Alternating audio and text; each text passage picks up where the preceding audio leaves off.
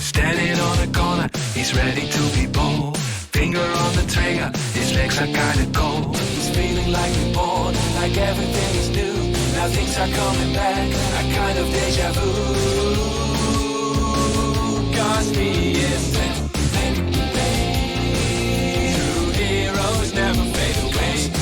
Insane, got no pants on, steady looks okay. True heroes never fade away. Insane, got no pants on, steady looks okay. There's no need to alter, he's ready for the ride. Thanks to his friend Voltar, restored in all his pride. And now again so strong, just how he used to be. His stars is tied on, to make him feel so free. 'Cause he is true heroes never fade away. Insane, got no pants on, steady looks okay. True heroes never fade away.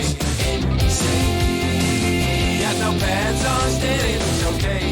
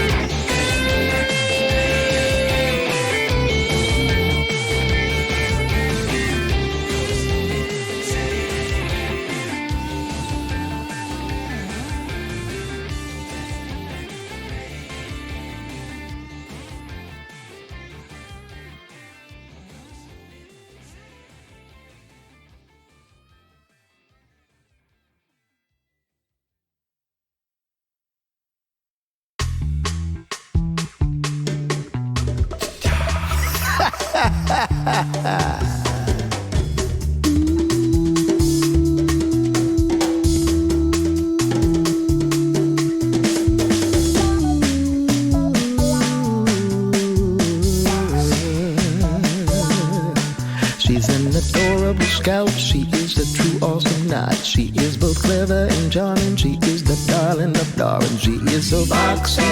Let me tell you a little story about this awesome knight. Foxy. Y'all better listen up now. One day she was out of luck. She and the scooter got stuck. There was this station in space. She felt the sweat on her face, but she was still hard as nails with all the juicy details. And then she thought, instead of taking it slow, I better go with this flow. So let's find the debris, and I will let them all see I am so foxy. Hey, I am so foxy. She's gonna make it, you cannot take it. She's gonna make you scream. If you won't get it, she's just gonna get it in your dreams.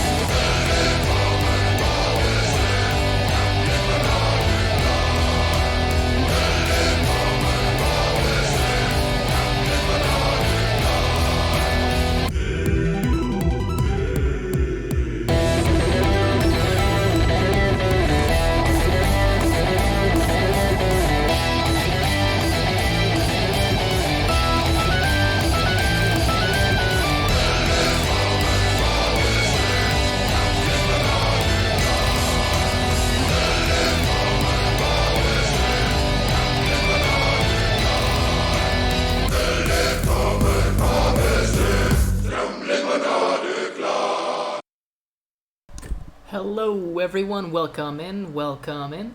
Before I change the scene, let's go through the songs that we blasted. So I decided to go with Sonic Picnic again, who made the Awesome Knots original soundtrack, among other things. And we listened to Ted McPain's character theme, after which we blasted the character theme for Penny Fox, and then we did the character theme for Skoldir and then his Killing Spree. So we just kind of touched 3 characters, but they're all really, really great. And let me take you on over to my little just chatting screen. Hello, this probably looks familiar to you if you've been with us the last couple weeks. Essentially this year, funnily enough. We're going crazy on just refusing to do anything but build plastic models, apparently. But I kind of have an excuse now. And the excuse that I have is that I kind of gave myself a... What is it? Oh, it's a deadline, of course. I was trying to figure out the name of it, but yeah, we kind of have a deadline because I will be organizing a Wargaming Open Day kind of thing. So we're just gonna rent a place out, have a bunch of games in the afternoon/evening, and I've already kind of played with every single AOS army that I have, except for Sons of Behemoth, of course. Now, of course, I could also play more Gloomspite Geats, because they're pretty good, and there's a lot of variation in their different army lists, but they're all trash. That's kind of the unifying theme with that force. But I'm thinking, hey, maybe we can put together the entirety, actually the entirety of our army for Sons of Behemoth, without the Beast Smasher, of course, but, barring that, and have a good time and try them out. Now, they're not going to be fully painted, I know that much, but that's okay. That's okay, because it's just a local event. They need to be done by AOS Worlds, and I mean, hey, if they're done earlier, that's even better.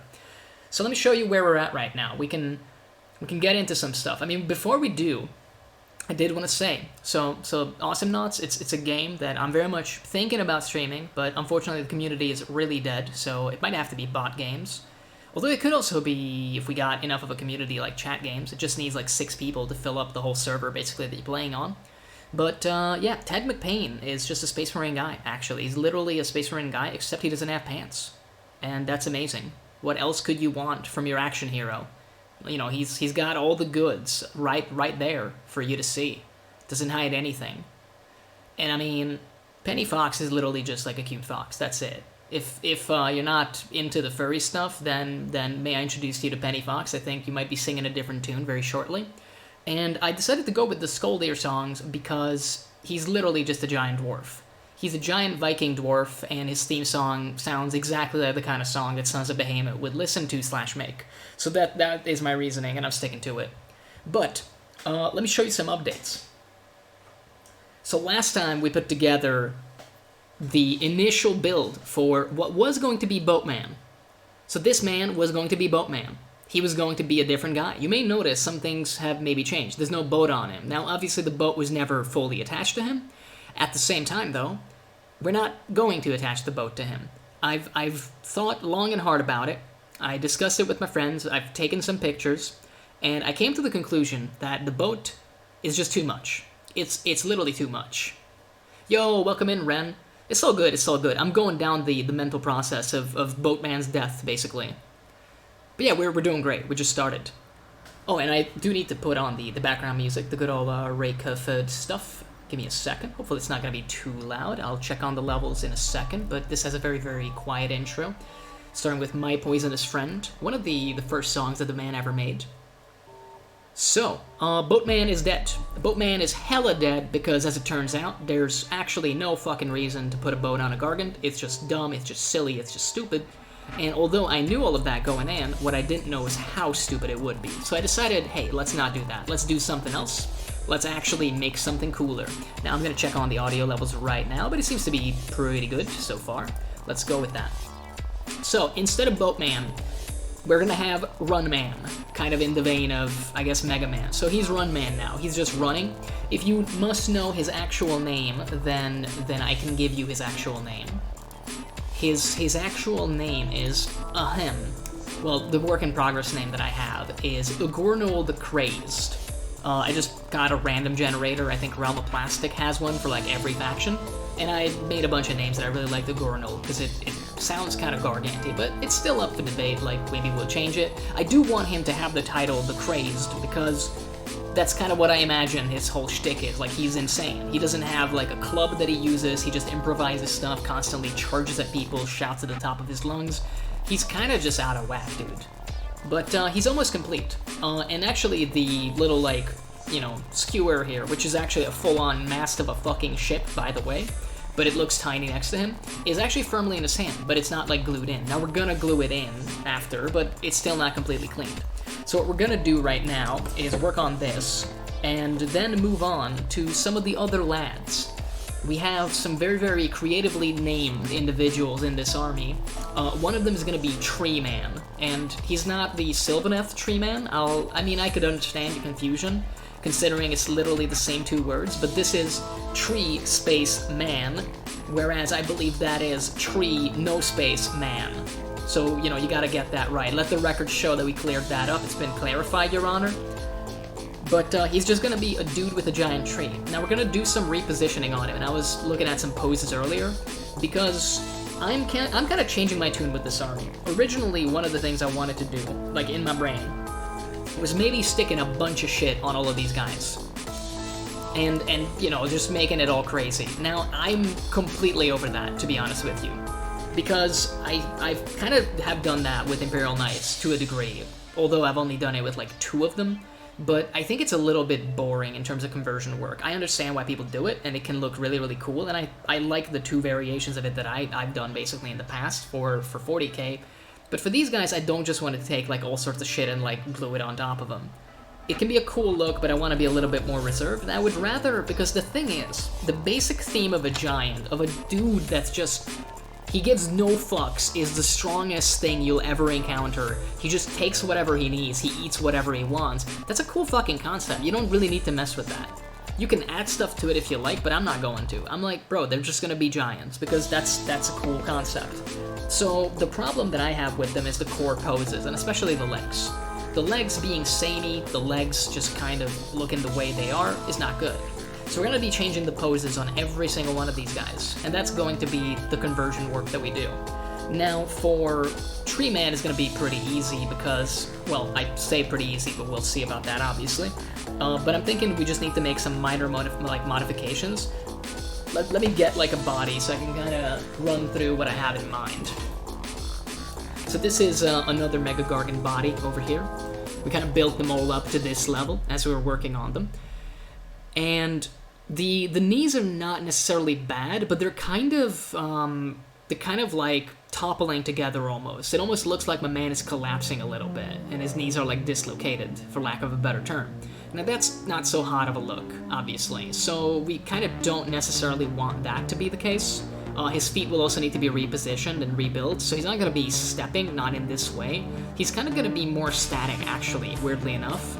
I'm not gonna do a lot of momentum with him because the idea is he's kind of like stopped. He's holding a giant like tree trunk that he's uprooted. He's holding his other arm in some way. We'll figure out what he does with that one. Like it might the stock pose of the left arm might be good enough for us, but we'll see after we change some stuff. And because we'll change the position of the feet, he's gonna have like slightly different like standing in terms of the angle, which is also good actually because it's gonna make it potentially more believable. I think he's basically gonna be more like this, because again the flexed foot that he normally has is gonna be just made flat with the base. So that's actually going to make it more believable that the tree trunk is heavier on his shoulder. So by the way, we're going to be mounting essentially the tree trunk in his arm, repositioning the right arm and putting it into his hand so that he's basically like carrying it on his shoulder. That's the plan at least. But before we get super into that, let's just, you know, clean this little piece off because we kind of have to. And we'll have to do a little bit of conversion work here already because I'm going to slice off this bell for sure and we'll see if we can't reposition it. Maybe via pinning. I think it might be big enough to pin so that it looks more believable. Because right now it would look really, really dumb the way it is, the way it was in his hand, because it doesn't follow the laws of physics. So let's try to make it a little bit more believable. And if it doesn't work, we can always just cut off this like entire thing that holds it, and then just like smooth it out and be okay with it. But before we jump into that, let's actually fucking clean this shit, right? So. Hope you've all been having a wonderful week. It's been okay for me. Like, I'm very, very happy for a number of reasons, actually. And one of them has to do with the man, the myth, the legend, Ray Cufford, actually, the man whose songs we're listening to. I recently wrote him because I noticed after one of the previous streams that I didn't have every single song off of his album, like, downloaded. And the man was insane and made all of his stuff available for free, so I was like, oh man, I need the freebies. And I previously had messaged him before, just to essentially like say thank you for his work, because I really, really like all the stuff that he's put out. And he did get back to me. It was pretty great. They say never meet your heroes, but I guess getting emails from them, you know, is fine, because I was really, really glad to actually see that in my inbox. So I hit him up again, actually, and I asked him, like, yo, Doc, could I get the rest of your songs? Like, I made a list of songs where I'm like, I'm looking for these ones, basically, because I'm pretty sure I have all the other ones. And he linked me to his Looperman, by the way. So he does have an account on Looperman, where if you register, you can actually download all his stuff. And I did, but I also told him, because he mentioned that he's, you know, like, getting long in tooth now. Not gonna dox the man, obviously. I don't know how much of this information is publicly available. But he's not really considering making more songs, which is unfortunate. Like, that's always sad news when one of your artists that you like, potentially even one of your favorite artists, is no longer active. But, you know, and he also mentioned he doesn't have any more aspirations to be a rock star. But I did tell him, like, yo, man, I get it. Like, priorities change, life stuff happens.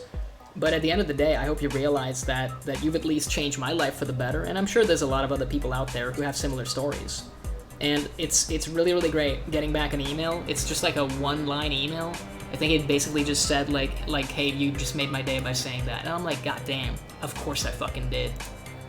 Like, finally, I get to give back. Like, you don't even know, bro. I love these songs so fucking much. I blasted them so much back in the day.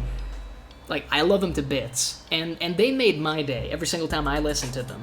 And to basically have the man say the same thing back to you that you felt when you watched his videos, when you listened to his music, it's a great feeling. Like, I still feel like I got the better end of the bargain, because I'm pretty sure I got more days made by the music, essentially, than just one. But hey, I at least got to give back something. You don't always get to do that. So that's a pretty good feeling. And as I mentioned, we also recently announced a little open day thing that we'll be having, and I'm really looking forward to that. So that's going to be next month on Saturday afternoon/evening. Going to be hitting up a local restaurant, essentially, that also has like a co-working space on the first floor and a dance studio, funnily enough. That is, I don't know if it's actually in use these days now, but we're going to be going there, and we're going to set up a bunch of tables, 7 to be exact, and play a bunch of games. So far, it seems like there's going to be like 3 tables with 8 hours of Age of Sigmar being played on them. That's going to be fan-fucking-tastic, and I love to see it. There's currently another table where they're going to be playing 40k, and I think a third table as well that has like 4 hours already reserved. So, very, very active people, and it's been 1 day since this has been announced, and it's still, like, over 3 weeks away, so I'm feeling pretty good about it, to tell you the truth. Really looking forward to it. It's gonna be a huge amount of money spent on it, but I don't really mind, because the thing is, and this is a weird, like, sense of logic, but the only other thing I was gonna spend that money on would be more plastic, but as we've just established, I literally have, like, a 2,000 point army unpainted in my closet in the form of 3 of these guys and the Man-Crusher Gargants that I showed last time, which is fucking ridiculous. Like, those guys were expensive 2 years ago when I got them. They're even more expensive now, but like, they're just sitting in my fucking walk-in closet, which is a bad name for a closet filled with shit, because I can't walk in there. It's too fucking full of crap. So I'm like, bro, if I can, instead of spending money on plastic that I might build 2 years down the line, which is way too fucking far, to be honest with you, if I can invest that money into the community and have people have a good experience, I'm like, please let's do that, because that doesn't fill up my closet anymore. And I would much rather have a potentially walkable closet, but one day we're gonna have to probably use some dynamite to make that happen at this point. But that day is coming. I am gonna clean out that closet eventually. Kinda sorta have to as well, because some of the ideas for these guys will need the Man-Crusher Gargant bits that are chilling in there. They're somewhere in there, but I'm not actually sure where. So we're gonna have to find them, and that's gonna be a hoot, I can tell you for a fact. I also have a bunch of ogres, probably like an 800 point ogre army, like a Gutbusters army just chilling in there. The half of the Feast of Bones box with a unit of Iron Guts, I think. Although I don't think I can build the what's it called, the lead belchers anymore, the 2 lead belchers that were in there, because I sliced the cannons off to use with ship conversion for Boatman, and they still might see use actually as little knickknacks and stuff, to be honest with you. But yeah, so I have a lot of shit, as it turns out. I also have the start of a World Eaters army. This is like, I started them during quarantine, again, like 2 years ago, basically. Probably, maybe just 1.5 years ago, I'm not sure. But yeah, it's kind of insane. I don't know how to feel about the World Eaters Codex yet, to be honest. I would say I'm not really cautiously optimistic. I'm actually pessimistic about it because I've seen the amount of units available, and it seems really phoned in. It seems like the kind of book that you do not want to buy the first time it comes out. I know people still will because the hype is going to be there. They're going to have like an army box, I'm pretty sure, and people will go crazy, and people will buy Angron because he's a Primarch and he has like fucking how many 36 attacks against like hordes. So yeah, people will buy that shit. And also he, instead of just, you know, being like very, very difficult to kill, such as Mortarion, he's literally going to be like, oh, like I'm a chump and you can kill me, but I'll keep coming back. Which is an interesting idea, but you also need to buy the model for it, and I assume he's going to be like hundreds of euros. But yeah. So, World Eaters will maybe get built eventually. I kind of think that I will in fact build them. It's just going to be very different from what I originally had in mind. Because I originally was kit bashing the Khorne Berserkers from the new Chaos Space Marine kit. The 2020 one, I think, is when it came out, 2019, I'm not sure. But the new guys, basically. And the Blood Warriors from Age of Sigmar. And you can make some cool looking dudes with that. Like, I think my guys turned out pretty good. I would even go as far to say that the helmets and the bare arms from the Blood Warrior kit look better than what GW decided to actually do for the new Khorne Berserkers. But I do appreciate the fact that the actual new Khorne Berserkers are not trim hell like the rest of Chaos. So that is something, basically, that I will mention is a pretty big plus for those models, because you're not going to spend more time painting the trim than painting the actual armor. Right? Right, Thousand Suns? That would be, like, awkward and ugly if you had to do that, huh? Imagine spending more time on the trim. I mean, oh wait, that's literally the concept for the army, visually. By God, they've done it. So originally my plan was to make like a foot horde of Khorne Berserkers. Go like 15 models in each unit, because you could do that actually back in the day now almost. It is a codex / battle tome away, like ago now rather. And essentially run the guys on foot, have some Terminators, Deep Striking in, have a bunch of characters, Exalted Heroes in addition to Chaos Lords, a bunch of fun stuff, beating the shit out of people, just running them down. No ranged weapons outside of grenades. I literally changed all the loadouts so that every ranged weapon that could be exchanged for a chainsword, even if there was no point in doing it, I would do it. Like the original list genuinely features 3 combi bolters. No, that's the modified list actually with the rhinos. But yeah, like I did add 3 rhinos to it, and then the only ranged weapons in the army were like 3 combi bolters on the vehicles, because you can't actually get rid of those. Like you can't, you know, like remove those. If I could and like make the rhino cost 2 points less, you know I would. You know I would, because I would literally play the dumb like run into combat army in the exact way of like just unga bunga, let's go in, fight some dudes. And I mean, it would be disastrous, but I would have a lot of fun with it. So the concept has evolved a little bit in my mind, basically, because if I do end up building it, it's probably going to feature Chaos Rhinos. On the one hand, because they're really, really cool little models. I built 3 of them, but ended up selling one of them to none other than Ren in chat, actually. But I still got like 2 of them, I'm pretty sure. And they're not bad. They're like really cute little kits, for sure. And they're very, very useful. Plus, Berserkers seem to be capped at 10 models anyway.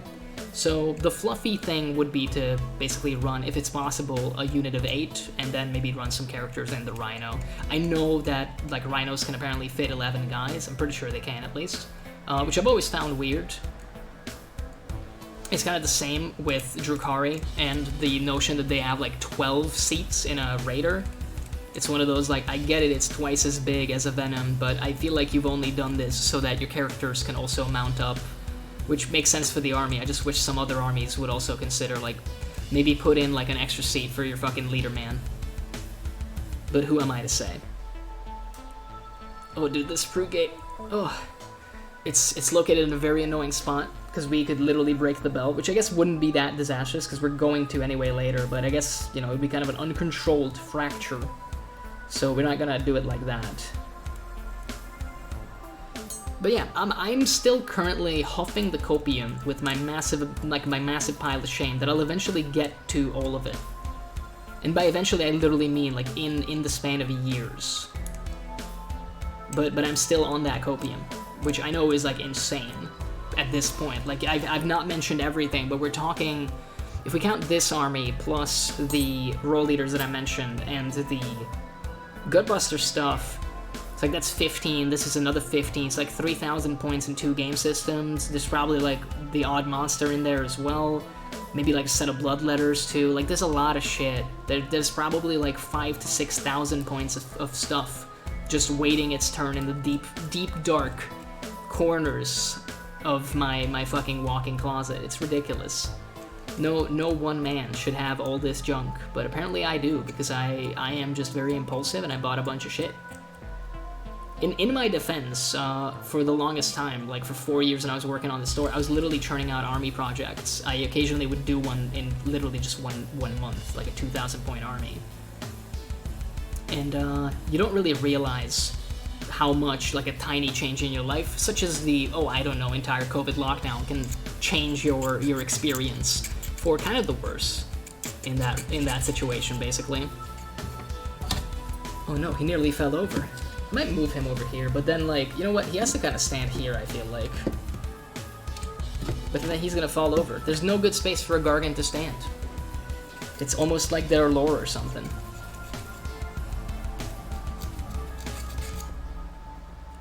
But yeah, man, Mega-gargants. I'm into them. I'm into them a lot. Now that we've locked in our choice, we've built one guy. Well, he's not fully done, but he's gonna be eventually. I'm so on the train. Because their concept, as I mentioned, is really, really cool. Sometimes, you know, you just run into a faction that has, like, a really fucking awesome concept, and you don't really want to change it. Like, I'm not shaming anybody that makes, like, all sorts of weird fucking gargants, or if they make, like, chaos stuff to go with their chaos army, or if they make an entire chaos-themed, like, you know, Sons of Behemoth army. It's your call, bro. Like, you get to do whatever you want. That's the beauty of it. But for me, I really, really like the Gargant lore. I think they nailed it, both in the first battle tome and in the second. I do like the small differences as well between the 2 battle tomes in terms of the lore. Like, it's not much, but they have added a little bit more stuff, especially with the timeline. So they mention more like one-off Mega-gargants or special stomps, basically. They actually confirmed that there's like a Tzeentch Mega-gargant, I think, in the second one, the Warping King. And the way he's described is like actually fucking terrifying. Funnily enough, and I don't know which came first, but I'm pretty sure I had this thought before, although it's not that original of a thought, so, you know, like, this is, I guess, maybe, like, independent innovation. I'm not sure if that's the term, but basically, like, when 2 individual people have the same idea, even though they're not, like, in any way, like, related, but it's literally the same concept. So, the Warping King essentially came into being because a Mega-gargant killed and ate a Mutalith Vortex Beast. And it started, like, you know, mutating him from the inside out, basically. He woke up with an extra head that just, like, straight up whispers, like, Tzeentchian stuff in his ear. And it's really annoying for him, but at the same time, it guides him to battles and bounties that he wouldn't otherwise find. So he's kind of, like, learned to live with the constant annoyance of literally just a man whispering in your ear forever. And he's got, like, fucking tentacles and shit, obviously, because chaos.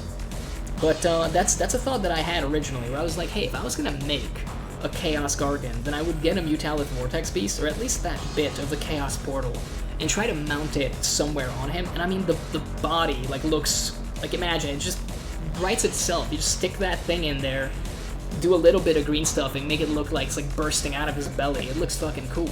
And apparently I'm not the only one that had that thought, because GW apparently had it around the same time and then put it into print, making it theirs now, which is totally fine. Like, I don't think, again, it was that original of an idea in the first place, and I'm not about to sue a multi-billion-pound company because I came up with the idea of glue giant chaos portal on action figure man's, like, belly.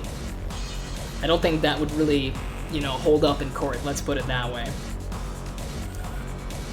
But yeah, the Mega-gargant lore is absolutely sick. They did a wonderful job with it. I mean, the stories about Behemoth are fan-fucking-tastic. I just love the tribal lore. I'm definitely a destruction guy. I've always been a destruction guy since, like, the beginning of AOS, but for me, it's really the whole, like, just, you know, like, oral tradition of some dude did some amazing stuff, and we're gonna keep talking about it, and it's gonna get, like, more crazy awesome every time. Some parts of it might get forgotten for a little while, but then it comes back. And I mean, in the case of the Behemoth, like, stories, even with the Imnog, like, creation myth, it's really funny. It's all just really funny, and it really shows you how Gargants view the entire realm, basically. Like, the fact that, from their perspective, none of the realms would literally exist if not for Imnog, kind of like cements the whole thought of like, yeah, in their view, everything belongs to them. Like, they were here first. Like, their grandpa was here first. Without him, there wouldn't fucking be anything. So you're basically squatting in Gargant territory, no matter where you are. You just don't know it yet. Until a Gargant marches on you, breaks all your shit, kills all your town guards, sets fire to your churches and shit, and like shouts at you to leave. Then you get the reality check. But from the Gargant's perspective, you've always been like trespassing and intruding on his place. Because everything is their place, and it's a really dumb way of looking at the world. It's a very simplistic way, but it is kind of endearing. And it explains the whole aggression thing of like, of course you're gonna be mad. Imagine feeling like people are always in your fucking backyard. And apparently for a Gargant, the whole world is their backyard. No matter where they go, it's all their backyard. I mean, hey, they fight each other for the same reason, so who knows. But it's really funny. I did find it a little sad that they got the Shaiish part of the story out from the second battle tome, because I thought that was like super hilarious. I guess maybe it needs a little bit of changing, because basically the story goes that among the other feats of strength that Gorka Morka challenged Behemoth to, one of them was an eating contest. Now, you know, this is still Age of Myth stuff, where essentially what Gorka Morka is doing is going around the realms and getting like contracts from Sigmar that just have like a drawing of a giant monster on it with like the words kill. And that's it. You just get like a piece of paper that has like a crayon drawing of like a giant octopus with the word kill on it, and Gorka Morka's like, I got you, fam. Like, I'm gonna do it. I'll go over there. I don't even need to know where this is. I'll find it. And then I'll fucking murder the shit out of it. And he did. He murdered a lot of things, apparently. But, all of those things got murdered really, really terribly. But apparently they were not really eaten. Not by you know, the twin-headed god of destruction himself, initially. Maybe some carry-on, like, went and took some bits out. But we're talking actual god beasts. They're so massive that they're not exactly going to disappear if a bunch of, like, vultures fly in on them, you know? So, the eating contest was essentially... Basically, Gorka Morka went to Gur, the realm of beasts, to devour all the corpses he had made over the course of the Age of Myth. So, essentially, like, all the genocided god beasts that had previously existed but are now fucking dead. And, Behemoth also went there and ate a bunch of, like, megafauna. Now, it ended up being the case that apparently Gorka Morka literally ate all of the carcasses, even, like, the centuries-old shit from the god beasts that he had killed. And Behemoth technically ate fewer creatures, but then Behemoth like stumbled through a realm gate portal into Shaiish, and actually ate the souls and spirits of the creatures that he killed, therefore cleaning his plate better. That's actually what the battle tome says. And the funniest part is, he still was not done. He was still hungry. Imagine literally eating like a bunch of giant animals, their souls, accidentally, basically, and then still being hungry, so you kind of want to go for, like, nuggies or something. I imagine he was, like, wildly drunk throughout all of this, to be honest. That's the only way this makes any amount of sense to me. So I imagine he just wanted some nuggies, but for giants, the nuggies are, you know, people. They're just the right size to be devoured in, like, 1 to 2 bites. So he went around Shaiish, like, literally eating people and sucking the meat from their bones. And Gargants believe that the skeletons are the remains of the people that Behemoth ate during the Age of Myth in Shaiish. Like, skeletons exist because their dad went on, like, a fucking, like, I don't even know, like, a rampage one night and just had, like, a fucking binge-eating contest with the god of destruction. And he ate people so hard that they still don't have any fucking meat on their bones anymore. And I think that's so fucking funny. It's glorious. It's gloriously dumb, but it's fantastic. I get it that not all the factions need to have lore like that, and obviously it's kind of, the whole tribal stuff is more destruction shtick for the most part, but it's really endearing. I love the destruction lore, man. It's so good. And I mean, like I said, Imnog himself is fucked up, dude. Like, apparently before him, until he got, like, annoyed and bored, there was no, like, land, sea, or sky. Apparently one day, like, he was just wandering, because he was the actual first world titan. He was just wandering the cosmos. There's kind of nothing going on. And he got pissed off that there was nothing going on, so he used his club, which I don't know how you have a club, by the way, if there's nothing currently existing, but that's a question that Gargant philosophers have not answered yet, I suppose, if such a thing exists. And apparently he hit reality so hard that it actually split into land, sea, and sky. So that's the Gargant creation myth. And then my man was like a little tired from like birthing the universe in a way, I suppose, or like aiding in the birth of the universe. So he just, you know, like laid down to sleep. And apparently his drool formed the rivers. Again, very, very cool. And pretty much, I think there's a thing where like Sigmar runs into him after and like kills him. But I think in between, Behemoth is born in his belly and like he leaves. Behemoth had like 2 brothers, little known fact, but there were 2 other potential world titans. I think it's Gorg and Amagorog, who were also born in the belly of Imnog. And they basically made a shit ton of alcohol to upset their dad's stomach, so that he would like vomit them up. And it kind of worked. Like, it actually kind of worked, but Gorg and Amagorog got, like, stuck on Dad's tongue, fighting for, like, one little bottle of alcohol, and they kind of upset Daddy's, like, tongue, so they swallowed them back down. They were never seen again. But hey, maybe they'll come back. It's kind of interesting. Like, I feel like if they want to do, like, an interesting character for Sons of Behemoth later, they could always bring back one of those guys. Like, bring another Mega-gargant character who uses the name Amagorog, and his whole thing is, like, I'm actually Behemoth's brother. Like, I'm not even a son of Behemoth. I'm literally his fucking brother. So that should tell you all you need to know about my power level. But yeah, they have some lovely lore, but then I think a lot of lore in Age of Sigmar is really, really good. It's so funny to me that there's still some die-hard people, especially of the X-fantasy, like Warhammer Fantasy battle player variety, who basically say that the lore sucks. And I mean, I get it, it used to. It used to be way more simplistic, basically kind of dumb, and the rules also reflected that. It was still kind of dumb fun, to be honest with you. That's an opinion you'll not hear often on the internet, but the rules that were like, hey, if your mustache is bigger than your opponent, I think those were funny. I think we weren't ready for it, but I think they were fucking funny as hell. Yeah, but essentially, the lore is a lot better now. They've done a lot of good stuff, especially, like, First edition AOS, once we got the General's Handbook, was in a really good spot, and the lore was starting to move along as well, for the better. And then it only kept getting better. Like, they did the Malign Portent stories, and they kind of showed, because one of the big things people were confused about is like, oh, is this like a super, like, nice setting? Because of Stormcast? And they showed, like, no. Like, bro, Stormcast, like, literally die or reborn. Missing them too is fun. The D13 table, oh yeah, dude. There were so many funny fucking things back in first edition AOS. It's definitely the kind of game that, like, is not good for the competitive scene. But it was really fun with friends, and I played it with friends at the time, so it's perfect for that. And all this stuff, like, again, the thing with the whole, like, friend group, and I know that this is a shitty argument for a game. Like, it's good, you just have to do, like, a bunch of shit to make it better. But that's literally the case. If you're just hanging out with your friends playing games of AOS back in first edition, if you don't like something, you can just change it. You can straight up ignore rules, you could, like, house rule everything, because there was no, like, official stuff going on at the time. They were still just releasing stuff like the Realm Gate Wars books. It was a really different time. And I mean, those were wildly fucking unbalanced as well, but it's the kind of thing where, like, you try a mission out once, and then you realize, like, wow, that's really fucking busted. We did, like, an ambush-style mission with a friend of mine, where I played Spiderfang, and because the whole idea of the mission is that, you know, like, they're getting ambushed, he was playing... I want to say that this was my friend with his, like, High Elf army, the remnants of the High Elves, basically.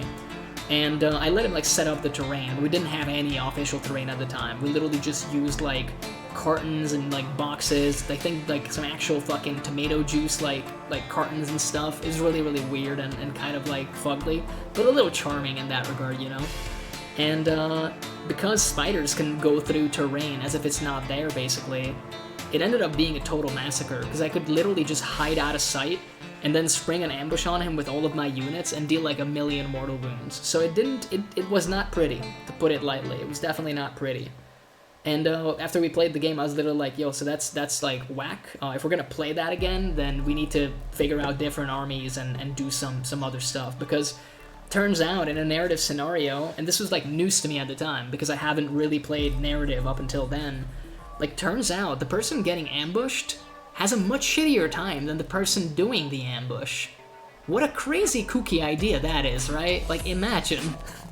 Imagine not being ready for the opponent, and then the opponent's still attacking you anyway. Turns out that's really not fun. And they made it true to life in that regard. I'm gonna slice off this bell to do the thing that we talked about, by the way. To actually talk about some of the shit that I'm doing, rather than just ramble on and on about shit. And I'm now going to clean it up.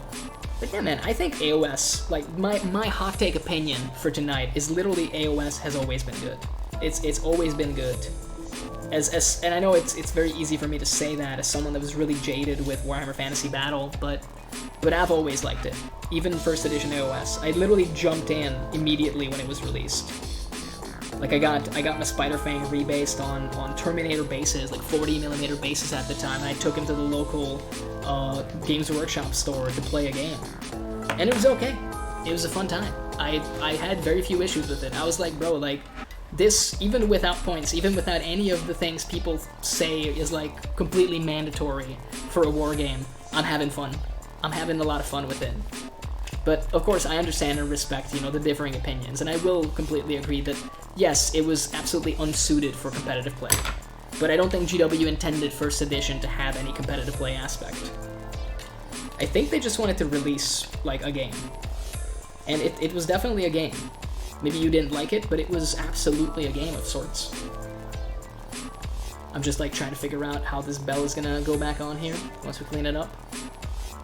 We might actually be, so the thing here is, let me see if I have, I do have some paper clips over here. Let me look at the size of those. How big is a paperclip, really? I think this is a really big one. This is also a really big one. There's like smaller ones in here. Because I would feel a lot more secure if we actually pinned this little bell back to the mast, basically. Otherwise, I think this is gonna break, and it's typically the kind of piece that breaks once and then you're screwed forever. But I do wonder if this is actually like big and thick enough, if you will. The plastic piece, it has the girth necessary to really house a paperclip. I think it might. I mean, hey, look, the number one question is it clean right now? No, it is not. We've not cleaned up the little cut that we've made, so that's not ideal. Let's go about fixing that to start off with, because that's garbage. That's no good. Once that is cleaned up, though, we can actually get our pin vise out and try to drill into it, and if it goes poorly, then we can glue it anyway. And just claim that we were trying to make, you know, a little bit more surface area for the glue to work its magic. You can always huff the copium. That's always an option. I am grabbing the pin vise now, and we'll see. Let me get like a pilot hole of some kind, because if this slips in any way, I think we're royally screwed. I mean, we might be screwed either way, but yeah, I mean, that might work. That might work. I'm also gonna kind of clean off the pin vise itself. I have this bad habit with my pin vise of occasionally using it to clean the nozzle of my super glue, which means there's all sorts of gunk build up, like, you know, built up on it, which makes it really poor as a drill. Turns out, when all your drilly bits are filled with super glue, it doesn't tend to go so well. But thankfully, it's easy to fix. I feel like a smaller pin vise head would be better for this, but here's the thing: I don't have a smaller one. This is the smallest head that I have, and I think it's 2mm. So if it's too big, then hi, we just gotta have to live with it. Don't got nothing else. I keep telling myself that one day I'll go out and buy like a smaller little pin, but it hasn't happened yet. We can hold steady though. I think it's gonna be fine. We didn't hold steady, so it wasn't fine right there, but we might be able to recover. And I mean, the other thing is, we can also consider, because it's gonna go like that. Yeah, like it's fine if we mess it up a little. I'm not like super into the way we cleaned up the mold lines here on the side, so you have to excuse me a sec. I'm gonna go back in, because now that we've moved it off of the mast itself, it's so much easier to clean.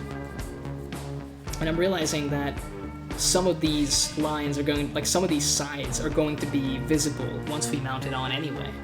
So we kind of have to. We owe it to the model to actually do a proper cleanup of this.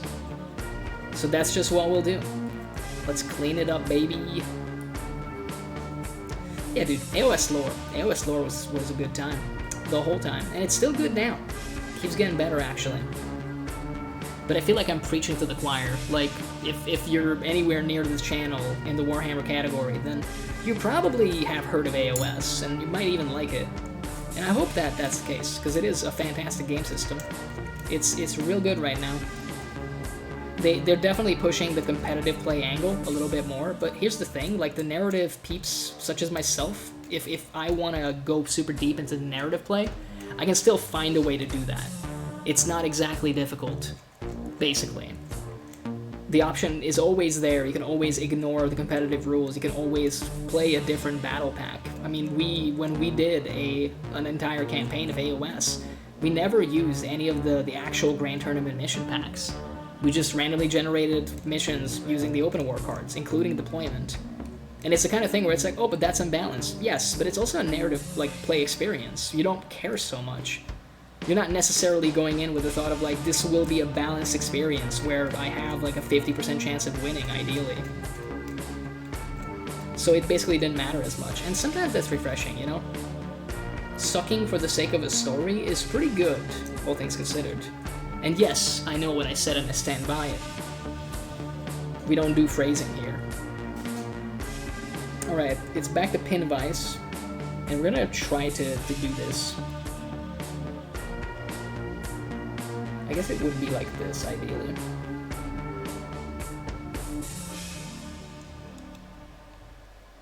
Let's see. I mean, we're drilling into something.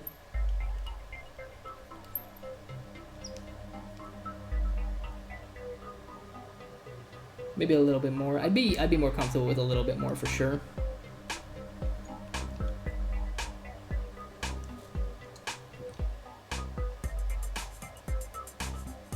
Yeah, I feel like we could repair that.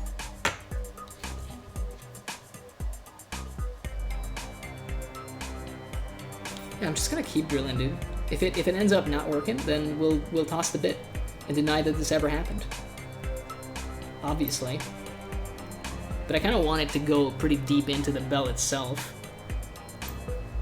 Like, this is an actual giant fucking, well, it is kind of a big bell for sure. But it's a pretty big bell, and it's all like plastic, so there's a lot of thing to drill into, which is good in this case for sure. Yeah, we have like made quite the thing here. We'll probably require like some green stuffing later on, but that's okay. Depending on how we actually choose to mount it, it might be fine. My fear now, though, looking at this, is more so that if this was kind of difficult to put in here, then how the hell are we gonna drill into the actual thing here? I mean, first we gotta take it out of his hand, but how's that gonna work? So it'd have to be basically here. We're modifying where this thing is attached a little bit, and I'm once again gonna try to make like a little pilot hole, just a little cut, pretty much.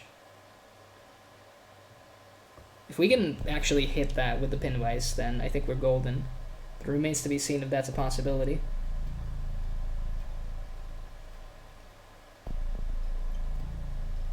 I mean, we kind of hit it, but it didn't last. Want me to bring you a smaller drill head? No, I think I'll be good. I think I'll be okay. It should be possible with these. I've done a lot of like various, you know, like drilling and pinning with these, so should be okay. The problem here is more so that this is like a rounded little piece, It's like a twin-tailed comet that would hold the bell, because this is a Sigmarite ship.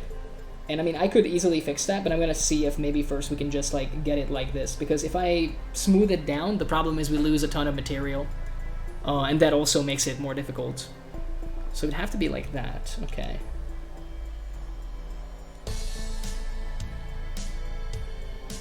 Yeah, I think that's good.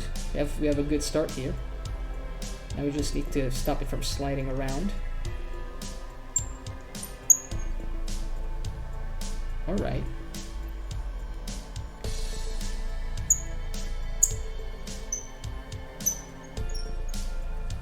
Yeah, I mean, that looks promising, actually.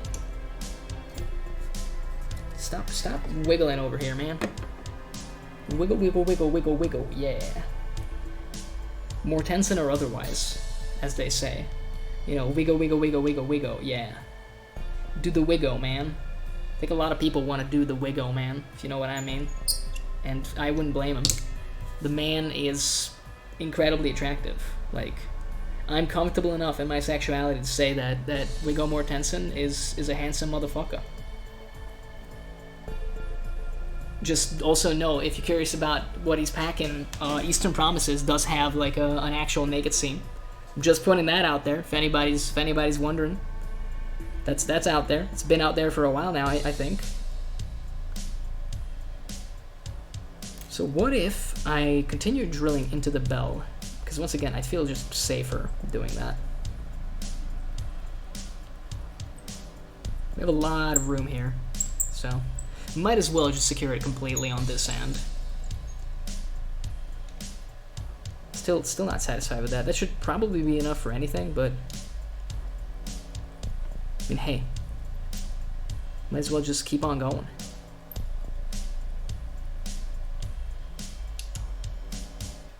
Yeah, that's plenty. That's actually more than enough for us. Yeah, that's gonna work completely fine, actually. So, I think first I'm going to cut this long piece off from the paper clip, because it makes the most sense to do it now. And then we're actually gonna glue it into the bell. Gonna give it like a little bit of time to actually dry. And I mean, for this, you're always going to use super glue because it's not plastic with plastic, so it doesn't make sense to use plastic glue, obviously. Right, that looks fairly promising, actually. Let's see if the angle is correct on this. It actually is. It absolutely is. I guess we could do it like that to hide the damage that we've done to it a little bit better. So I'm gonna wait until that dries a little bit, because we still need to cut it to actual size. So what else is there to do with this man? I mean, in a similar vein, should we pin the toenail here? Because that is something I'm very much thinking about. Let's get his base real quick. He does have a pretty big base. It's like a CD. We could also, like, I guess if we wanted to, we could pin this, like, but I think it has plenty of space to actually glue. I would want to pin the big toe, because I'm pretty sure, like, there's some hollow bits in there, but we could, like, drill through it so that it still, like, kind of works. Let's see if we could do that. So I'm looking at this right now. What is the angle we would have to do? So it touches exactly in one spot, which is right here. Okay. And I mean, if we mess that up a little bit, that's still completely fine, by the way, because he's gonna have like some rocks and stuff on the base. I tend to use these pebbles from our destruction armies for basing, and they're pretty big, all things considered, so it could easily hide something like, you know, a piece of paper clip that's showing through. Like, we can hide that in basing, and it's not gonna be any kind of problem. So I'm thinking he basically just touches down on this right here. If you don't get the angle right, that's also totally fine, because we're gonna have to snap off the thing in the end anyway. So let's drill into the man's, like, big toe. this feet hasn't, like, this foot hasn't suffered enough, apparently. We've only sliced it in half, so a little bit more torture, apparently.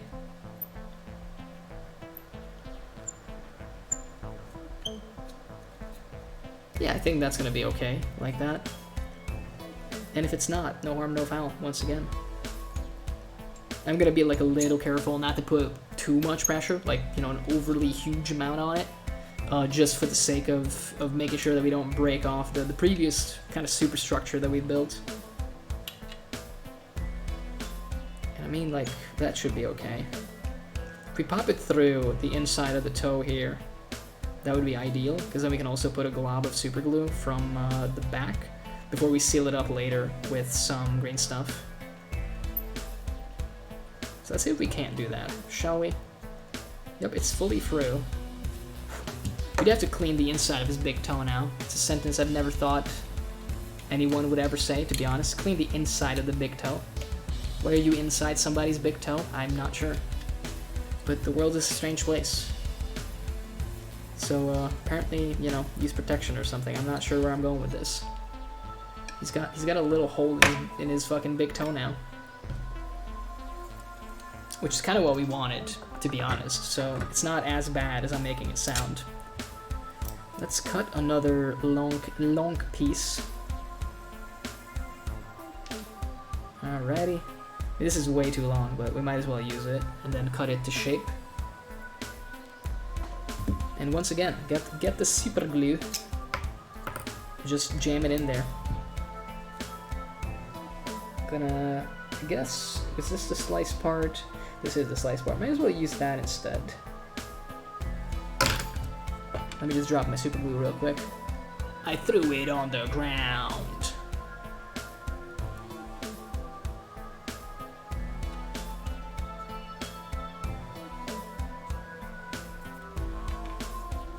And I'm gonna put a bunch of super glue in from this side as well.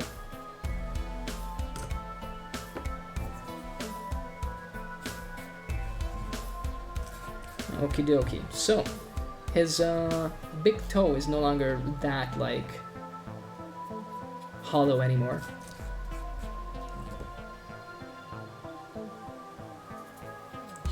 Okay. It looks actually pretty promising. I think we actually nailed it.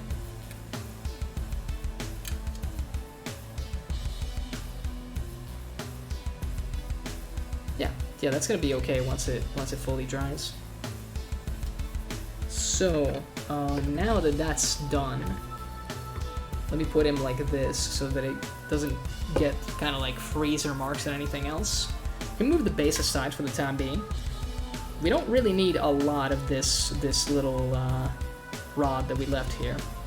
In fact, we barely need anything. Now, it's always good to, start with more than you need and then cut it down to size. And I'm still going to leave quite a bit on it for that reason, because if we end up needing more, it's very hard to add back to it, as it turns out. It's always easier to just, cut it down, basically. So this would go like this, and we said we would rotate it slightly. Okay. So for that reason, I'm going to now make the final cut.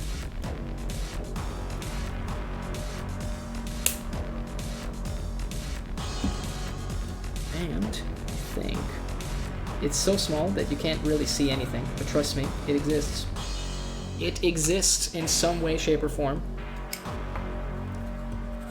And before I actually glue it on, though, I am going to, now that this thing is clean, I'm going to go inspect it once more, just to see if we missed, like, anything, maybe clean up any, like, mold line looking things that we still might find before we mount it in his hand, because then it's going to be very, very difficult to get at it.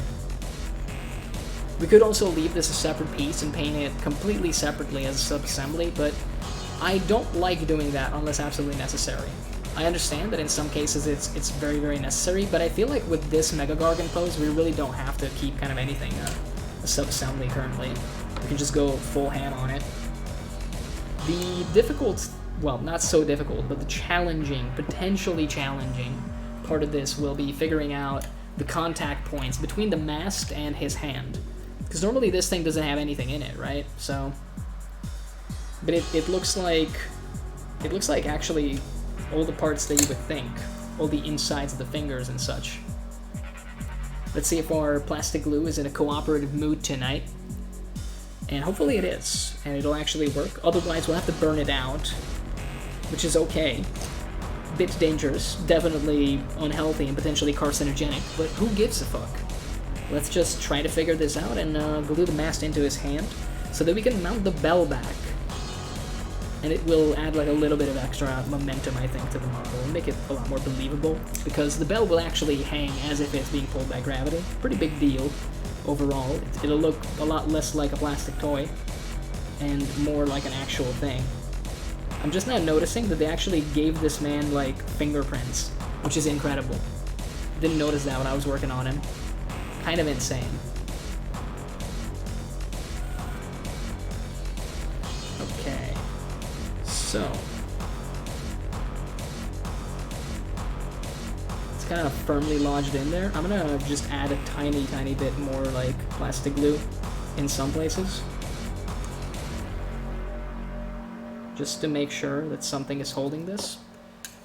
And yeah, that still holds up. So now we got the bell. I am gonna use super glue for the bell actually, because of the pin. The difficulty is going to be that the other pin now that is in his toe is in the way of putting him down, so we're going to have to fix that soon. In fact, here's a question for me. Why don't I make this easier on myself? And actually, because I think this is fairly secure now. It might break when I slice it, like down to size, but still might work. Why don't I actually glue the man to the base? And then we'll see how this thing would have to be level, right? So we're planning on putting him on the base like so. And let me mark that little spot somehow, because I don't think we can damage it enough with the pin itself. And we could also just grab a permanent marker. I think this will be visible. Visible enough. Yeah, I can still kind of see it, so it's okay. I'll put the man back down again, kind of out of frame for the time being, you have to bear with. And we're just gonna drill through the base. Let's see, that's where this was.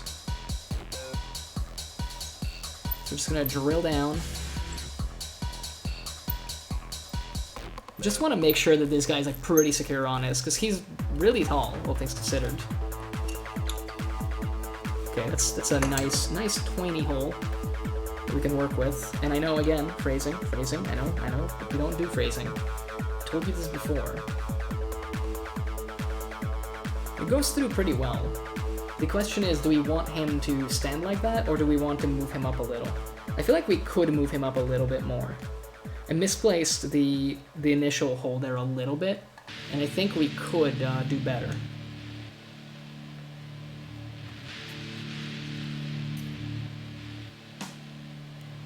In the meantime, I'm also trying to glue the mast over here, because it is moving, and funnily enough, it was more stable when I was not gluing it, which is always kind of weird, but it happens sometimes. If I put him like this, he'll probably be fine. So we're essentially moving this to the front over here. And we can take a look like immediately if we really want to. So he would be like this right now. So that's like one finger's width that we need to move it. Very scientific measurements here. Gargant positive, obviously.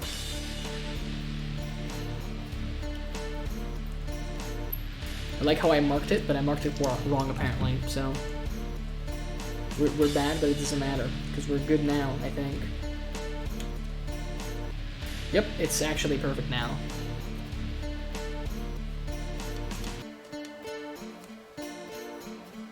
Okie dokie. I mean, he's looking promising. He's looking mighty promising, as he is right now. So here comes the kind of question part of it. Do we just snip it real good, or do we just try to bend it in and hide it like that? I feel like bending it in would be better. But if we're gonna be doing that, then there is one thing that we must consider, which is gluing the other leg. That's pretty important right now. So we still have our plastic glue out. Hopefully it's still going to cooperate.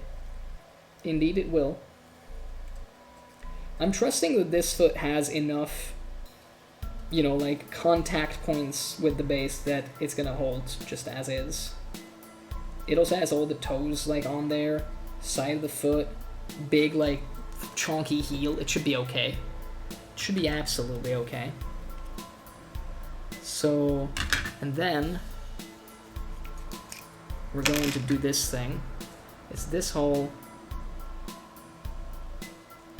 I'm gonna put that glob of super glue over there. And this is the plastic glue side. And now comes the fun part.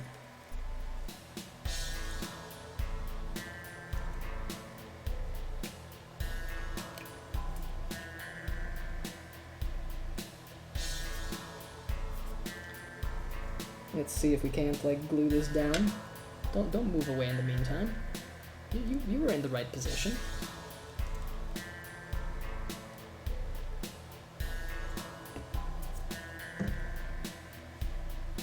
Man, if this could reach in, that'd be fantastic, but I guess we'll have to do it like this instead. It could be annoying, because it's super glue and it'll probably want to glue to my fingers more than anything else. I also don't really want to bend the base, if at all possible. That would be pretty great if we didn't.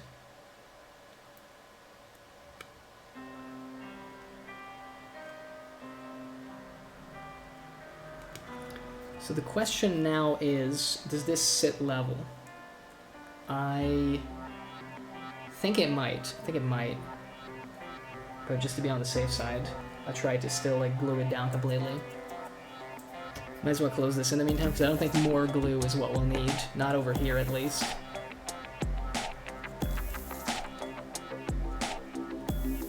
On the actual foot with the plastic glue on it, I know for sure. From the looks of it, it's gonna need a little attention. So, we have a little bit of room here. Let me move out of the way briefly and try to see if this is like level. It is. We don't have much to worry about. So if we would just literally leave this guy the way he is, he would be okay. Which is great news, by the way. So what we're gonna do now is we're gonna go around the side of the foot and like glue that to the base. That's gonna be plastic glue, obviously. So it's gonna take a little while for it to set.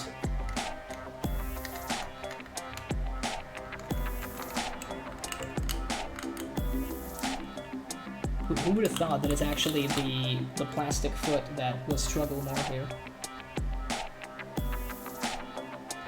Very surprised, actually, if that is the case.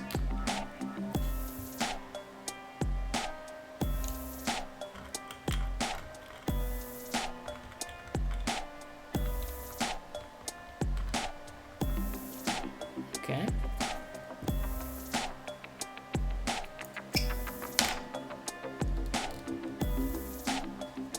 We'll have to reinforce this, actually. But at that point, I would rather do it from the back here.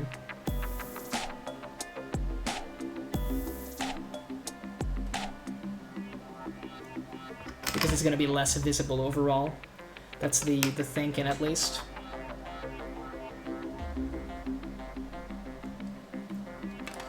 It immediately let go. I'm incredibly disappointed. I mean, something is holding it on, but it's not holding it on as much as we would like.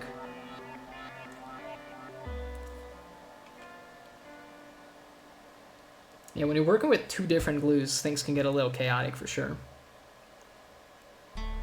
Majority plastic glue is very workable. Majority super glue, absolutely workable too. Depends on your personal preferences. Combining the two, not impossible, but can be a little frustrating at times. Like this. Especially when it's like at the same time, basically, and you have to, you know, essentially adjust for the different drying and setting times and all that. So I'm gonna get this little booklet, which is the other, you know, like assembly instructions that we have. And I'm going to move it because as the super glue is going to be drying, I think it's going to get all cloudy. I don't want my table to get cloudy, if at all possible. So he's just chilling out now, but he is on the base. Now, some people will absolutely question the decision to already put it on the base. And if you are questioning the decision, then, hey, again, it comes down to personal preference. Because I mentioned before that we still have to do a little bit of green stuffing on him. And there is absolutely an argument to be made that perhaps we should have waited and done the green stuffing. But here's my counter-argument, and it's not just personal preference, but more of an efficiency question at this stage. Essentially what I'm planning on doing is, I want to do the green stuff in 2 phases, but I would like to do it on all of the models at the same time, if at all possible.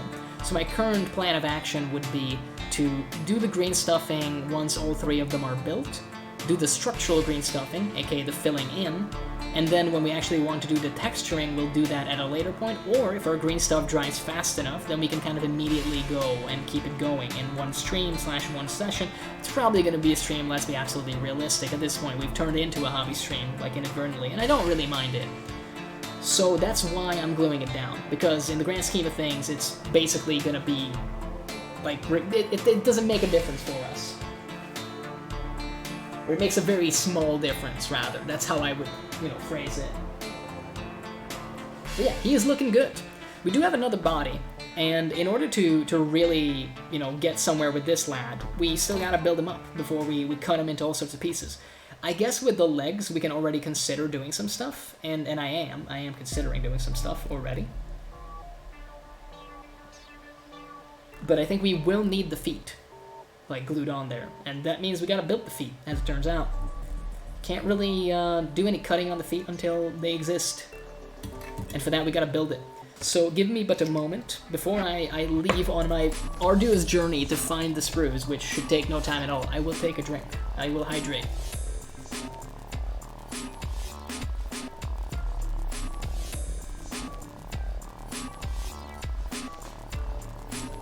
Ah, glorious water.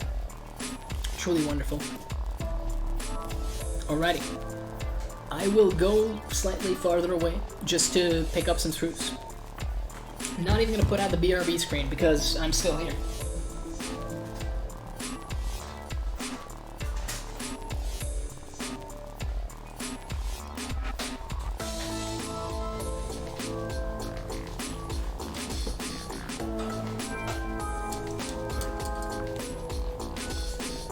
I mean, that was it. We got the feet. We got the feet, boys. Nice and easy. Although I think this is gamer guy feet, so I mean, hey, maybe you're into that, but it's not what's memed about, unfortunately. The memeing potential is a little bit lower on this than the typical gamer girl feet. I mean, that is a valuable meme. It's almost like Bitcoin. But we will proceed nonetheless. And attach these little puppies. Can I actually get this gate in the angle that it's like mounted on there? I mean, I kind of did. Cool. I'm very happy about that. Remember, these things had like some massive fucking screw gates on them the last time we fucked around with them. So if we could maybe have a little less of that, that would be wonderful, actually. Big old feet. I'm thinking all of my guys are actually going to be, like, barefoot. They have the sandals option, but it just doesn't look as cool to me, and especially with the amount of repositioning we're planning on doing, it's just so much easier to cut into the actual regular feet, rather than have to, like, rebuild, like, rope structures and like, a sole of a sandal and the feet itself. Like, it's basically, you make 3 times as much work for yourself if you actually put on the sandals. And I don't necessarily want to do that unless necessary. And I mean, hey, we're building this guy, so it's not necessarily unless we decide that it's necessary. That's the beauty of this. So his actual left foot is going to be okay, I think. We might have to change the position of it slightly, because it's very, like, inward facing. He's definitely a pigeon-toed motherfucker. But if we, like, change that with just, like, the tiniest bit of rotation, we have to cut off this one little plastic piece that's sticking out that kind of locks it into place. It's going to make it, less stable in the grand scheme of things. It might need some filling as a consequence, but that's okay. It could work. It could work instead of, going inwards, going outside, but it also could not, now that I'm looking at it, because Like, we'll test it out. We'll test it out, but I got a feeling we're gonna have to slice his knee the same way that we sliced the other guys, with like a bunch of composite cuts. Mostly because otherwise it'll look like his foot is like dislocated.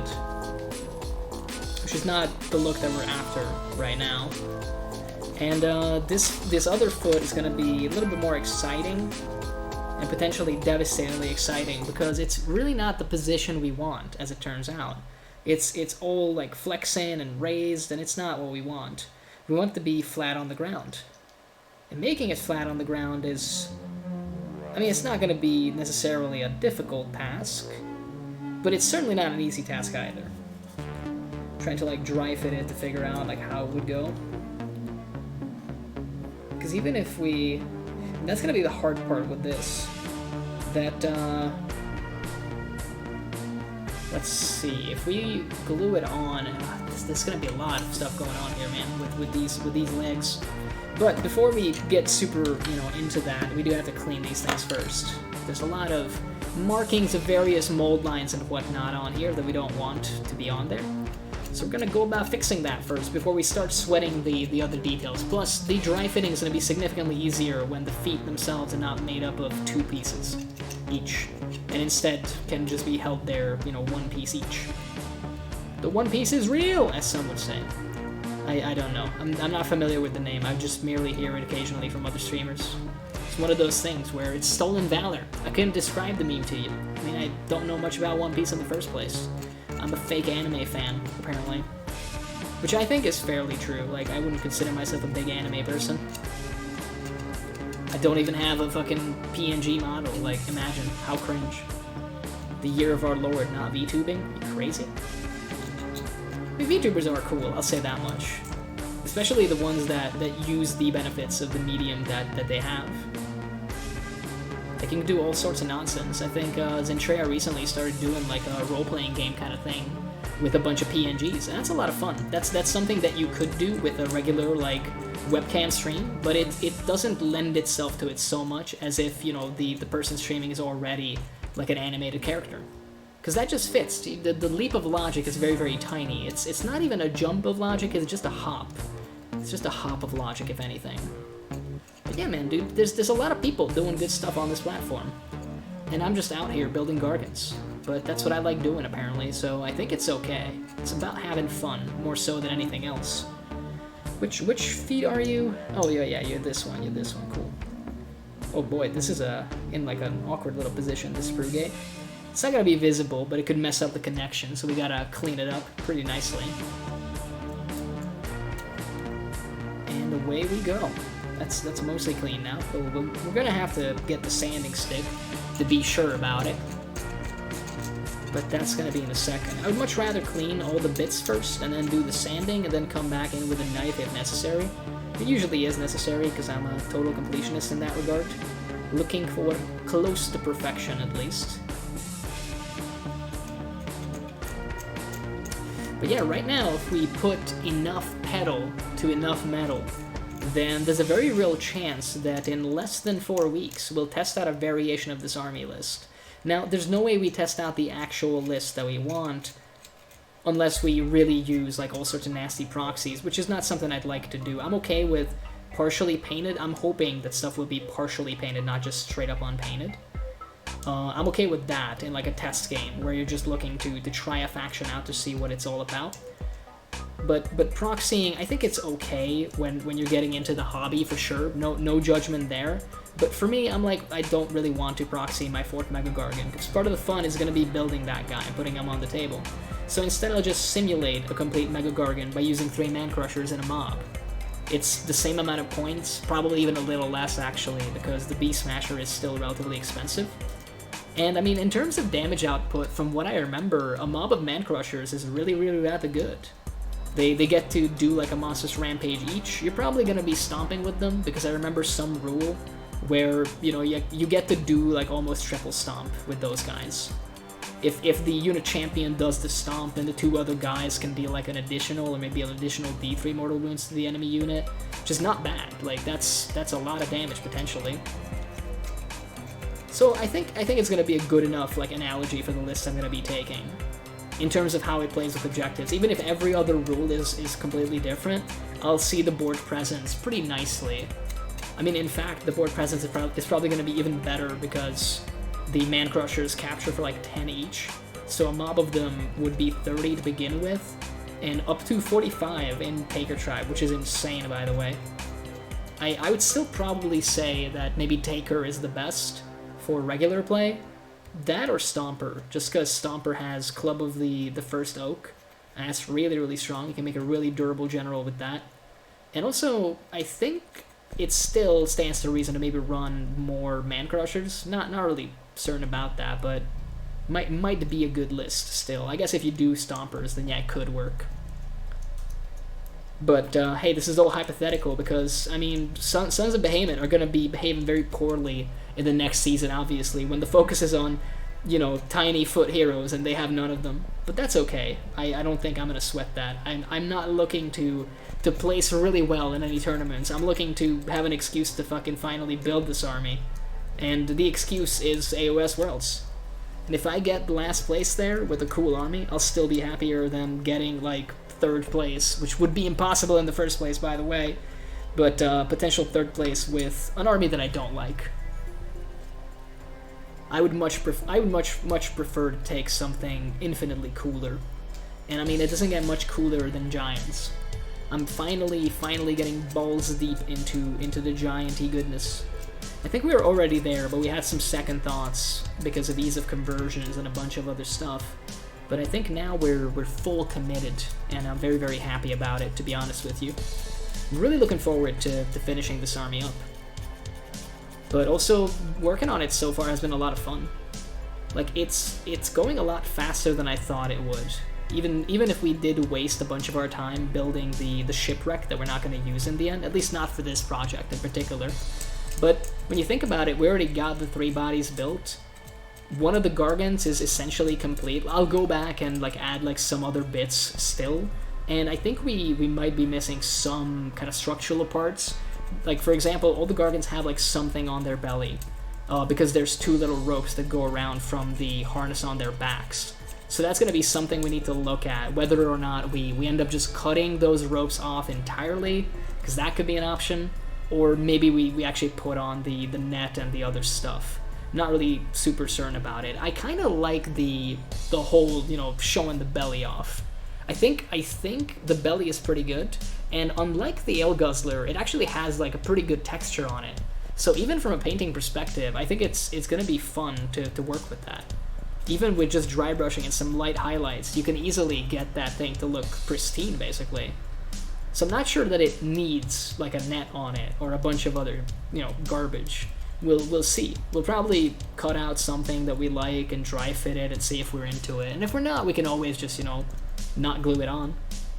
And then, like, maybe we'll just remove the ropes from the back harness. I don't think it would be that complex, to be honest. I'm pretty sure we could smooth it out, or just cut them out, essentially, and then fix it up via green stuff.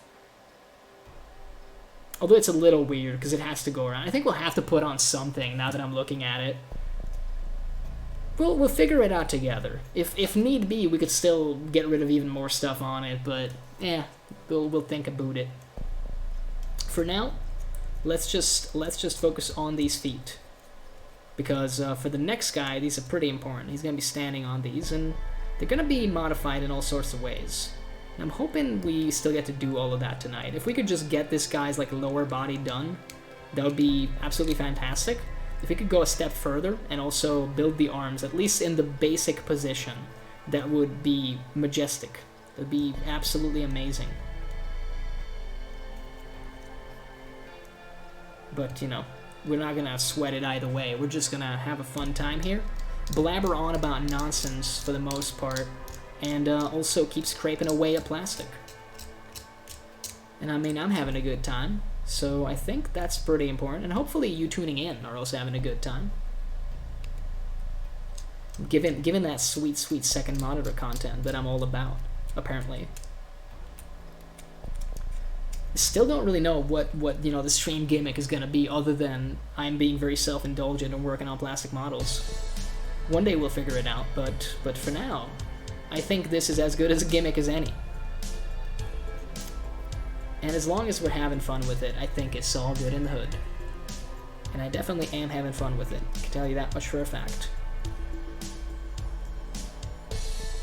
Video game streams are fun too, though. Don't get me wrong. Like, I recently played a little bit of Diablo 3 with some friends, and it was a good time.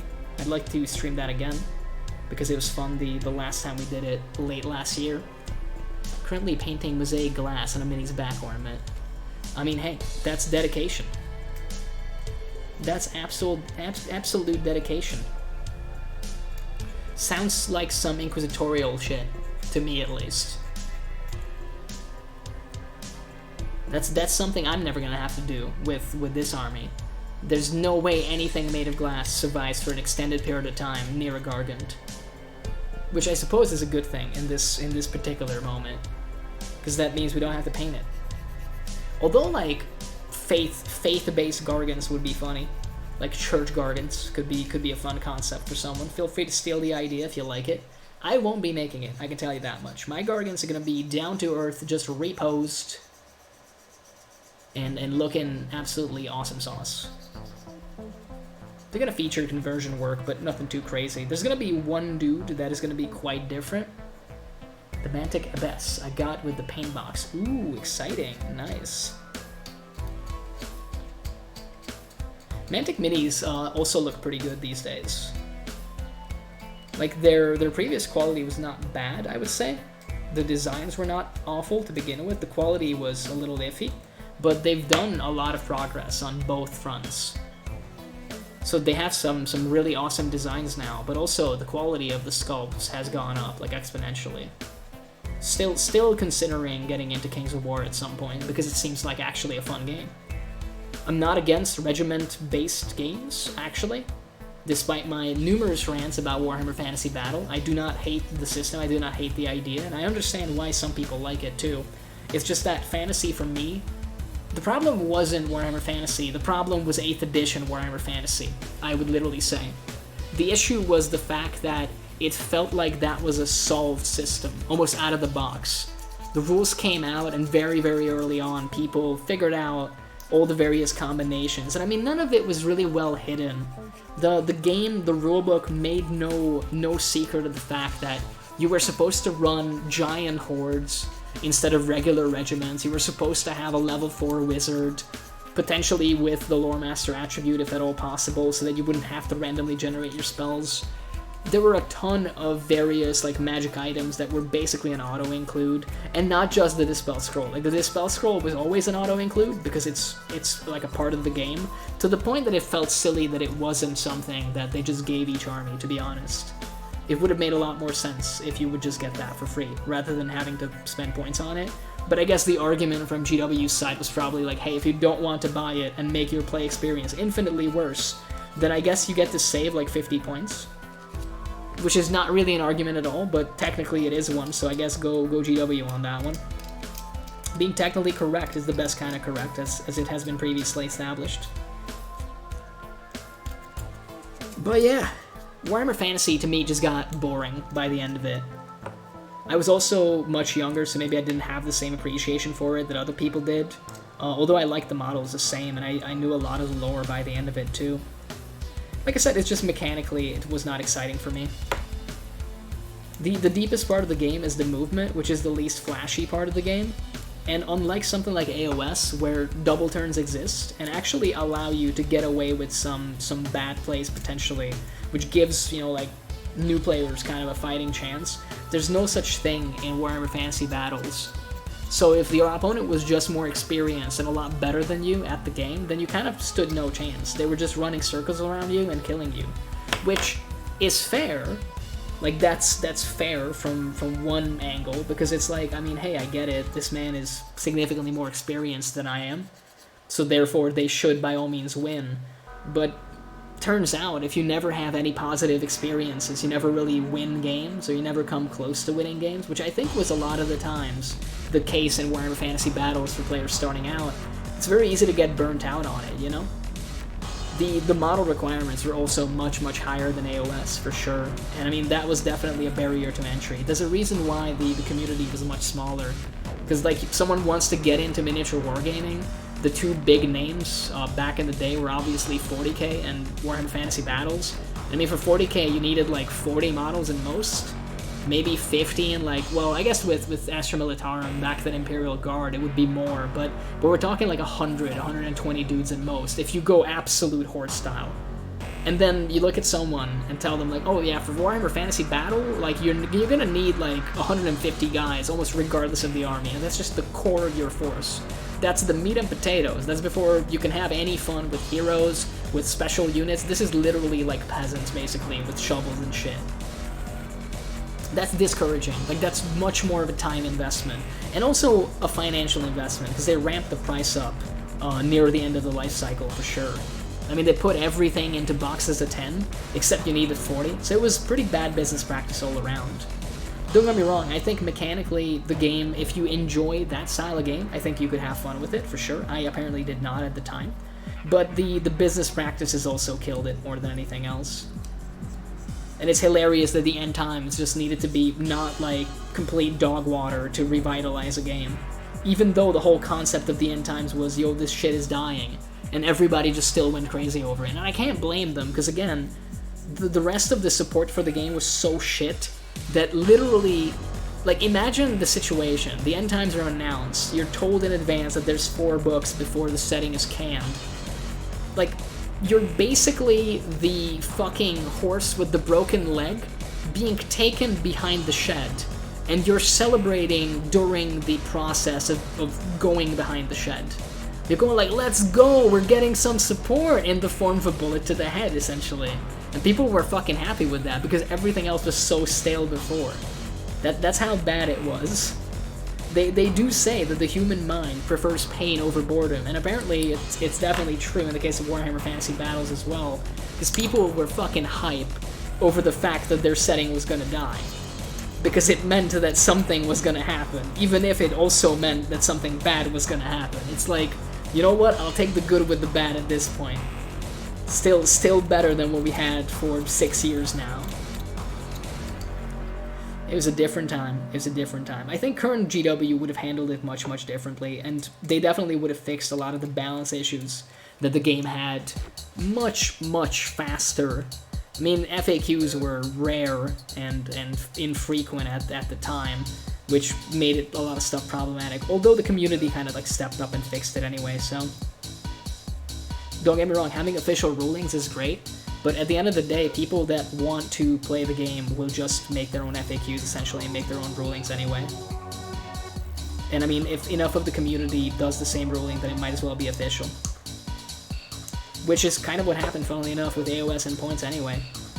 The original idea was to not have points and just have people figure out what they're going to play based on their opponent, discuss it, basically make it more scenario-based and all of that stuff.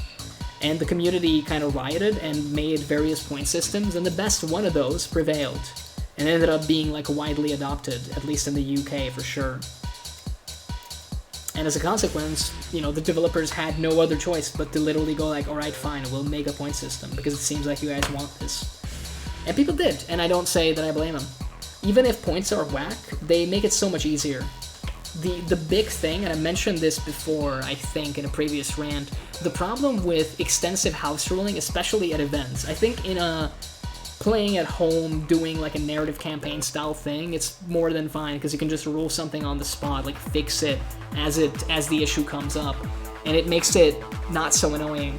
But at like an official event, the problem is, if actual professional games designers get it wrong, and they do, and every game has this problem, by the way, it isn't endemic/unique to GW, let's not kid ourselves with that, then you, just a random guy with a completely different job, maybe with like a passing interest in game design, are not going to get it right, no matter how hard you try. It's impossible to get it fully right. You might get some parts of it right though, and I don't want to discourage you, but you're probably going to make a fuck up.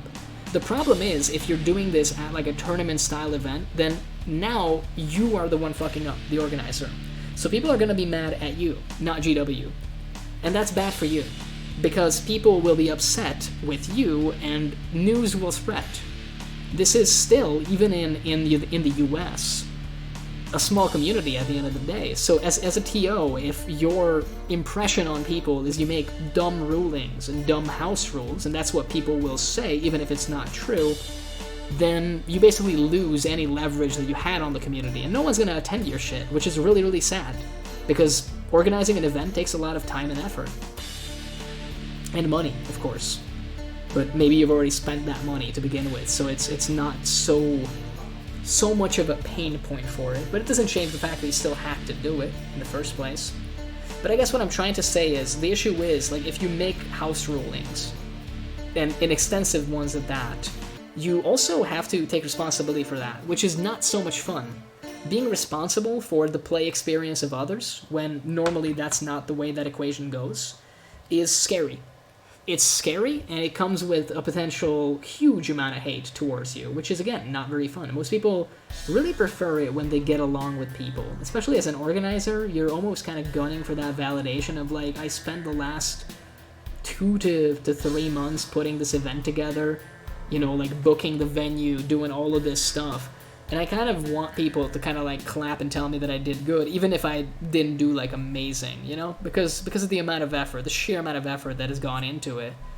People will essentially be nice to you for that reason, and also because they, I would hope, erroneously believe that you're gonna, you know, rule in their favor when something bad comes up, which hopefully you don't. If you can be bribed like that, then I don't think that's gonna overall make for a very, very good, like, game experience. But yeah, I really dislike the basic pose of the legs and feet on this model. I'm incredibly fast realizing that one of the problems I have with these models, the one problem I suppose I have, is the really, really, like, awkward leg position. And the fact that it's not modular at all. So, I mean, hey, but that's why hobby saws exists, right? We can easily fix that. Is he supposed to be like that? Because it looks almost broken. I don't believe it's supposed to look like that. Let me pull up a visual aid, if you will. I'm gonna look at the picture of the War Stomper because I think he might be the guy that is, like, the easiest to see in that regard. Although if we look at a 360, any of them will do. Let's see who's at the top. I mean, we could also look at King Broad. He's got... Does he have the same sandals or different sandals? I think probably the same sandals. Alrighty, let's look at this man. Yeah, like, the feet are just weird normally on these models. But, like, this weird? Are we sure that it's this weird? Because it genuinely feels, like, broken. So that locks in like that. I mean, it doesn't lock in is the problem. The one little complaint I guess I could mention for this kit that I've run into so far is they do something very similar to the original Ale Guzzler, where it has, like, tiny little nubs and stuff to really, like, put stuff together. And it doesn't feel like it always locks in perfectly. Sometimes it gets a little awkward. It works once you actually glue it, though, but for dry fitting it can prove a little annoying. So that would be the final position of those. I mean, that's definitely not the leg position we would like to have for the guy holding the giant tree on his shoulder. So I'm thinking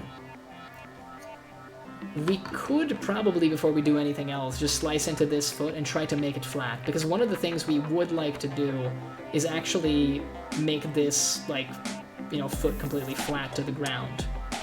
Which is going to change his position, obviously, even once we slice the lower leg and then reposition it. But that's kind of the intent, so that's okay.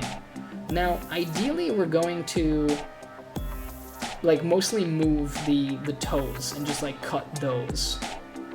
Let's go and do that then, shall we? Still have the hobby saw out. It's almost like I planned it. It definitely isn't just here because I was lazy and I haven't touched my workspace in, like, 2 days. No, sir. Whatever gave you that idea. So, once again, this kind of has to be one clean cut. So I think this is kind of the best we're going to do here. Let's see. Let's start sawing. It's fine. What could go wrong? We can always fix any issue we run into with green stuff, right? But just be brave. It's only like, you know, a very expensive model you're slicing into.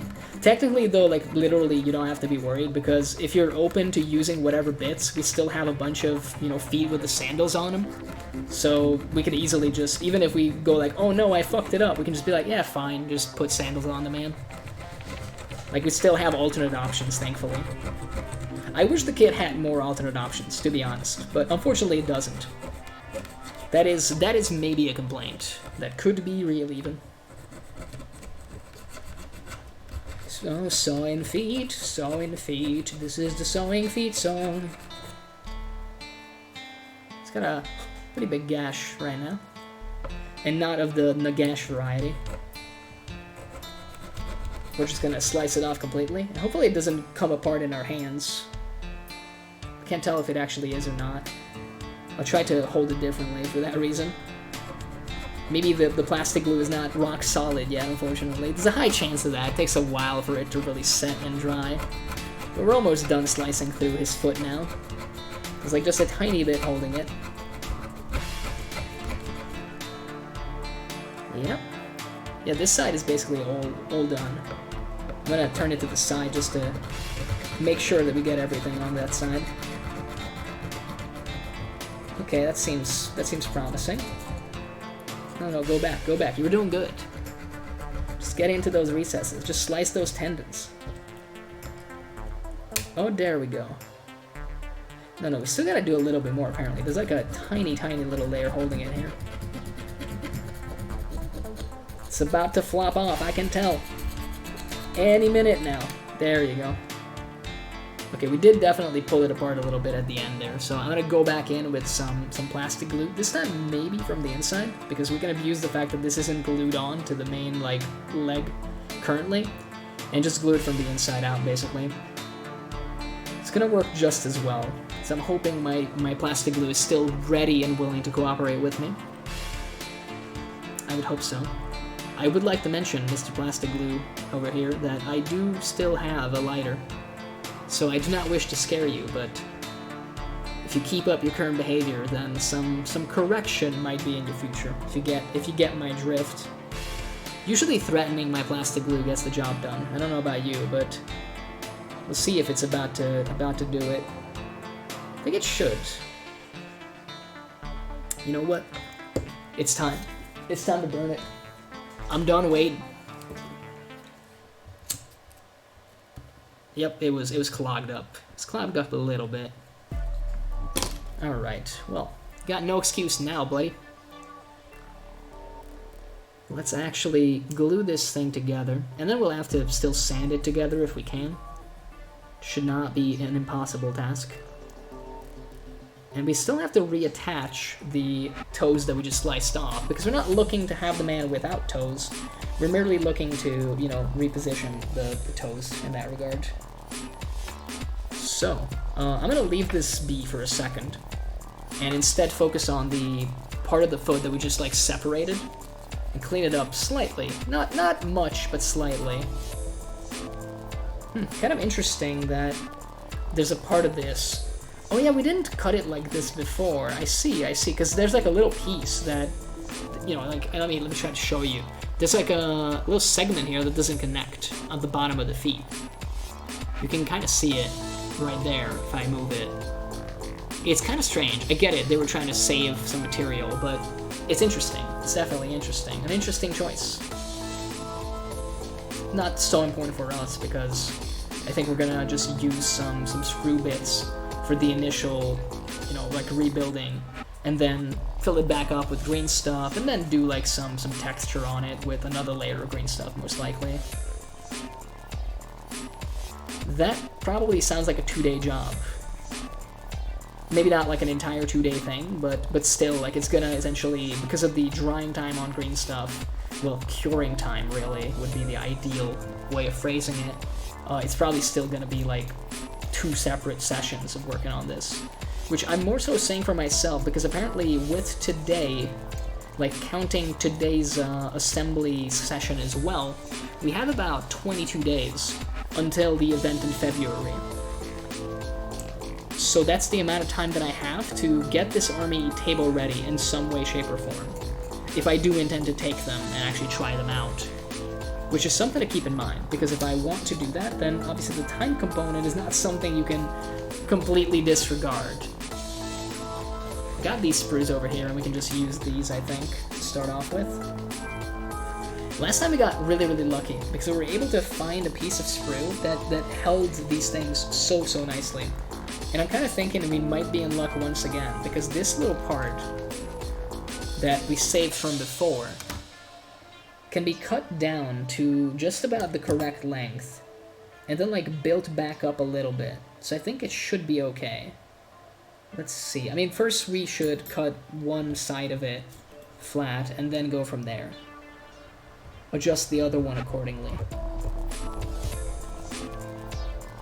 Maybe do a little bit of a different angle of cut. Should be fine now, I think. I'm gonna file it down immediately, because, like, we're already here, why not?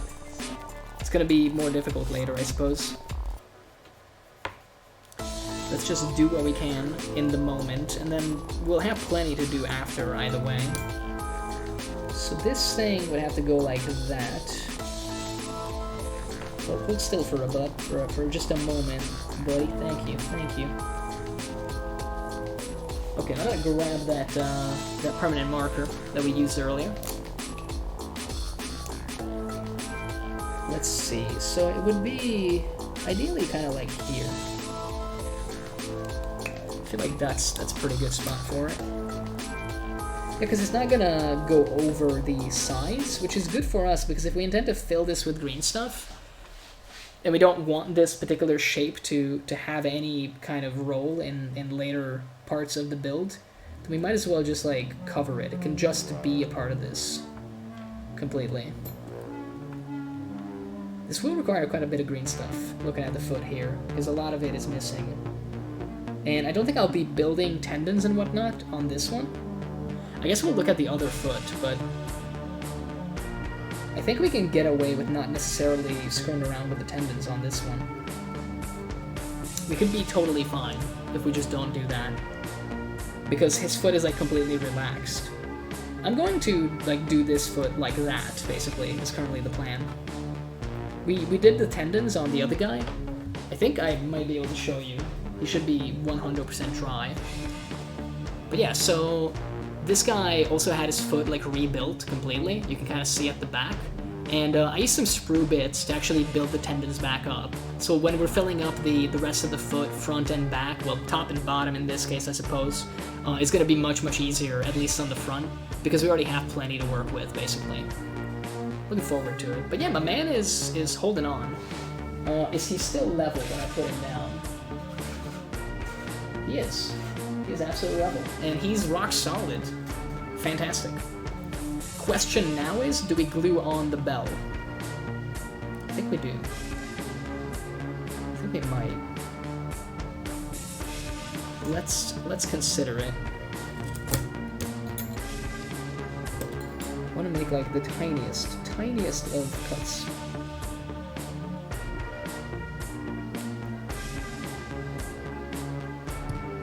Okie dokie.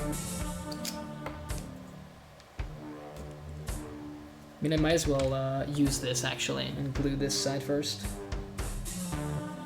The little like chain link holding this is nearly all gone, but I think it's still fine. There's a lot of ways that can be fixed, actually.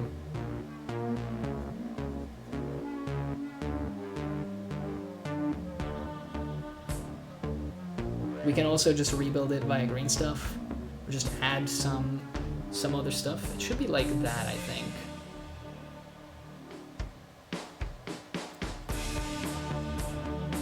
Yeah, so this is currently how it looks. Let me show it to you.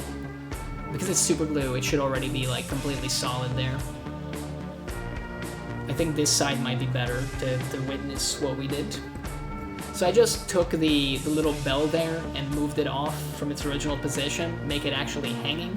And if you notice, I moved it slightly so that it also seems like it's kind of hanging in the wind a little and moving along with him, to add to the whole idea that he has like a lot of momentum running forward. It looks rather funny. I like it, and the thought of this little thing like ringing as he's running is even funnier to me, actually. It's something I didn't consider, but technically speaking, as long as that thing is on there, as he's running, he would be making noise. He would constantly be ringing a bell, which sounds hilarious, so that might become part of his lore somehow, I'm not sure. Maybe that's how he lost his mind. But, you know, that is kind of a chicken and an egg kind of situation, because he was already apparently running at people non-stop, and then the bell, I guess, rang because of that. Maybe it is. That could be a fun little thing. It could be something the other Gargants speculate about. Like, hey, this guy either went mad from the bell, or he was already mad and the bell just added to it. And now the bell is making us mad, actually. It could be a lot of fun. I love doing little stories from the models, by the way, if you couldn't tell. Like, I'm big on that. There are so many little things I could tell you about my own little armies. I keep records of a lot of stuff. A lot of my dudes are actually named. Not all of them have it written on the base, but a lot of my guys actually have names. And I'm always very happy to give more names to my guys. Let me see if we can make this work.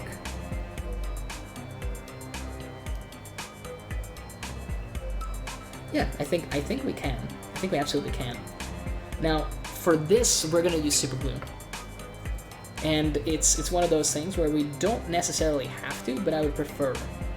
I'd prefer it because the one downside of super glue compared to the regular plastic glue is generally that the bond that you make is actually a physical object by itself, and also over the years it can get worn down from various things. But in this particular instance, I think we're still better off using it because it's going to be completely sealed with green stuff. So I don't think we're going to run into a lot of problems, you know, of the bond itself getting weathered, because it's going to be encased in another material. So I think that should fix a lot of our problems.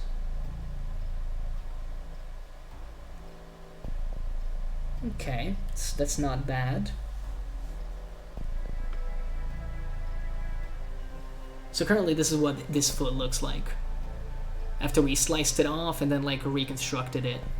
There's still like a giant piece missing, obviously, but that's the thing that I'm considering. Do we want to build the tendons or just leave it be? And I might, in this case, just leave it be. Although another thing we could do is we could just build it back up with sprue parts so that it doesn't need as much green stuff. Because probably like 2 pieces of sprue could go over here. And I do see the option to cut 2 pieces of sprue off here, like pretty easily. So I'm going to try. We're going to see if we can maybe get it done. I will actually cut it like this. This is like one long piece. It has one of these little sprue circular things on it, but we can easily cut those away. And maybe we won't need to, but we'll see in a second. So it'd be like that, and maybe that. It might be helpful to do that, actually. Yeah, because this could go like that. And the other one could either go in a similar vein. I mean, hey, it looks promising. Actually, it looks pretty promising. We just need to nail the length of it. So that would... I'm trying to actually like keep it a little smaller than the previous one for the reasons I mentioned, because we don't want it to be poking out in this case. We're basically trying different things on different gargants. We're abusing the fact that we have a lot of the same model. Well, it's gonna be 4, which I guess is a lot when you think about it. Like models of this size, for sure. I think in this case it's fine. So we're just abusing that and trying various ways of building it. Now that is a decent cut, I think. And I mean, we could just mount this in already. And I'm going to. I'm actually going to, like right away. It's getting glued. It might make it more stable as well, which is not a bad thing.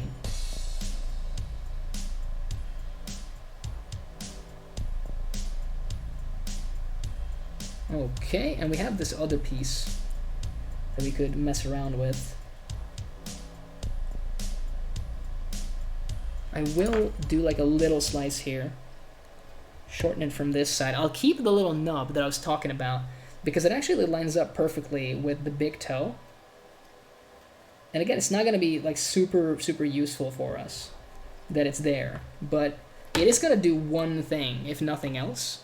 Basically, it's another attachment point between the one part of the foot and the other. And we take those. We take those in this case, because it might make it just slightly more stable. Not by much, but a little bit more stable. And I'm a little worried that the front of the foot is like very flimsy right now. It's gonna be a lot better once we get, you know, some green stuff on there for sure, but we're ways away from that currently.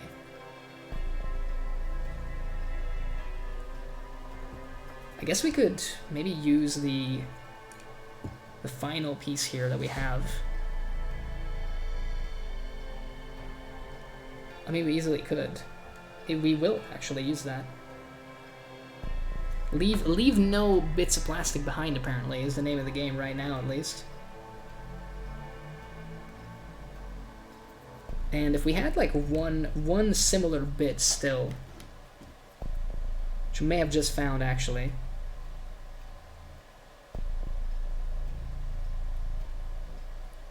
Yep. Can we still find it? Oh yes, I still see it. Wonderful. I dropped it and I was really nervous. But it's all good, actually.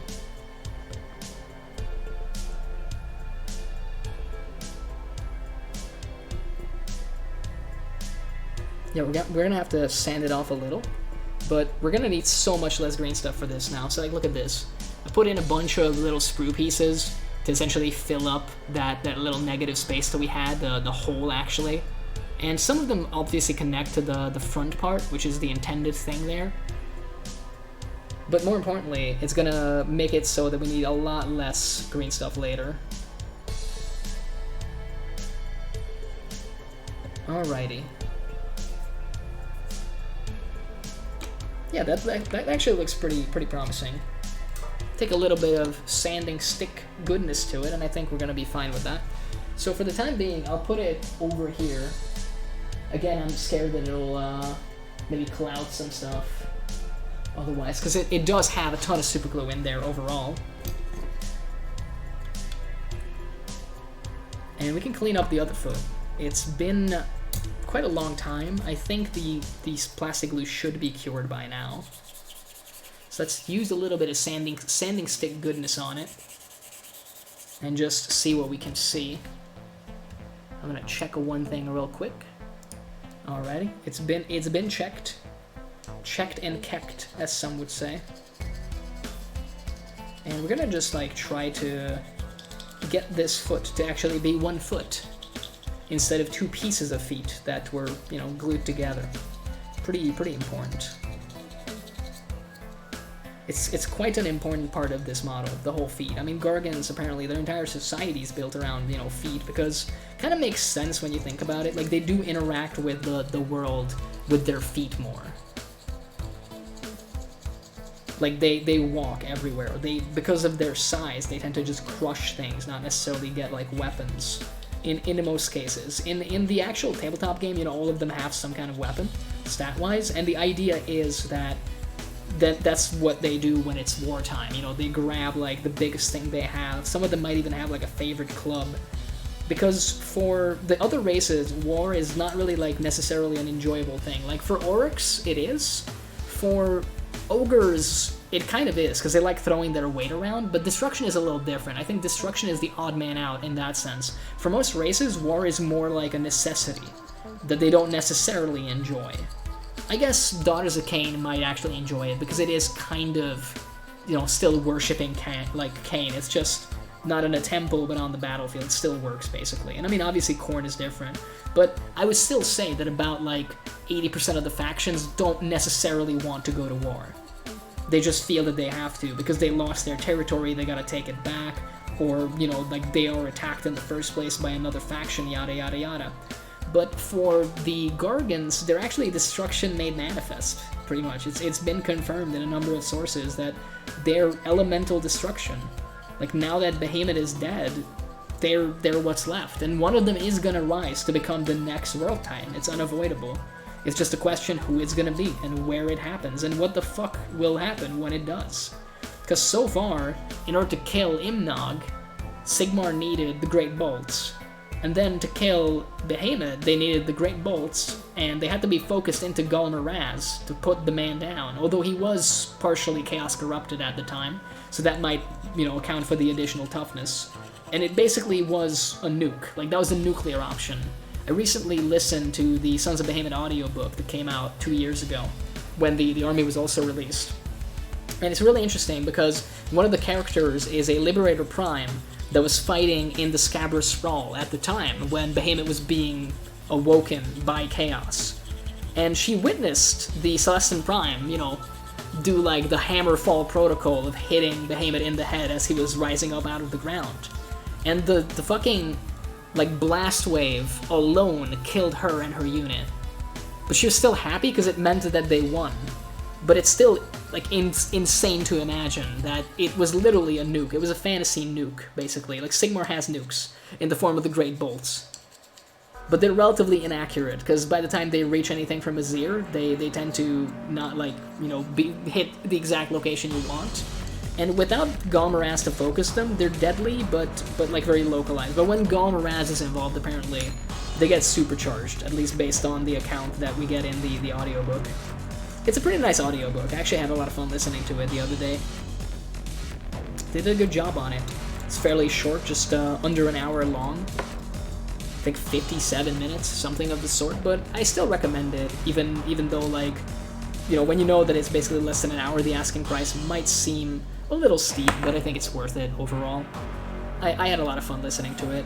It's also, I think, the first audio drama that I've listened to as well. I've heard good things. Actually, a friend of the channel, Ren, has outright stated that they were pretty good. There's apparently some voice actors that should be avoided, but this one was fine. This one was absolutely fine in that regard, didn't have any issues. There's a lot of screaming and shouting, which makes perfect sense because it features giants, so if you're not into that, then I don't really know what else to tell you, because Warhammer giants are always going to be just giant annoying dudes, right? And that's always going to involve a ton of screaming. So I think it's sadly, it comes with the concept, at least in this case. It's kind of unavoidable, at least, it feels like. But I did not mind. I did not mind at all. Yeah, so this little foot goes here. I think this would be locked in now. We might want to glue it in, actually, because we will be changing the position of the legs. Now, the thing we gotta consider is what are we actually changing? Let me grab the other foot real quick. So we've made this foot flat now, which means that we absolutely have to change the position of that leg. But how do we do that? Do we just slice that other leg off and leave this one intact? You know what? I think we're gonna have to start with that for sure, because we don't want to. Let me show you what I mean. Let me actually try to show it to the camera. I think this is good enough for dry fitting. It should hold. Yeah. This one doesn't want to go to the proper location now. Weird. But yeah, so it's looking a little bit like that. Right now, obviously, he's still pigeon-toed, for one thing, which is not that great of a problem, but the problem is more so that we don't want him to be mid-stepping, otherwise we would have built a different pose for the right foot. We've already done, a mid-running foot kind of position. It wasn't that difficult, it was a slight variation on this. So currently, his right leg is not correct. It's just not good for our purposes. So we're gonna fix that. But that means we might be able to get away with leaving the actual left leg as it is. Feet and all. And if that's the case, then I'm just going to glue it on there. Because even if we have to change it, I doubt that we're going to have to change the position of the feet. And I can show you why I mean that. Why I'm coming to that decision. So this is the stock position. It actually clicks in, locks in rather nicely. I'm gonna try to move it a little so that you see it better, tilt it a little. So it looks like that. If we move it to the side, it looks broken. It looks like his ankle has been dislocated, more than anything, because it doesn't follow the tibia here, that bone. And if we move it to the other side, it has a similar problem, I think. where again, it just looks broken and strained. It just doesn't seem like a comfortable, believable position. It seems anything but. Like, anatomically speaking, it doesn't make sense. Yeah, that just, for a chaos thing, it could work, but for an actual healthy gargant, as healthy as they get, it does not seem like the way to go. We might have to reposition both legs, and I'm not dreading that because the third guy I'm planning on making into like a spin-to-win master. So he's gonna be spinning the Plague Furnace Fireball on like a giant piece of rope. And he's gonna have to have all of his limbs repositioned, basically. Like, we're probably gonna slice off every single part of that model and then rebuild it. So that's gonna be involved. That's gonna be one of those conversions. That's gonna require a lot of patience and maybe a little bit of dexterity that we may or may not have. It remains to be seen. We'll try our best for sure.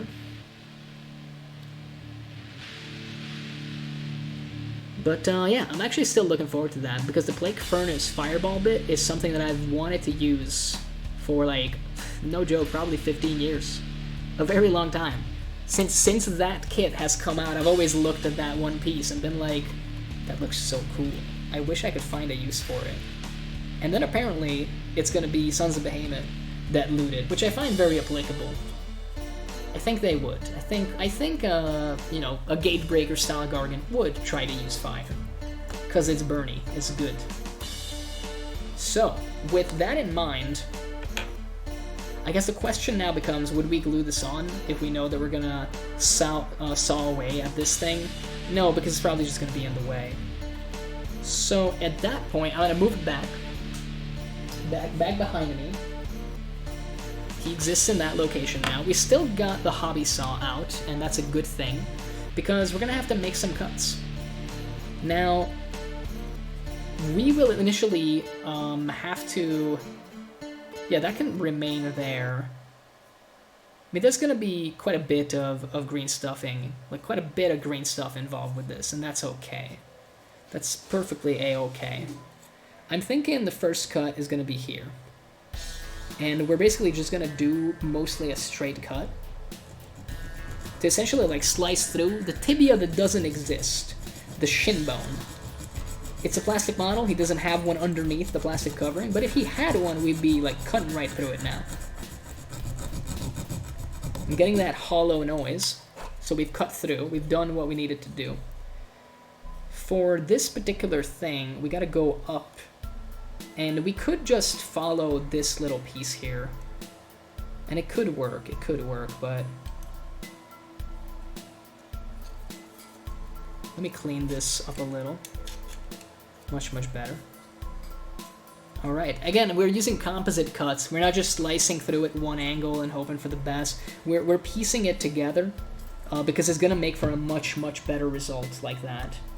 I'm going to make this actually connect with a previous like gluing location, which from a structural perspective might be dangerous, but at the same time, it's, I think, going to work overall. We still have a giant like line through his leg here that is glued together, so I'm not overall that worried. And it was much, much easier to cut it this way. Like, it took all of 10 seconds to saw through it as he just saw/hurt. Get it? You saw as I sawed? I came, I saw it, and I saw it some more, and then I conquered. Alright, fine, I'm done. I'm done with that joke. We've mined everything there is to it. I mean, we haven't. I could go on for probably another 15 minutes, but at that point, I feel like Twitch would ban me for too many dad jokes. He also just lost a foot. It seems like our plastic glue does not want to cooperate with us tonight. Like, it's just, it's lacking the gluing power from the looks of it. Which is not ideal, to say the least. But we'll try to fix that in a second. For now, we're in sawing mode. Right now, we have chosen violence. And we will continue accordingly. I'm just looking to hear that sound of the saw hitting hollowness, the void. From Berserk or otherwise, obviously. I mean, imagine if you could just saw into that man. He's got those wicked long arms. There's a lot of stuff you could cut there. Cut and sever.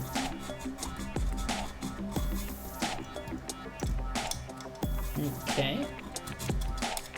It has gone through. It has gone through. So now we need to see if this can be just one cut. I think it's gonna be 2 slices now on the inside part of this.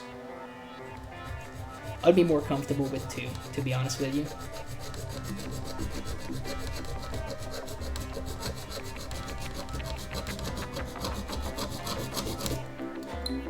Nice, that also went through. And then we connect it. We've gone all around, not the world, but the leg. Sweep the leg. And it's about to pop off. It is. It just popped off.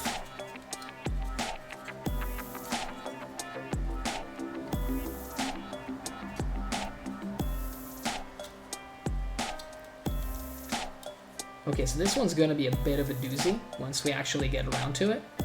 Because this is like a major rebuilding. And we'll have to fool around with some stuff, for sure, with this one.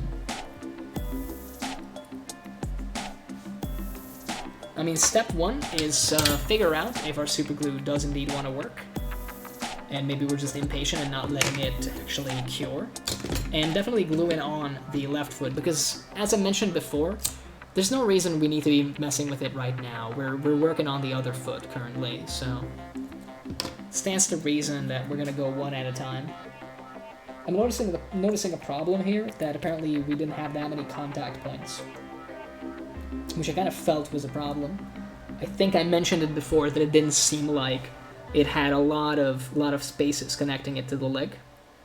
But maybe if we actually add to the feet, if we glue the feet part of this, go ankle up and try to connect it that way, maybe we'll be fine.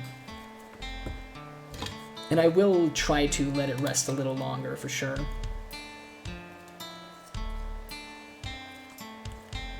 Okay, let's put it aside a little bit maybe. You know what? No, I'm not going to. I'm not going to. I'm just going to be careful. And I'm going to look at this thing. How this will potentially shake out. Yeah, I feel like this is going to have to be one of those where we slice both of the legs, actually. I don't see any other way. I think we have no other choice. Because if I just glue this like that...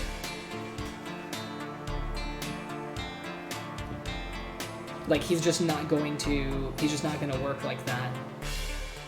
Yeah, we're gonna have to at least rotate the left leg as well, the left lower leg. And while we have the super glue out, we might as well glue the other foot on as well, which once it sets is gonna make it infinitely easier to do this dry fitting. While this is all drying, we can also get started on some parts that we know we'll need. Like, the man is definitely gonna have a set of arms, but more importantly, he will definitely have a head. We already have his neck, technically, from last time. If you remember, we were mucking around with one of the other necks and then decided, you know what, we're not going to go with that one. So we actually already have his neck, like, fully ready to go 100%. Yeah, like, with a little bit of messing around, this could kind of work. Let me show you what it would look like now-ish, with a little bit of reposing. Well, it would be a lot of reposing and a lot of green stuff at the back, but... So this is kind of the plan that we have right now for the position of the legs. Now you'll notice the one problem is the legs are not looking where his body is looking, which could work if we were to use... Like, if we wanted to use the gatebreaker head, which is also looking in the direction of the feet, then that would add a little bit of dynamism to the model. It would look like he's turning to face something, like, off of his base, pretty much. But we know that that's not what we really want to use.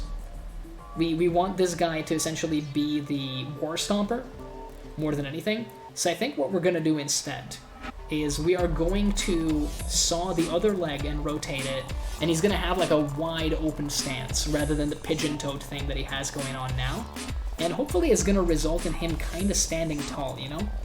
And if we can pull that off, then it's going to look much, much better. Let me grab his neck in the meantime. And actually see.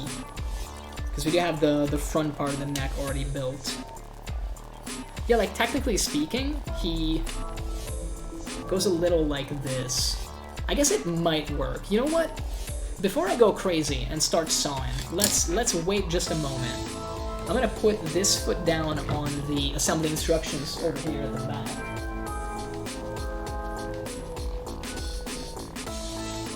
Again, to avoid any clouding.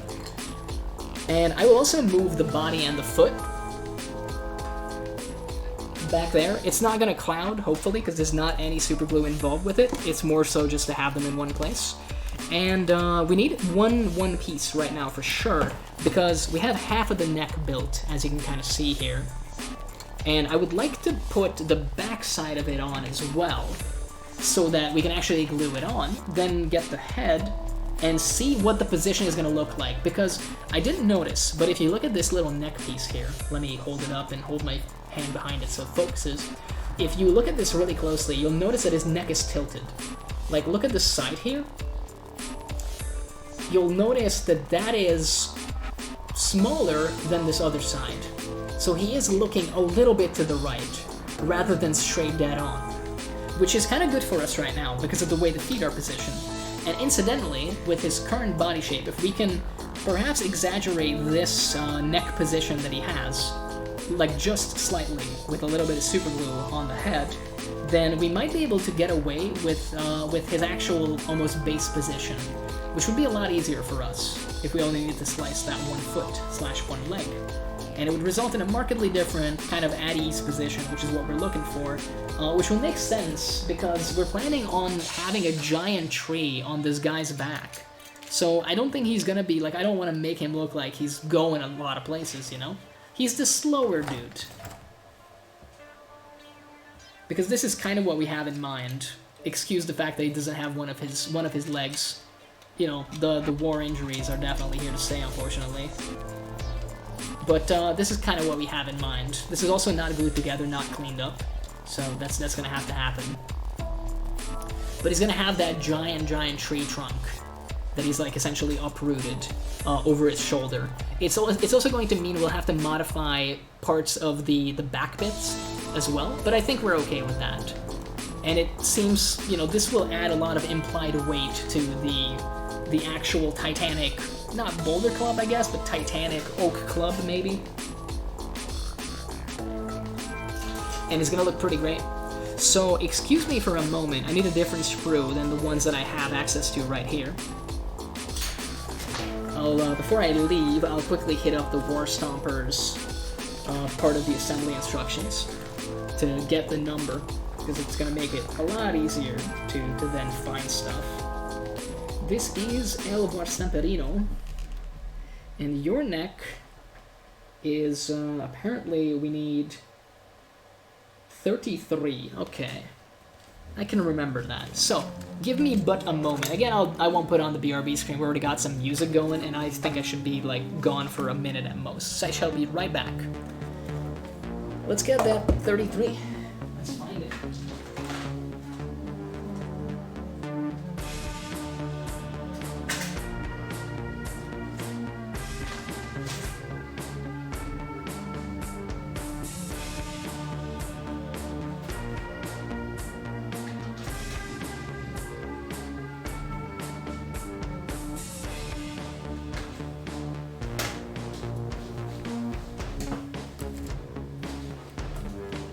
I have located piece 33, but I brought the whole sprue just so we can look at some more stuff if we want to already, you know, consider conversions and whatnot. Plus, the rest of his head should be on here too. And that's pretty important, because we want the rest of his head, obviously. But it's just this piece. So this might need to be modified pretty heavily as well, because as it turns out, these giant tusks are super cool, but there's one problem with them. They might be in the way when we try to put this on, you know, the tree on the guy's shoulder. It's kind of also on the shoulder. And if you're gonna like break it, slice it, and then make it look like it's broken, I think that's a fair trade, to be honest. I'd much rather have like a cool, different pose than intact horns. Horns are cool, but not that cool. Alright, cleaning this up is going to be a little nightmarish because it was attached to the sprue in a number of places in some really, really awkward positions, frankly. And apparently a lot of these are also on the way. We might be able to get away with that still. It is just a tree, so we could also have it kind of boring into the tree trunk, which doesn't sound that bad in the grand scheme of things either. So that might be something we do. We'll figure it out in but a moment. I mean, first off, we gotta actually get the various sprue bits off of this. That's step number one, such as this massive gate. I feel like I just was looking at this from the wrong angle on the sprue, because some of these gates are way too big, and I feel like I probably could have gotten my snips in closer and made life a lot easier for myself, but hey, we've made our choice, and now we kind of have to live with it. But that is okay. I think we should be able to clean this up nonetheless. A little bit of smoothing out there, and I think it's not even going to be visible. This is also, incidentally, the horn that I was talking about potentially cutting off entirely. So push comes to shove and this thing's no longer on there, then hey, on the flip side, it doesn't matter that it has a little bit of a slice mark on it, you know? Because it won't be on the final model. Well, there's a chance it won't be on the final model. Let's not call it just off of what we see yet. It's too early to tell. I feel like they definitely overdid the attachment of this, probably because of the various, like, fur pieces. It's really rather finicky, but we're mostly getting it done. I'm gonna try to see if there's like straight up mold lines on the fur. They don't appear to be there though, which I'm very happy about. But we're probably still gonna go around and try to clean them off a little, because when we paint it, it might show up sadly. Especially if we dry brush this thing, which fur texture, you know, like kind of lends itself really well to dry brush techniques. There's a lot of texture already, you don't need to go in and individually highlight it necessarily. Plus it can be rather messy if you mess up the consistency of the paint. Whereas with dry brushing, you're kind of guaranteed like a passable result at least. Nice little tip / trick for you there. I hate these little side like metal pieces that he has. They're so absolutely finicky, and the fact that they had a gate on both of them is abysmal. It definitely ruins my life. Pretty big like mold line on it as well. I will say this has been the worst piece to clean so far. Very pointy, with the giant tusks coming off of it, and just overall frustrating because of the way it was like attached to the sprue. But enough whining, let's actually get our nail file, well, hobby file, but you could use it to file your nails incidentally. Clean up our mess, try to get rid of all these markings, hopefully. There's a chance none of this will actually matter, and I wouldn't mind so much if it ended up that way. But who knows? Still a ways off from that. I am thinking we're making good progress though. Like, it feels like we're making plenty progress right now, I would say. And that fills my heart with joy, I'll be honest with you. It grants me positive, good, happy feelings. Because like I said, we got 22 days to make this at least like, you know, at least we gotta build this stuff. Got the man crushers already built. They got like some paint on them, although if possible I would not like to put them on the table the way they look currently. You can see them in yesterday's VOD. I could also just reach over and show them, but right now I'm trying to clean like a little piece of horn, so I'm kind of busy with that, if you'll excuse me.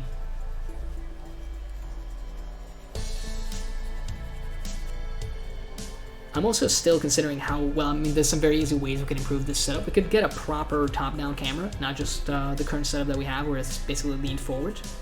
So I might need to build like a rig for that, like a little frame essentially to hold the webcam in place. Could also just punch it in a little bit more in our settings, like make it zoomed in. Because right now it's more giving you like a grand kind of big picture mode, which I think is okay for the time being, especially with the size of the models we're working on. But if I was working on anything smaller consistently, then I think it could be really annoying to have this much of stuff on the screen, where like a tiny portion of it is just what you care about as a viewer. So we could still stand to improve you know, the quality of what we do quite a bit, actually, and I realized that. And I mean, hey, thank you for bearing with me in the meantime. We're not the best at what we do, and what we do isn't very nice. No, wait, that's a different thing entirely. But yeah, I definitely appreciate the patience that people have shown me on here, basically, so far up to this point. But people are cool, as it turns out. Or at least kind of cool. Definitely cooler than me, I'd say that much, at least. Okay. I'm thinking that this, like, this piece isn't going to get more clean than that. We're going to have to live with that, basically. It's never going to be perfect, but it's going to be close enough. And sometimes that's the best you can do. I really hope that it just, like, clicks now. It does. It does. We have eliminated all the various sprue gates and whatnot that were previously in the way.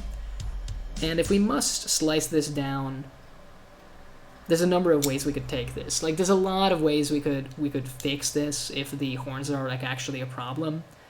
Because this is just fur texture on his back, if nothing else, we could literally just slice these off, like, nip them at the bud, and then just use green stuff and build a bunch of fur on it, make it like a fuller cloak, and then just put the stuff on there. So essentially we got nothing to worry about. Worst comes to worst, we can easily just rebuild this entire section. It's going to be some of the easiest stuff that we do if it comes down to it. The skin is much more problematic because we want to give it at least a similar kind of texture what he has going on right now, so that the rest of the paint job is not hindered by our green stuffing skills or lack thereof. But fur is really easy to do, generally speaking, even though this is really good fur that he has on there. But once it's painted, it's not gonna, like, show up that bad, even if we make, like, a kind of shittier version on top of it. I think we can get away with it for sure, is what I'm trying to say, I suppose. I'm reinforcing the thought in my head that we have very little to worry about currently. So far, we've done a lot of good, and hopefully that'll continue to be the case. Alright, let's also get a line of glue over here, since this is an attachment point. That should be plenty. And there we go. That is a satisfying click. Like, earlier, before we cleaned it, it was definitely not going together in any way, shape, or form. And now it's like, no complaints, like, sure, boss, you got me. But to illustrate all the good that we've done so far, let me show you Runman. I don't know, but he's got a little bell. He's the first Mega that we've kind of customized, to the pose at least. There's still a sizable amount of stuff we gotta change about him. So there's a lot of, like, actually functional green stuffing that needs to happen, like on both legs, essentially, and also on the feet, on the neck. I think the hands are mostly okay. His right kind of bicep is gonna need, like, a second glance for sure, but he's looking good. He's looking really, really good, I think. I really like this pose. I think we did some awesome work with it. I dig it. I dig it a lot, actually. And he's very sturdy on the base now, which makes me very, very happy, because I was very worried about that, but that's why we did the foot position that we ended up going with. Let me grab my other lad over here. I mean, we're definitely gonna go with this part, like this neck piece. There's no two ways about it.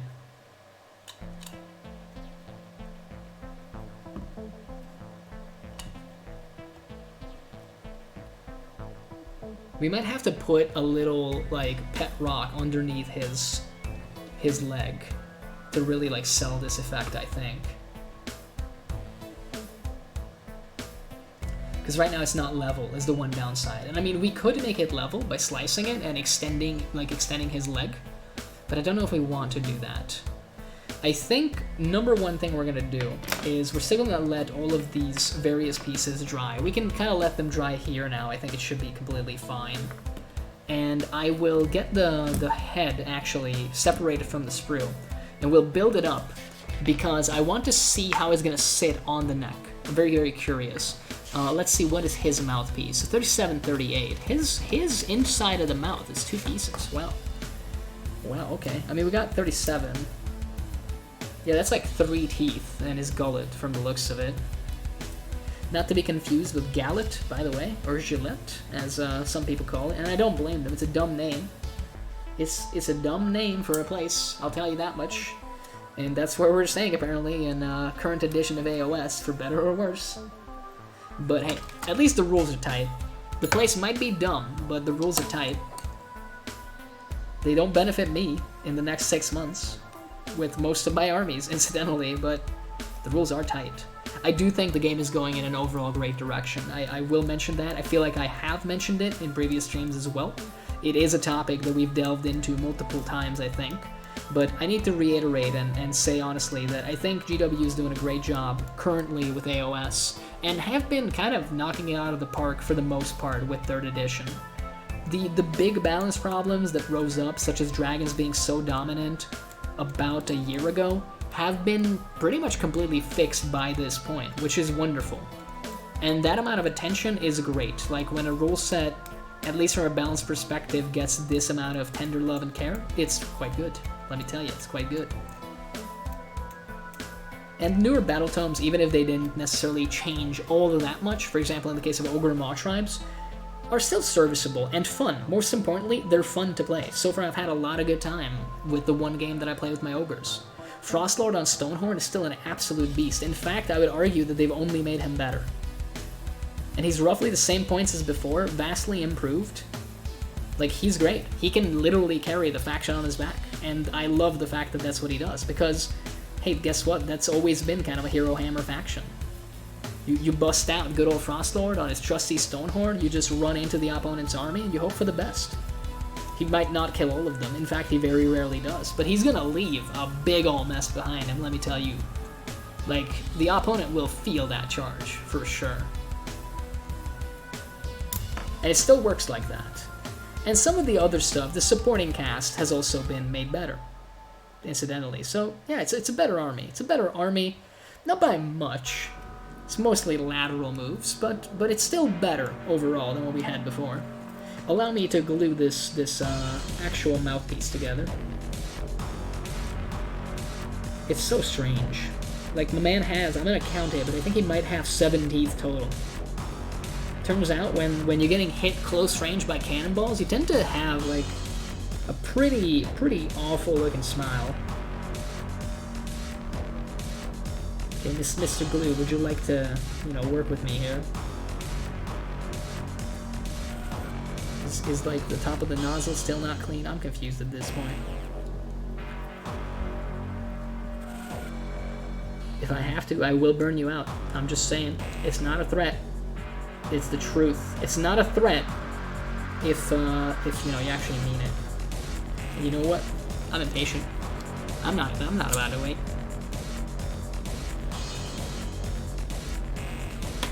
Man, probably lose so much glue by doing this, but thankfully there's enough in the thing.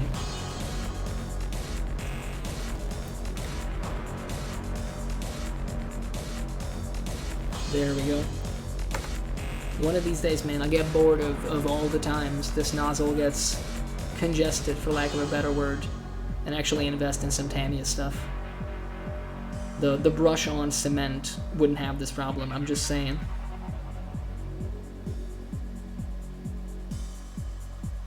Yeah, my man has 1, 2, 3, 4, yeah, 7 teeth total. Not a whole lot of teeth. Not a whole lot of teeth action, as it turns out. Place it over to here so that we don't get a lot of plastic shavings in there. And now it's time to get his head, which is made up of 2 further pieces before the other decoration is added on top.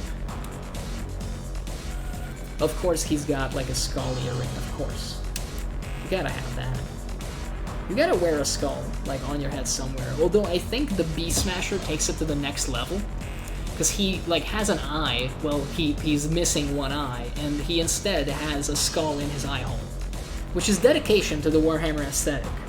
Like, you could have gotten a glass eye. You could have just put anything in there. You could have just had an eye patch, but no, you decided to stick a whole ass fucking skull in there. And I hope that it was a skull when you stuck it in there and not just somebody's head and then it decomposed, because that seems like a recipe for disaster.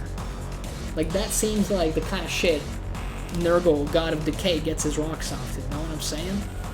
Like sticking a decomposing head into your actual head that is not yet decomposing. That sounds rough. Let me hydrate while we picture the aroma.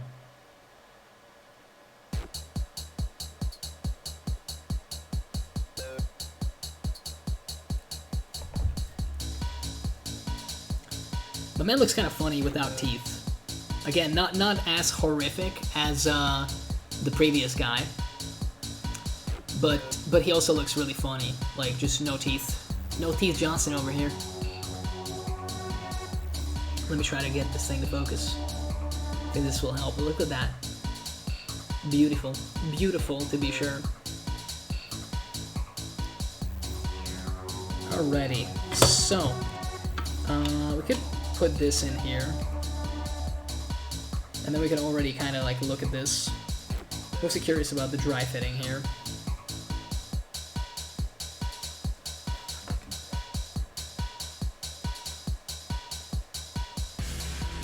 I mean, funnily enough, that might actually work.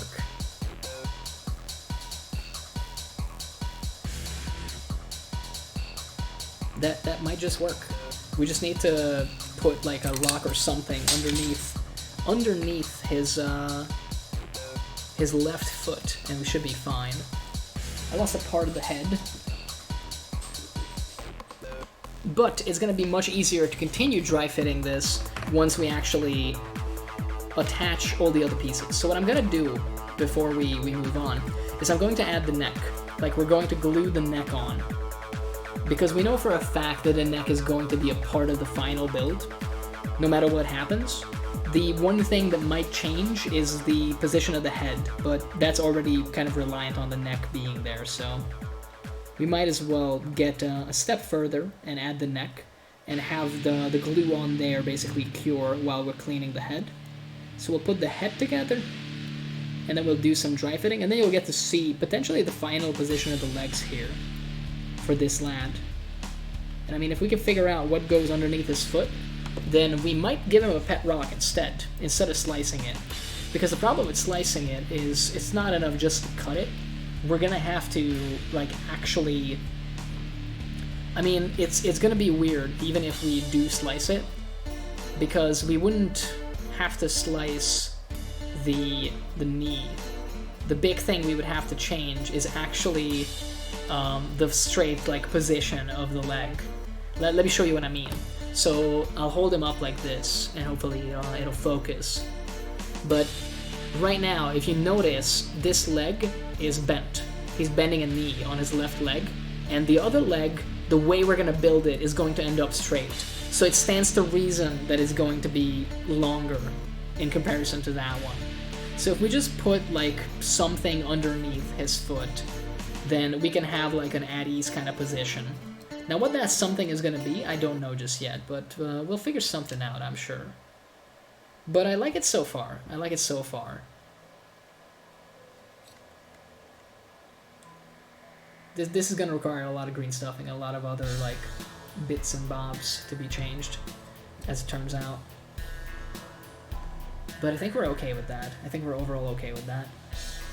Again, I'm getting lost in the sauce with just dry fitting, because it's a lot of fun. It allows you to see which direction you're going with the build. And sometimes that's actually very, very helpful. In fact, I would always recommend dry fit, you know. Like, fit twice, cut once. It's kind of like the old adage, you know. Measure twice, cut once. Very similar to that. You can also use that one as kind of a hard and fast rule when you're converting.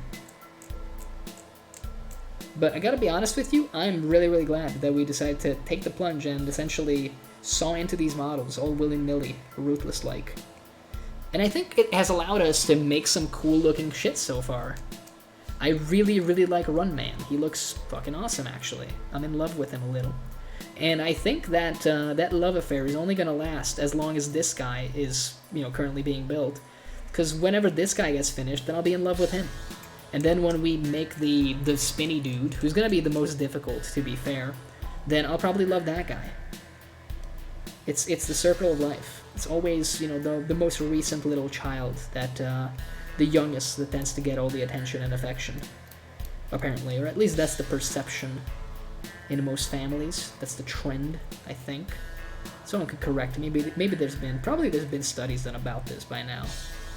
But I'm not that worldly to know of such things, just off the top of the dome piece. Speaking of dome piece, I'm now cleaning this giant's dome piece. And so far it's going pretty good. I'm also considering maybe filing down the little clips that he has holding his head together. But it's kind of cool. It could be kind of fun to keep those. We'll decide at a later date. For now, I think we're just gonna try to clean it and put the head together. This is one of those bits where probably punching in would be a little better, but hey, you can just enjoy the view of this man just lying down here with just one leg. That's all you get, one leg apparently. He does have the other, it's right next to him, don't worry. We'll attach it back. Maybe not in a second, but soon is the plan. So I'm guessing there's other things that get added on top of this. Yeah, he has like one single strand of hair that is for some reason a separate piece. I'm very surprised. Not sure what the deal with that is. Kind of weird. But hey, weird flex, but okay, I guess. It is a glorious beard, I'll say that much. You'll see in just a second when it's kind of all put together. Just need to slice the screw gates, get the mold lines. Give me about 3 minutes and you'll see. Have a little patience and even more faith. If I can ask for anything, I'll ask for those things. Oh, then he has like a nail or something in here as well. Kind of fucked up. The fact that he has like metal pieces just literally holding his face together, very brutal. Absolutely brutal, but it kind of makes sense. So apparently before we glue these things together, the two halves of his face/head, we're going to have to put in the inside of his mouth, which again makes sense because I don't see how else he would put that in there. So I'm going to clean this side of the face first, then do another pass with the knife, as we often do. Glue in the actual inside of the mouth, and then we'll probably add the rest of it. So again, clock's taking time away, but I think we're doing good still. I'm very, very satisfied. I have a very good feeling that we're going to get the legs locked into the final position that we like. At the least, even if it might involve more cutting and more sawing, I'm pretty positive that we'll get there for sure. And I got a pretty good feeling that the more problematic arm, the one that actually requires some work currently, is also going to be something that we'll be done with tonight. Maybe not the base arm, but I think that's okay. Because the base arm is a lot less problematic for us. We know that just goes together super fast, actually, so I got no fear, no issues over here. With this model, at least. My personality issues are myriad, and honestly, it's too long of a list to get into here, but maybe at a later date. But for now, let's glue this guy's teeth in. Let's play dentist, apparently. Open wide. I mean, he's kind of already opening wide. I don't really need to ask him. Apparently, he's very, very helpful like that. There we go. There's definitely going to be people that would prefer to paint the teeth and the inside of the mouth separately in a sub-assembly. If you do that, hats off to you, friend. Like, genuinely, I think that's really impressive. I will not be doing that, I can tell you for a fucking fact. And not just because I just glued it in, but also because I think I would go insane if I did. So I would prefer not to. I'm content with just doing it later. And it's going to look worse as a consequence, but hopefully it's going to be such a tiny detail that not that many people will know / notice / care. I'm okay with that. Now let's glue the halves of the head together while we still got this going. I guess because we didn't change the other leg, I should have considered that one of them is bent. I kind of forgot about that, to be honest. I forgot about it because with the previous model, we got very, very lucky, actually, that the pose completely suited what we needed it to do. Like, we were able to exaggerate the motion that he already had into an absolute, like, running, charging pose. And that's very, very fortunate. It made for, like, a really, really cool end result, but for this guy, if we want him to be at ease, that we need to consider, like, yeah, like, what is his current pose relative to what we need it to be / want it to be more so. You know, food for thought there, basically. This is a cool head. We'll have to do some smoothing on the top of it, but so I'm not gonna like lock it in completely. It's a good head. It's definitely a good head. Tons and tons of detail on it. The beard, similar to the fur texture, like you can do a lot of good stuff with that. There's a lot of detail to work with already.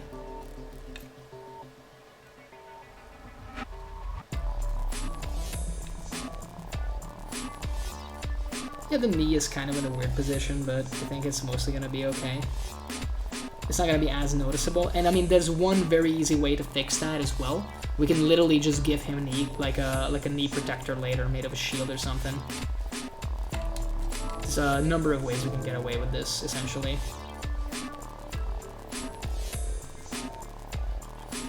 So, I'm going to be impatient, and how about the rest of the stuff? Does any of it go on in such a way? So that strand of hair is optional. The one in the center might not be optional, but I think we should be able to glue that on even once we glue the head onto the rest of the body.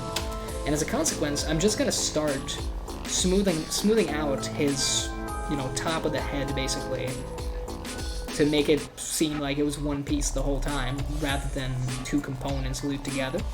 And once that is done, we'll actually glue this to the neck, so that we can do the easiest dry fitting that we ever had the pleasure of doing, because it's just gonna be a body and a leg that we're moving together to see various poses. And I'm really, really looking forward to it, because once the head is in place, we'll see essentially which way he's looking. Now, I know I mentioned that we might exaggerate the way the head is looking, like the neck being craned a little, but looking at it right now, I don't think we'll have to. I genuinely don't think we'll have to at all. I'm in fact certain that we don't need to. So I'm gonna lock it in. I'm gonna glue it on, and you'll see in a second why. I'm hoping so, at least, because it's gonna become obvious, I think, once I show it on camera as well, like with the dry fitting. Essentially, he's already looking the right way. We've just changed the actual rest of the body to get like a slightly different look. And obviously the arm, once we get to it and we slice it and add the giant like tree trunk and the roots and whatnot, is gonna do the rest of the work for us, basically. That looks good enough for me. Like right now, what I'm just trying to do is I'm trying to get rid of these little marks here at the top of the head, if you see. Because there's like some, not even really mold lines, but just like connection points that need to be essentially banished to the shadow realm right now. And we're working away at that. But I think just another pass with a hobby knife, good old 45-degree holding and scraping away should probably make it all go away right now. And I mean, later on we'll get some gap filling in here for sure. That's another step that I would like to potentially do on all of these guys at the same time, because it's going to be way more efficient that way. So for the time being, that's the plan. We're going to build all three, and at a certain point we'll play My Dress-Up Gargant with them, for sure.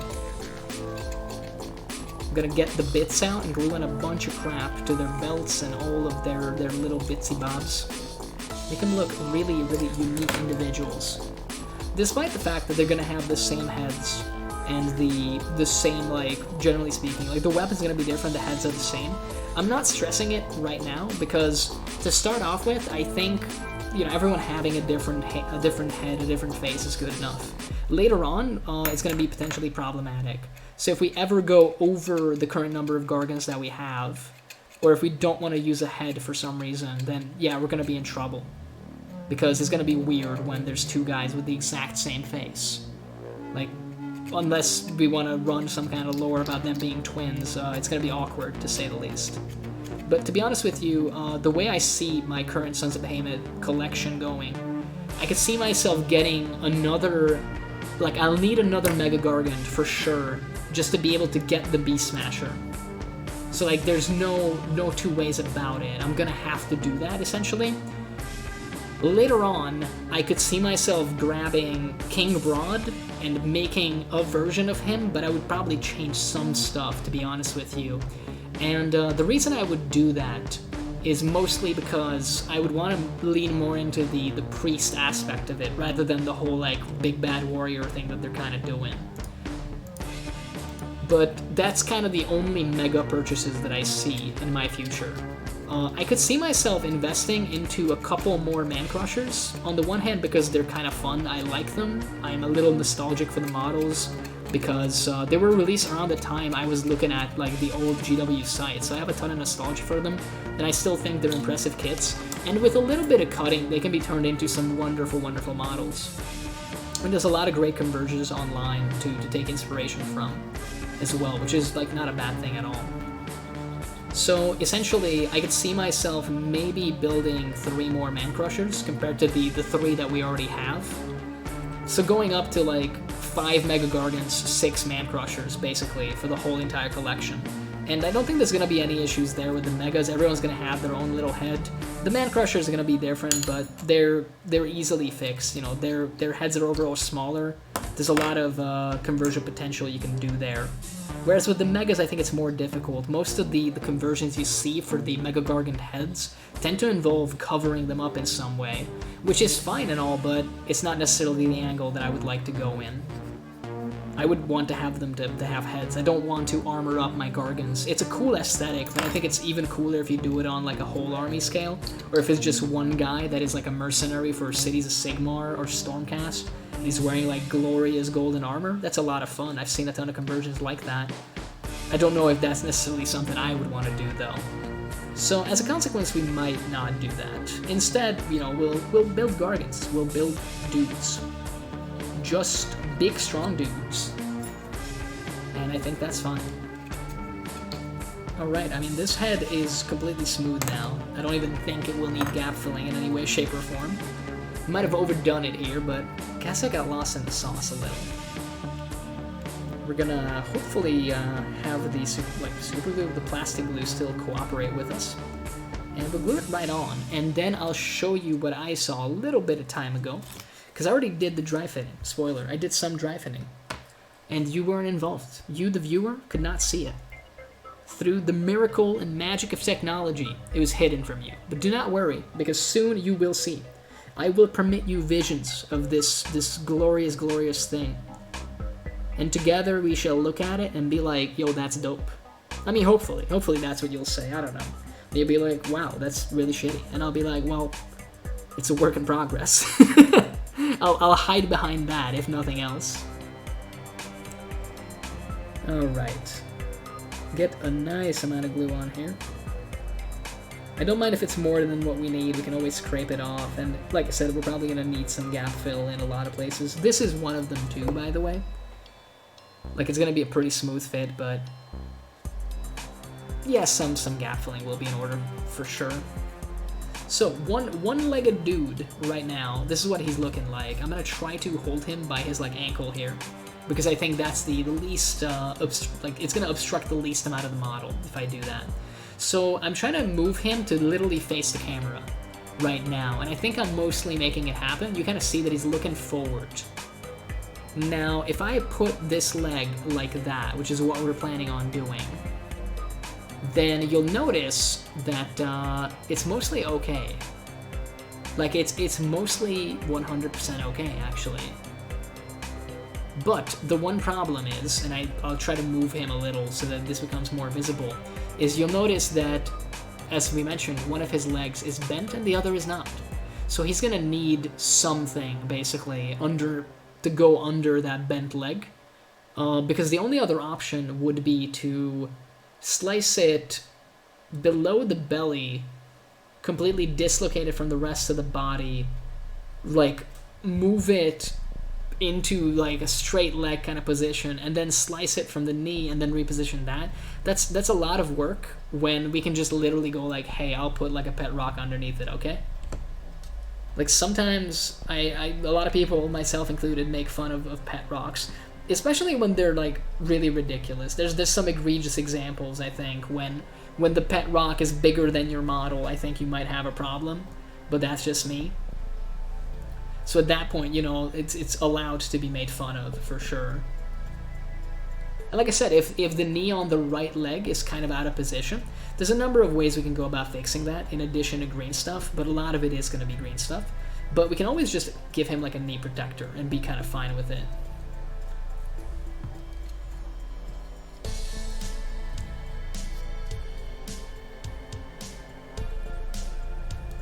What I'm trying to see now for myself is more the tree on the shoulder from the front, if this will be like a pose that we're satisfied with. Because we're getting to the point where if this is what we want to do, then we gotta lock our choices in, you know? Like actually super glue the leg into position so that we can start building up some supporting pieces around it and essentially like move on from there. Until it's time to green stuff, obviously. This tree is very frustrating because it does not lock in any way, so having to dry fit this is a nightmare so far. Okay, so the bad news is we're definitely going to have to slice that horn off. I can see that right now because it's going to be in the way for sure. So I think we might as well tear that band-aid off like right now. And I'm going to do it. I'm going to slice off the horns. That's one horn immediately gone, and we're going to slice the other as well. Yep, both horns gone. We can potentially save them for another purpose, but I'm getting rid of both because we're going to be building a bunch of fur on his back instead. At that point, we might as well just make him, you know, all natural and just have a bunch of fur. And I mean, on the one side, it will be largely obscured by the tree itself that he's going to be carrying. So it's going to look a little like that. Maybe even a lot like that. Maybe even to the side more so. The angle is, you know, to be determined right now on this tree. It keeps falling apart in my hand. It's almost like it'd be better if I just, you know, cleaned this up, glued it together, and then dry fitted it after. But I'm too lazy to do that, to be honest with you. That looks mostly okay if we do it like that. It's also going to cover up a lot of the green stuffing we're going to be doing on the shoulders. So again, it's an excuse to be shoddy there, because not a lot of it will be visible in the first place. What I'm trying to see for myself, unfortunately this is not particularly exciting for you, the viewer, but I'm trying to see if this will work properly. And it will. It kind of will. The only thing I'm considering doing here is if we're going to be doing this, and we're also going to give him a pet rock on the other, like underneath the other foot, I'd be much happier if that foot was facing more like outward. So here comes the question, do we actually at that point slice that leg as well? Do I do the unthinkable and just like mess up that leg as well for the sake of this conversion? And I'm honestly thinking the answer is probably going to be yes. The answer is most likely going to be yes. Let me try to see it one more time. But you'll have to give me but a moment. You know, the tree fell apart again, as it always does. This would be a lot easier if I actually bit the bullet and just cleaned this up, to be honest. But I'd much rather work on parts of the gargant right now, because that helps us in our immediate future. Yeah, I'm gonna like mess up the other foot as well. I'm gonna do something about that. And I think this something is gonna be straight up cutting it. Is gonna be just straight up cutting into it. Because right now, he doesn't have the wide pose with his feet that I'm actually looking for. And it's such a minor thing, but it's going to matter so much. It's gonna look so much better if he just looks like he's standing menacingly, you know? He's gonna be like a polar opposite of the other guy that we did. Because he's going to have very little implied movement. It's going to be like a badass pose is kind of what we're going for. So it's a good thing we haven't glued this on. And instead what we can do is, let's see. We kind of know how this will go on. In fact, we know for a fact how we want this to go. And if it ends up being kind of shitty, like we can still get away with that. Basically, it's currently the plan. Yeah, I think it's going to be like that. But we don't want to glue that currently because we need to saw into his other leg as well. So let's do the sawing. Let's actually start you know, getting rid of the other leg. Never thought I'd see the day with a giant saw coming his way. I don't know who the god of sawing is, but there must be a guy like that, right? And maybe we might as well just cut into it, like straight here.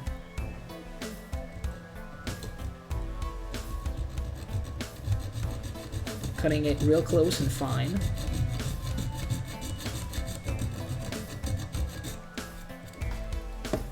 Alright, let's go from the other angle, now that we have our guiding line. And yeah, he's gonna get both legs removed for the time being. But we'll give it back, I promise. In fact, after this is gonna be right after that he gets both legs back, so don't worry about it, he'll be fine. I think I'm getting that hollow noise now, over here. Yep, we've gone through. We can kind of leave that for the time being. Let's go around the other side, because it's going to be much easier. Let's go up and around. Ideally like that, because there's a connection point here already. We kind of used the same trick on the other side as well, if you remember. We basically sawed it in such a way that it basically connected one of the little gluing like sections that attached the two pieces together. So we're kind of just like undoing our work by doing this, but it also makes it a lot easier to essentially do this. Boy oh boy am I glad we didn't glue his leg back on, because right now we'd be breaking it off on the other side. I feel like we've gone through in some places, but not completely. Oh, there's just this one thing that we've missed. Let's see, if I go in like that, underneath the kneecap. Oh yeah, there you go. Goes right in. Alrighty, so this is looking pretty promising. Let me see if I can take it a little further up top here. And then we'll just do some fine cutting on the inside. There we go. Looking pretty solid. I'm gonna need a lot of filling, but we kind of already knew that. We've done this once before, if you remember. And that should connect like that, so we can just straight up cut in like this. Just a nice easy slice back here, behind the kneecap. Getting some of that hollow nose, which is what you want to hear when you're looking to separate pieces, obviously. Alright, I think that corner is going to be problematic. In between these two cuts. But we might be able to just fix that up with a knife, to be honest, like a hobby knife. Although, if I can, I'd love to do it with a saw. You're kind of doing it. I feel like we kind of did it. We did as good of a job at it as we're gonna do. And there's only these 2 points that we need to connect now. So, let's go like that. Seems to do the trick. And then we'll see. It's probably going to be that one spot that I mentioned that's going to hold the whole thing together now. So we'll go back with a knife after, but who knows? Maybe it'll just break off. We'll see in a second. We're about to hit the void in his leg now.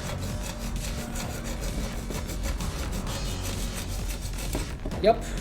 Oh, it breaks off. Wonderful. That's what we were looking for. So he has, unfortunately, no legs now. A little sad. My man must be sad. He's got no legs. You ain't got no legs, but I love you just the same. God, by God, that is a bad song, by the way. I don't think anybody should be singing it, let alone me. But it's kind of a fun song, though. Like, I will not lie to you. It's a hilarious song. It's very disrespectful to people who are missing appendages. But it's kind of fun, though.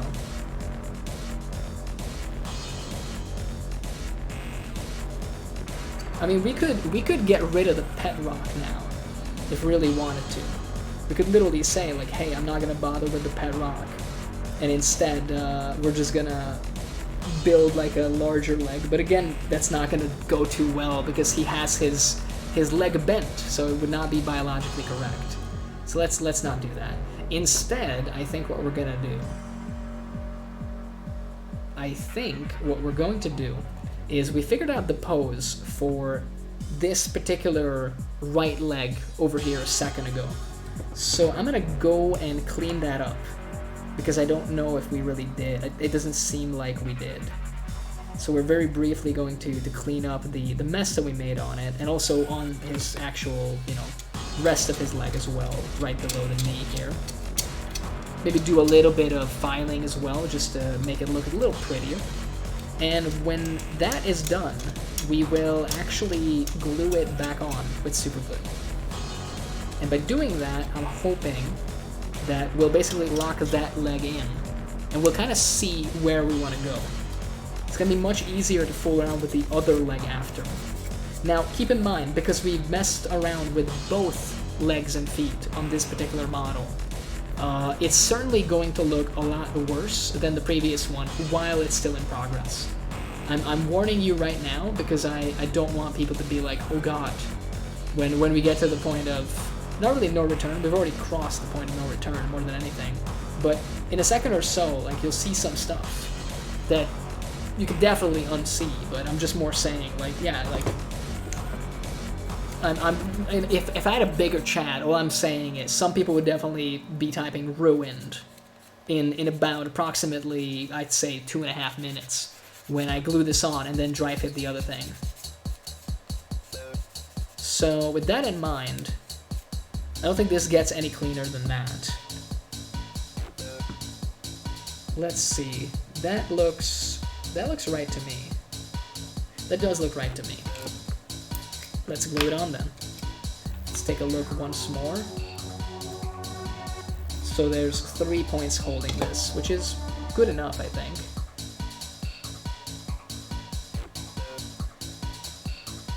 Should be plenty, actually.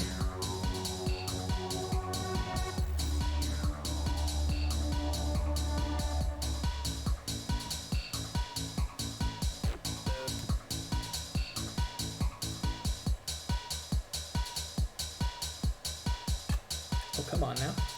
Nearly had it.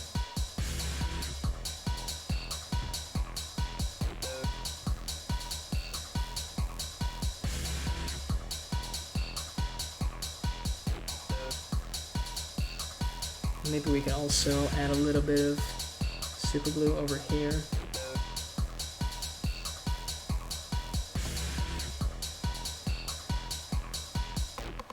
Okay.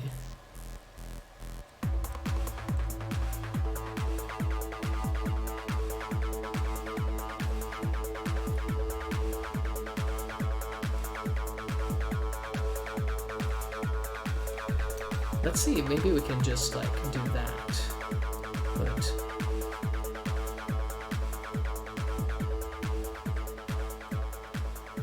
I'm not sure if that would look really like what we're after.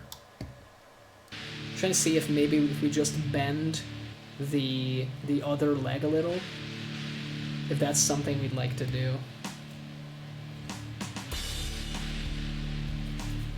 So we could also do this. Excuse me while I do like a little bit more dry fitting. I'll need the tree for this as well. And we might curse and shout a bunch as we do this, because it might like just fall over multiple times.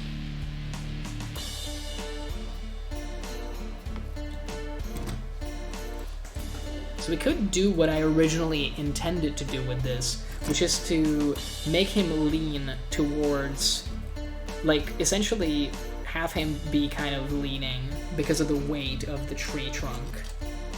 And I feel like that could be like a decent look for him too. Okay, that doesn't look that bad.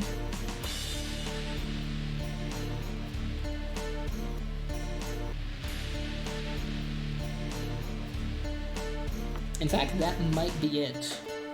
That might be what we want to do.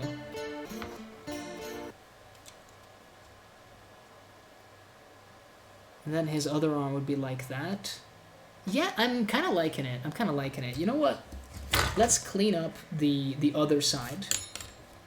Not with the saw. We don't need the saw for this, I can tell you that much. Let's just real quick clean this up. And we'll super glue the man, and then I'll show you what I came up with. And maybe you'll ridicule me. Maybe you'll tell me I did a bad job, but I hope that you don't. Kind of hope that you don't. I don't need like hugs and kisses and, you know, soft words and whatnot, but I just hope you don't tell me like, by God, that sucks. Because I don't think it does. I don't think it'll actually suck. Maybe that's hopium, but I don't think so. I think it's gonna be okay. And it's gonna be better than the pet rock, especially once, again, keep in mind, there's gonna be a giant, like I do mean a massive tree trunk that's actually gonna be the size of the model itself on his shoulder. So once that is there, like I already see that in my mind's eye. You might not, but I'll try to show you once it sets a little so that you understand what I'm basically like working away at. And I think it'll work. But I do need to, before we go any further, clean the actual lower part of the leg as well. That's unfortunately something we gots to do. It doesn't take a lot of time, but we do gots to do it. I'll slice this little piece off because it's kind of getting in the way of more than anything. More than anything, it's just frustratingly located. But it's fixed. I snipped it. It's gone. It's been ejected from this reality.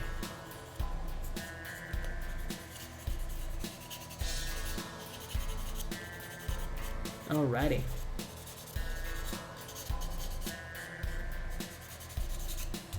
That looks good enough for me. And let's take another look-see here.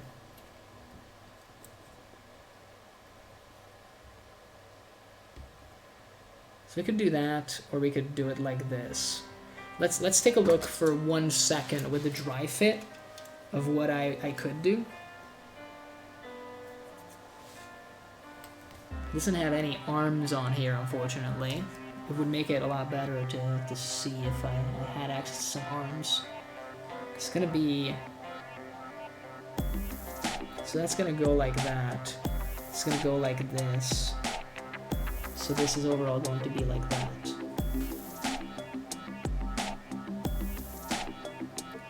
I mean, I think that works. I think that actually kind of works. Does it look better when it's more up in the air?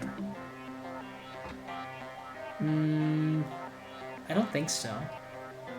I don't actually think so. Yeah, I think this is what we're gonna do then. So, this is gonna be perhaps the easiest, like, time we can do something together, because we're letting gravity do all the work. I'm just adding the glue, and then we're letting, you know, the pieces fall where they may.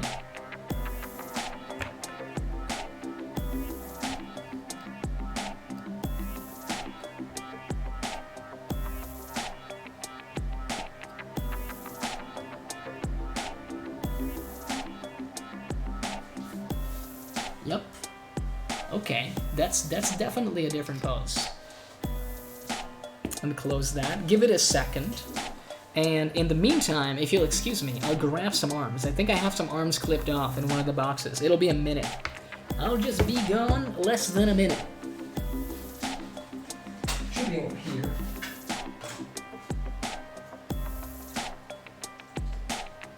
Could use this. I think we'll have to, actually. It might come and bite us in the ass a little bit, but hey, maybe it's okay. Maybe it's alright.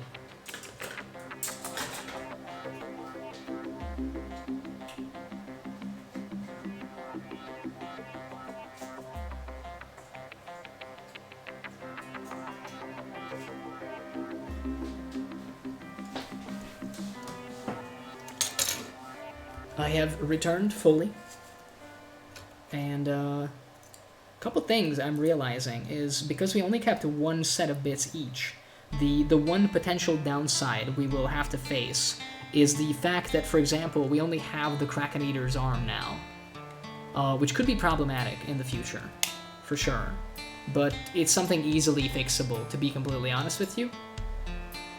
And we might have to slice the arm anyways. This will be like a pretty involved conversion as it turns out, but we'll do our best. We'll do our best with it nonetheless. What I'm curious about is more the right arm. So it's already kind of doing good over here.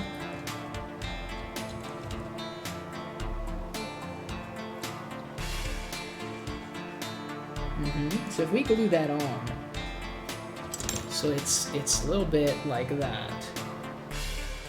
And then we're just moving that. So the shoulder should stay in place.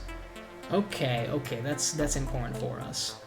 So the thing we need to do tonight still, for sure, is clean the right arm and glue it on.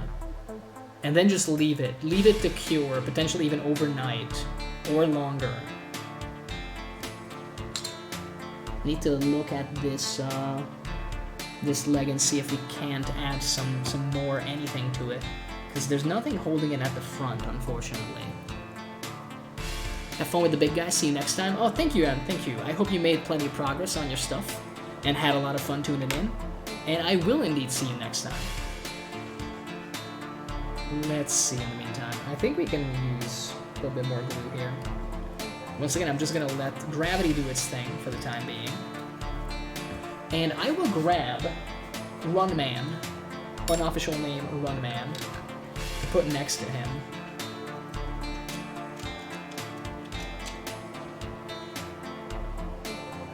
Yeah, they're gonna look different enough, I think. I think they're gonna look plenty different, which is quite good. That's kind of what we were gunning for. That was the whole point of it. Man, it's so strange that he's now, like, Runman is fully attached to the base, and he's so attached, like, I'm unused to it. He feels very solid on the base. He's, you could call him a based individual, actually. But look at that. I love that post so much. I think we did such a good job. Tooting my own horn a little bit here, but I do think it turned out rather nice. Okie dokie. While this guy is doing his best drying, we don't need to worry necessarily about the tree right now. We're gonna worry about it in a second, because we're gonna go and clean it up slightly after. But the reason I would like to do the arm is because you saw me messing around with my own arm a little bit.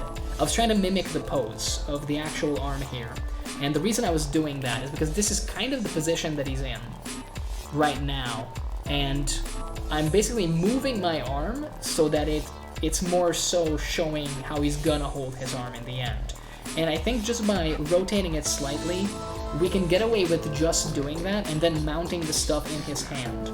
Now, the thing I mentioned before, where we're gonna have some problems, and I think we're actually going to have some problems, and I don't yet know how we're gonna go about doing that, is we might have sold too many arms. We legitimately might have sold too many arms, and I'll look into it in a second, because if we have, then that's a problem, obviously.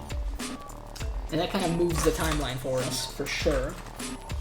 Because, unfortunately, there's only so many right arms, and I might have gotten swindled, essentially. I might have done a big boo-boo by selling my bits originally, which is another reason why I don't tend to sell my bits until I actually finish my models, but I literally kept being pestered about this, so it felt like I didn't have much option.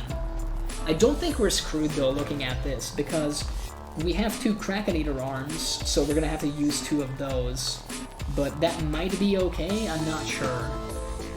It might make our life a little bit more annoying. I'm trying to see, because what's the big difference between the Kraken Eater arm? Kraken Eater is more like back, but this is also fairly back. It's very similar. I think it's gonna be fine overall. Like, look, you work with what you have is kind of the big truth here.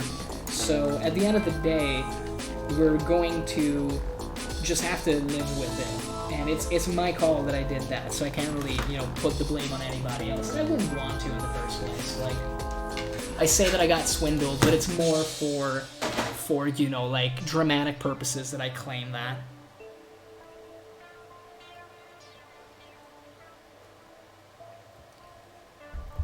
So, instead of dwelling upon that, let's actually do something very, very productive. So he's gonna have this arm for sure.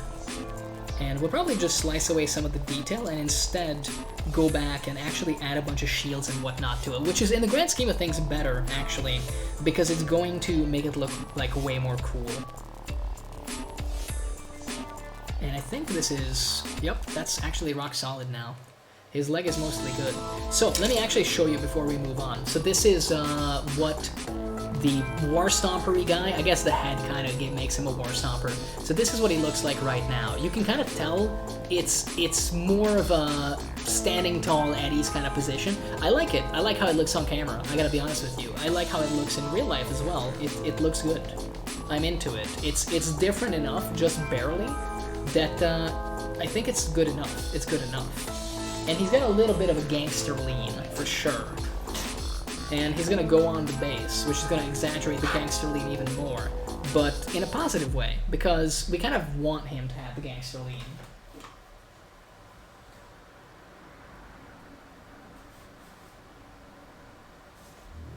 You may remember that we partially wanted him to be leaning in one direction, mostly because it'll make it so that the giant tree thing that he has as a club just looks better in his hands, basically. It'll look more believable and real.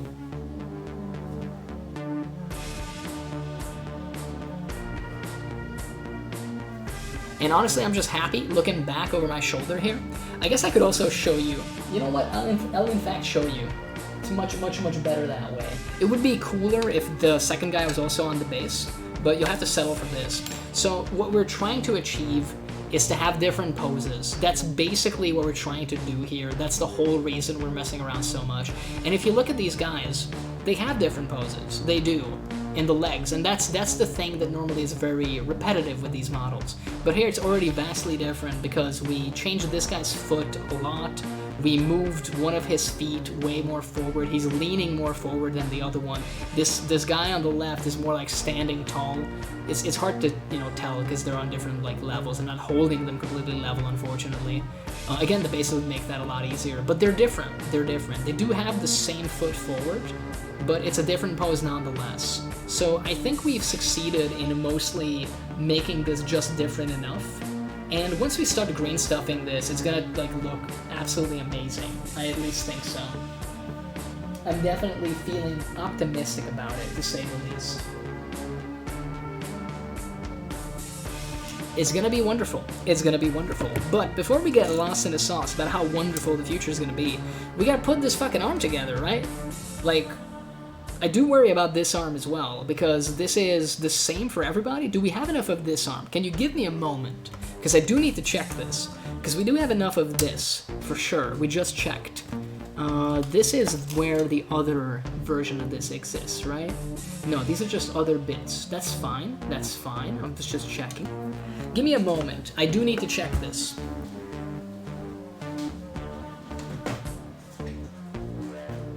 These are armor pieces. That's good. That's useful.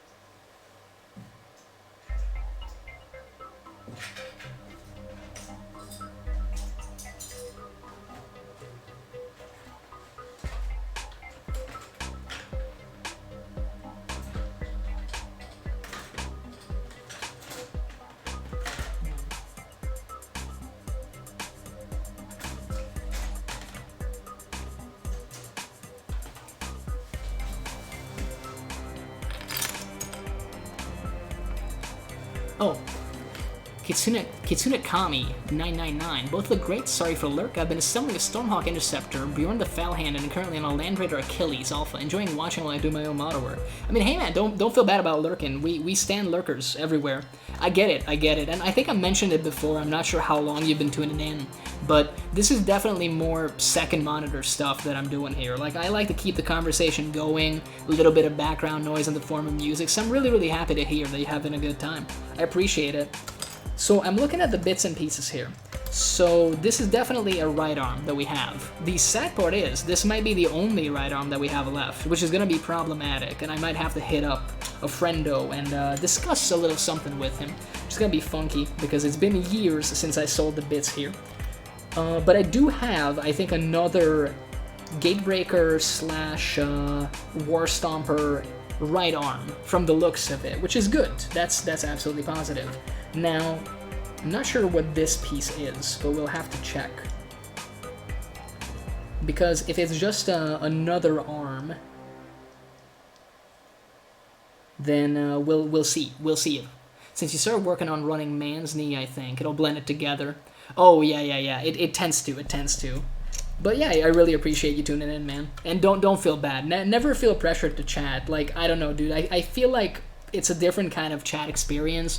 There's a lot of ways you can get people talking, and there's nothing wrong with any of them. But I have fun just narrating and just, you know, thinking out loud. And I think it definitely sets the vibe for people to just listen. And I'm okay with that. Like, perhaps, you know, it'd be better if more people were chatting here, but like, who gives a fuck? We're all just having fun building tiny toy soldiers, or in my case, big toy soldiers. And apparently also in your case, like, you built a plane, a dreadnought, and a giant land raider, so those are all actually big things. That's something we do have in common. But yes, so this might be, and I'm very much getting the vibe, that this is, in fact, so this is, I recognize that piece. Oh yeah, this is another arm. So we might not be screwed at all. We might not be screwed, after all. Let's see. Oh yeah, this would be his actual arm. This would be the man's actual factual arm. But it's not the arm that we're gonna put on him. I'm kind of curious how he would look with the Kraken Eater arm. Just let me have this, because it looks like he's doing the fucking floss dance right now, in my mind. I mean, he's not really doing the floss dance, unfortunately. It was funnier in my head, for sure. I could make him like a two-handed club with these two arms, I think. They kind of lend themselves to it. It's unfortunately not what we're doing right now. And it would... Yeah, it would have to be like a bendy. Also got a Land Raider Prometheus to work on today as well. Space Wolf for the win. He got a meme when he can. Of course, he got to meme it up. It's so funny to me because a friend of mine also plays Space Wolves, and he's been on a big vehicle binge recently. So he recently, about, I want to say 3 weeks ago, got the Spartan Assault Tank built and painted to a pretty good standard for an Apocalypse game we were running. And since then, he's also got one of the 30k Predators, and I think he has a couple other things that he's ordered and are like on the way. It's so sad because he got half of them for 30k for Horus Heresy, and most recently he played a game, and it turns out vehicles are just not as good as Dreadnoughts in that rule set, so they were a little disappointing. But I think a lot of it is new model syndrome, you know? Like, first time you put something on the table, you got high expectations, they don't tend to be met, unfortunately. A lot of units tend to just get crushinated on the first occasion. Especially if they're big and scary. Like, your opponent kind of unwillingly targets them. They're like, so that thing... Yeah, but you gotta try everything. Yeah, exactly. And you can't let those initial blemishes, you know, ruin anything for you. It's like, oh, sure, it got, like, killed in one turn. It happens, but maybe next time it'll do better. If it keeps happening, then you have a problem. Like, I have another friend who was very unlucky with dice. It's just a constant thing for him. And he had a... Oh, what is that Imperial Guard tank called? The Forge World one. I think it's the Valder Tank Hunter. It's supposed to have, like, essentially a singularity last cannon kind of deal. Devastating, but when it does get killed, it explodes with a much higher chance, which translates to, like, a 5-up or 4-up explode, at least, like, previous edition, it was something of the sort. Either way, his Valder Tank Hunter never did anything. He put that damn tank on the fucking board, I want to say, like, 11 times, which is quite a bit for someone that doesn't play the game that often in the first place. Like, that's over, like, the course of 2 years, I want to say. And it never killed another vehicle. The best thing it did for me as an opponent was when I killed it and it exploded and it dealt a bunch of damage to him. But that's not what you bring a tank for, ideally. So it was really sad. He genuinely hated that vehicle by the end of its life. And when he sold it, he kind of, I'm pretty sure he spat on the box, and I didn't blame him. It's one of those things where, yeah, like that thing had it coming. So we could use this this arm instead. Let me look at it real quick one more time. So if we put this over here, that's not so ideal. Well, the other thing we gotta consider, okay? So let's go behind the scenes. The third guy, as I mentioned, is gonna be waving around a fireball on like a big old thick rope. I would do a chain, but it would be significantly more difficult, so I think it's gonna be a rope. it's gonna be easy mode rope for us for that one, but that's okay. But if we're gonna do that, then my man might have a use for an outstretched arm, and this is kind of an outstretched arm. It's a straight arm. Like, I can kind of show you. Learned that aggressors with auto bolt storm gauntlets are disgusting against Tyranids. Oh yeah, aggressors are still good. It's so funny to me that back when 9th edition came out and the new Space Marine Codex dropped, they lost like 2 rules. They lost their run and gun rule, they lost their double shoot when they stood still. So I like to try everything at least once. Yeah, I think that's a good attitude to have. It's so funny to me because the community was really outraged originally at that unit because it used to have 2 additional abilities last edition, and they took both away. But they're still really good. Like, they're still almost disgustingly good. It's just that they're not insanely good, they're just really good now. And they lost 2 abilities to get to that point. It's incredible. I mean, they used to be so ridiculous. Like, standing still double shooting is fucking nasty. I think I saw them shoot like over 100 times once, like a unit of 5. It was ridiculous. But that stuff is fun though, for sure. Like, it's a neat combo. I can get why people were upset, but it's one of those things where like sometimes you gotta temper your gut reaction. You know, it's like, oh, I'm not happy that they lost those rules, but at the same time they're probably still good, right? It turns out they were. It's easy for me to say because I didn't have like 15 of them on my shelf, obviously, so much easier to stay impartial at that point, as it turns out. But yeah, I'm thinking if we're gonna have giant Flameball Man just swinging it around, he's probably gonna have like an outstretched kind of arm. And his other arm is, I think, well, it doesn't have to be. That's what we've realized. It doesn't have to be the, it could be this one. Instead of the gate, well, that's gonna be the tough one. We're gonna have to make some decisions on that. The Achilles Alpha will be fun to try. There's a lot of good units. I think a lot depends on what level you play at as well. Like, I tend to play casual. I go to like a couple events every year, but I don't try to podium when I go to these events. I really just like to take fun lists, and I usually use every event as like motivation to try to build like a new army, or like paint something up, or paint like a brand new force. This year, for example, I'm probably still going to be taking my Necrons, my spammed Necron Lords of War, to the next event. Well, not the next one, but one from like a series that has been going on for about a year and a half. But I'll probably make a display board for them, because the first time I went, they were unpainted. I was really sad about that. I basically fucked up my timeline. I wasn't able to meet my own deadlines, and I had to go with a barely primed army. It was really shitty for me, because usually I go with full painted stuff. So I kind of, you know, broke my own oath there. But the next time I had it full painted and added to it, and so I would like to increase the quality. So if I'm going to take the same army, I'll make like a display board for it. And actually, the Space Wolf guy that I mentioned made the same pledge, so a lot of the stuff he's working on now is going to be part of his competitive army, even though it's not competitive units. Like, stat-wise, they're not that great, people aren't really running them at events, but he wants to just take like a fun, fluffy force, and he's also going to be making a display board. It's kind of like a little mutual competition that we agreed to. Really looking forward to it, actually, but right now I'm preparing for AOS Worlds with the Giants, because I think it's going to take more time than just making a board. And I might make a board for these guys too, if I get the time, to be honest, because it would be cool.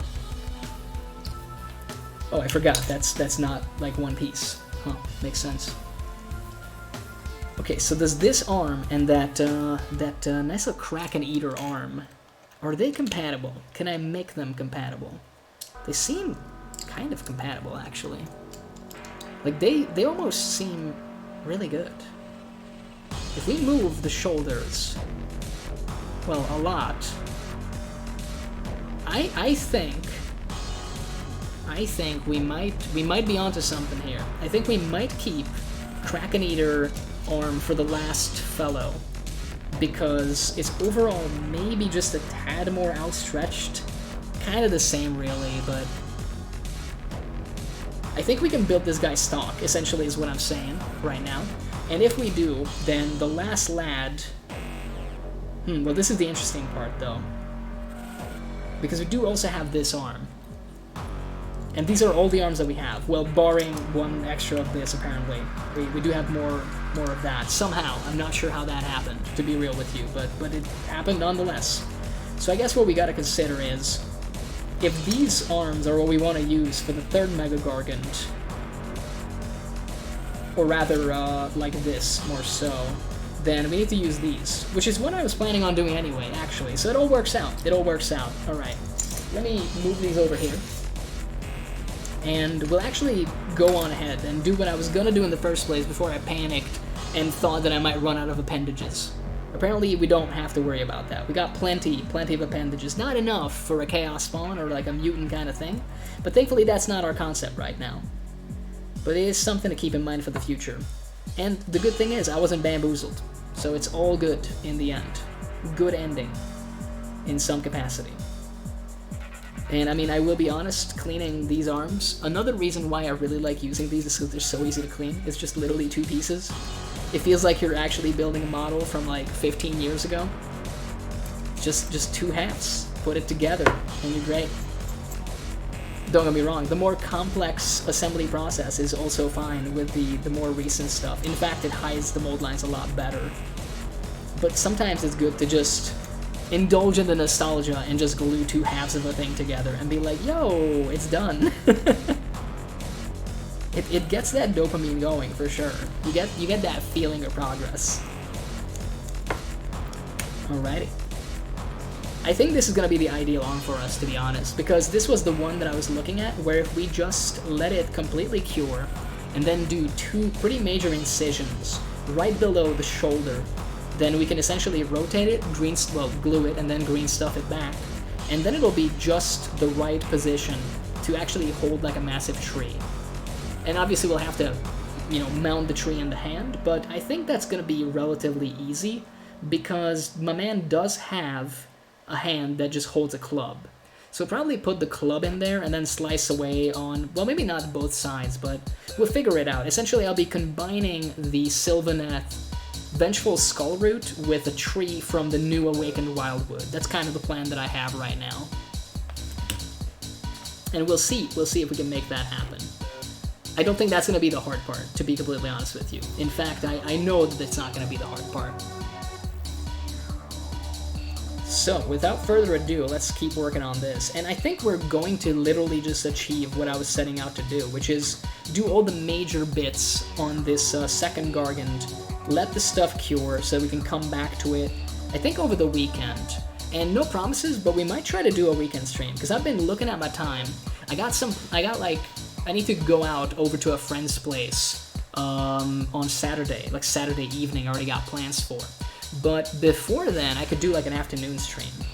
And normally, I kind of struggle with that stuff because it wouldn't be like the right length. But to be honest, I've not cared about, the hard and fast rules that I've set for myself for streaming, because I'm kind of realizing none of them really matter. Like, it's all stuff that you're like, ooh, it's so important. But realistically, the most important thing is whether or not you actually have fun doing this stuff. And I'm having a lot of fun working on these guys, and I'd love to make even more progress. So I'd love to just go live for 2 or 3 hours and pretty much just like hang out, try to do what we can. So we might do that. No promises though, we'll see. It honestly kind of depends on how tomorrow goes for me, because I'll probably crash pretty hard after this week of work. And if I don't get up in time, then I have to take care of some stuff in the afternoon, and if that's the case, then that cuts into the potential streaming time that I just mentioned, unfortunately. But we are gonna gun for it, like, we're gonna try to go for it, for sure. Okie dokie. Most of this stuff is fairly easy to clean up. I'm always scared about this one little knot that he has that kind of holds stuff in place. It looks so flimsy. It's probably more durable than I give it credit for, but this little piece over here, you might not be able to see, but I'm hoping my finger behind it allows the camera to focus. That piece, I'm scared that it'll break off as I'm cleaning it. It hasn't yet, and I hope it doesn't, but it wouldn't be the biggest loss if it did, but, you know, try to keep as much of it intact as possible. So, let's actually glue this together now. And then we'll try to actually clean all the little mold lines and whatnot. Well, not even the mold lines, the gaps are going to be more the pertinent part of it. Whatever happened to my super glue here? All the little labels are coming off. It's all aging. Time is a flat circle, as they say. I'm just about to take it off. We'll have a better look at how much stuff is in there anyway. Apparently not that much. We used quite a bit of glue, it looks like. Makes sense though. We've built one large model already, like up to 80%, and we have another in the oven basically. I think I have some more glue, like in the walk-in closet I mentioned before. The walk-in closet of Doom that houses approximately 5,000 points of unassembled miniatures for some reason. I don't know. I don't have an excuse. No one should have that much stuff, and yet I do. And I don't even have a good excuse for it. Like, the only part of it I have kind of an excuse for is actually the Feast of Bones ogres. Because a friend of mine wanted the Bone Reapers, like the Aussie Bone Reapers, right? When the box came out. And I was considering doing foot ogres at the time.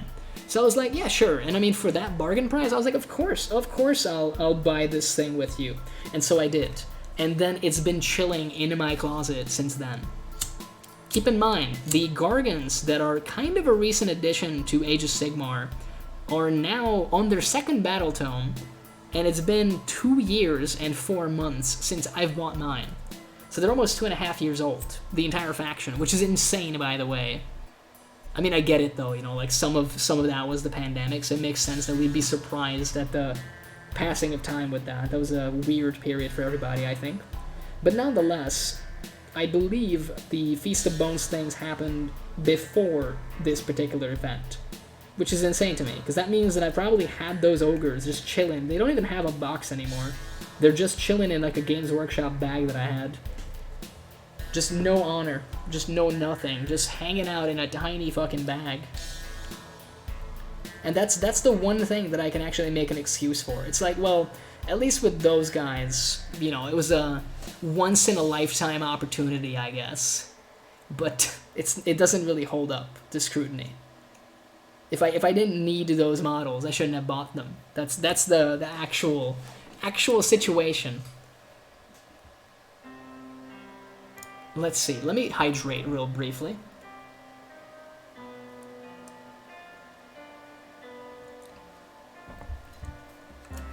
Okie dokie. So this thing is now glued together. I'm gonna be impatient though, and I'm gonna just go in and try to fix the gaps immediately. Normally I would give it more of a curing time, but I think there's no harm, no foul if I do this. It is just 2 halves, so I don't really see how it would slip apart, especially as I'm essentially making them one total piece. So I think it's gonna be okay. I'm not at all too worried. Obviously, once we've done this, we'll try to glue this on, and then we'll actually try to do some proper dry fitting, especially to the camera, so that you can kind of see what the proposed final pose with the tree is going to be like. Now, you'll have to imagine like a left arm on it, because I don't think we're going to glue that on just yet. And if we are, I don't really know yet what it's going to do. We might have to slice that arm off as well. If we do, we'll have to check on it, because if we do, then it would be better to glue it on now, so that it has much more time to cure as well. So I guess perhaps we will try to do that as well, just for the sake of that. But the most important one is this, because we know for a fact this will need to get rotated to get the right position, so that he can lean the thing on his shoulder. Because right now, if we were to just leave this as it is, he would be holding it in front of his body, like kind of upwards. Like showing it off a little, trying to show off his like forearm strength, I guess, for lifting an entire freaking tree, which is kind of cool, but not the pose that we have in mind for him for sure. We don't want him to be a strongman. We want him to be a guy that's just like chilling with a giant tree, looking real menacing. I guess I'm doing it kind of, funnily enough, is gonna work out like that. I just realized that the way I'm currently thinking about the poses is we're gonna have one very mobile one with a ton of momentum in it, and then one more passive, and then one with a lot of movement, and then one more passive. Because the plan is we have one man who you might have seen. We have the tree guy that we're gonna, that we're working on right now, essentially. We'll have the flame ball guy that's kind of like spinning around / spinning the thing around. It's all up in the air. We'll see like what pose we can actually make work with him. Because we could try to put him on his heel, like spinning, but it would require so much cutting. It would look cool. Lost you for a bit, sorry. What did I ask? Oh, not much. We glued the arm together now, so his right arm is actually one piece now. Oh, thank you for the follow, man. I can't see. Oh, there you go. The alert works. Glorious. It's a work in progress, but I thought this GIF was good for it. But yeah, you haven't missed much actually. It's just the arm is now being worked together into a single piece. And I'm discussing that I'm gonna have to glue this on and figure out like how long it's gonna need to cure. But most importantly, we also gotta think of his left arm, because if his left arm is gonna be sliced as well, then unfortunately we're gonna have to glue that on too. Well, unfortunately, it's just something we gotta consider. Basically, we know for a fact that his right arm is gonna be just about the right position. Of course, I enjoy your stream, so thus a follow. Thank you, man. I really appreciate it. Obviously, you see the numbers here. We're just a small little streamer. We're starting out. We're just doing our thing. Every little bit counts, so I really appreciate it. But yeah, so this arm is gonna need like a rotation. We're gonna have to saw in from 2 angles and separate it right below the shoulder, essentially, which is totally fine. That's not a big problem. We've done it on the other guy and then like literally gone back and glued it back the way it was. Well, almost. The more tricky part is going to be the potential left arm, because, I mean, we just don't know how that's going to look with this pose. It's not something I've considered, so that's completely up in the air, as it turns out. And I think it's supposed to be an open fist, which could look pretty good for this particular guy. And there's not a lot of other stuff we can do. We can give him another club, but it would really take away from the overall silhouette that we have planned. So I don't think that's what we'll do. We'll probably try to go for the open fist that he's supposed to have, that the other guy got as well, which, you know what, I'm just realizing we probably can go the open fist, because we gave that guy the open fist. Oh, the joys of selling bits. Well, I mean, hey, we can give him something. We can figure that out. Again, I'm taking all of these potential problems that come up during the build process as challenges, It's just going to make the conversions even better. I don't know if such a saying exists in English, actually. I'm not familiar with old adages, but where I come from, there's a little saying where it goes a little something like, you prosper the most under pressure. If I had to translate it, that's how I would go about it. So this is one of those situations. Could he have a close fist? I think it could be an option. I mean, I'm gonna look at the assembly instructions. We can actually check it together, because so there's this. We know for a fact we have this hand. The hand I'm talking about is this one here. If it shows up, I don't know, but this might be too reflective actually for the camera. Sadly, it kind of works. So the Kraken Eater's club holding hand is not something we've used. So we could easily use that. I know for a fact. And we could move some of the fingers, cut the inside of it out, and then just basically go with that, which could be a solution, obviously. And actually, there's a really easy way to get a close fist, now that I'm thinking about it, with the gate breaker. But I guess the question at that point would be, would we need that for the other guy? But I don't think we would. Because there's also this hand, and this lends itself so much more to like a closed fist kind of situation.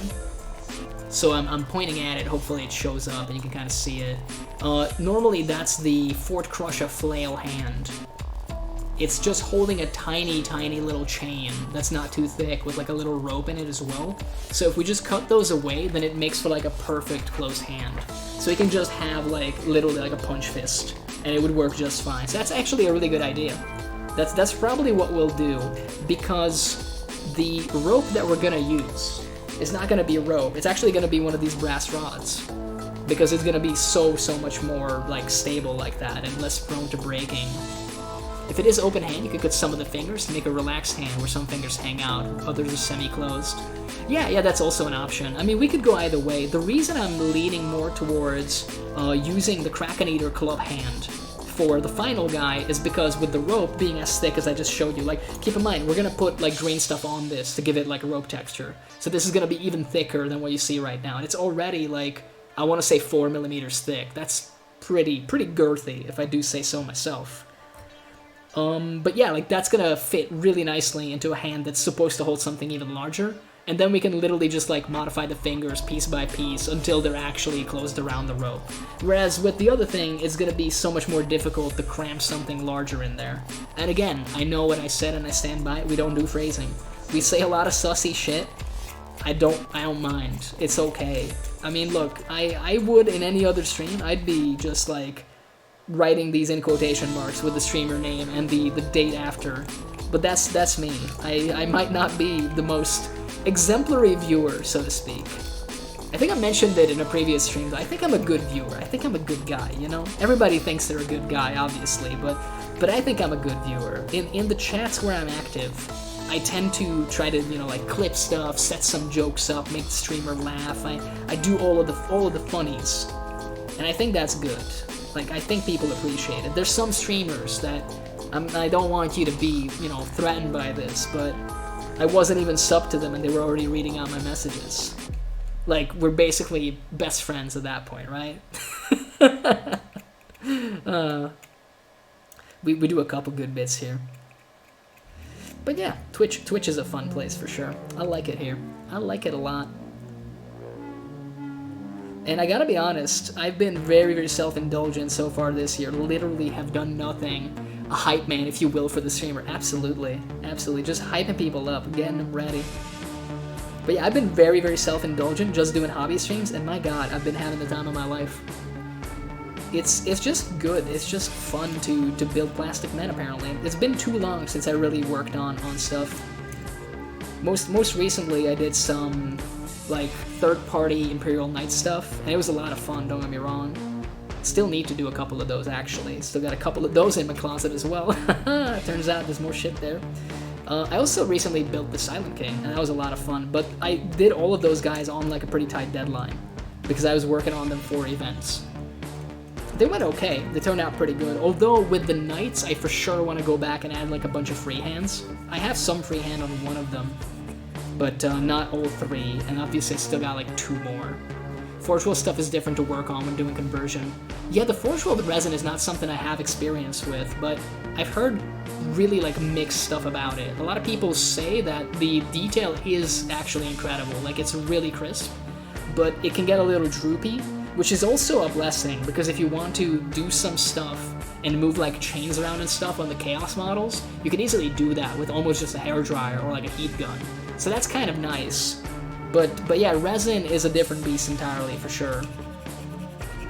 The third-party Imperial Knight stuff I mentioned was actually resin as well, but it's a very basic, like, kind of shape for the whole model. It's the Cutlass class War Strider. Let me see if I can't find a picture and then share it. Give me a moment here. It should be somewhere on my drive. It's also different to cut in sand. Oh yeah, like, you gotta be really careful with sanding resin, obviously. Like, I hope you wore a mask, because that stuff is dangerous, man. That stuff piles up in your lung. It's not a fun time. Let's see. I mean, I guess we could just download... Would that work? I think it would. I think it would work. Yeah. Let's go one at a time. Okay. Let's see. Let me just download these real quick so that it's gonna be easier to share, I suppose. Don't do it often and always outside. Yeah, that's a good call. I was doing my sanding indoors, but I wore a mask the whole time. I cleaned up regularly and I was ventilating the area as I was doing it. Unfortunately, weather wasn't good enough during that time period over the summer last year to really like go outside and do it. I already had these pictures downloaded. I guess that stands to reason. Well, it's a good thing I downloaded all of them. Let me figure out my directions here. No, pull it over here, because that's where we'll actually need it. Okay, so we're going left. Let me change scene so you can also see this. Let's see. Where's my... Here we go. So this is the third-party knight that I mentioned. So this is a Cutlass class War Strider. They actually have all the weapons, but I was lazy and only built the gallant stuff. So he's the one that actually got the free hands. He could still get a little bit more. I'm on OBS. I'm on OBS, actually. But yeah, so he's close to fully finished, like 99%. Note the Goblin Green base, obviously. And of course, we also have a friend for him who's got a similar classic looking paint scheme, also Goblin Green base. I mean, these are like Titanicus knights scaled up, right? Like they have to be painted this way. But a favorite of mine has to be the third one. The purple, like deep purple plus gold, looks so good. It's such a neat color scheme. And of course, the whole group together. Note the file name, if you will, in the upper left is the Fisto Squad. Because look at those punch fists. They're so fuck huge. I mean, yeah, it is 90s 40k. It's fantastic. Gotta love it. Gotta love it. But yeah, those are some dudes that still need some detail work done, for sure. Like, I'd love to do some freehands on both the other ones, the white and the purple one. And I got two other just sitting in the boxes, so that's gonna have to change at some point. But yeah, they're definitely like 90s positive, and that's the whole point. Had a lot of fun working on those. They're all fully magnetized too, even in the torso for ease of transport. I normally don't bother with magnets. I tend to just assemble stuff as is. Some contrast painting on them will pop. Yeah, I want to do freehand that really shows up. So I was thinking something really bright for the purple one, and for the white one, quite the opposite. Either something gold to really make it super fancy, or something like charcoal gray or something that really like contrasts with the white panels. Magnets are really good though, and especially if you're building tanks like you said you were in vehicles, they're super helpful, because you can get the most out of all of those kits by using some magnets, obviously. Have you been magnetizing the stuff you mentioned you were working on before?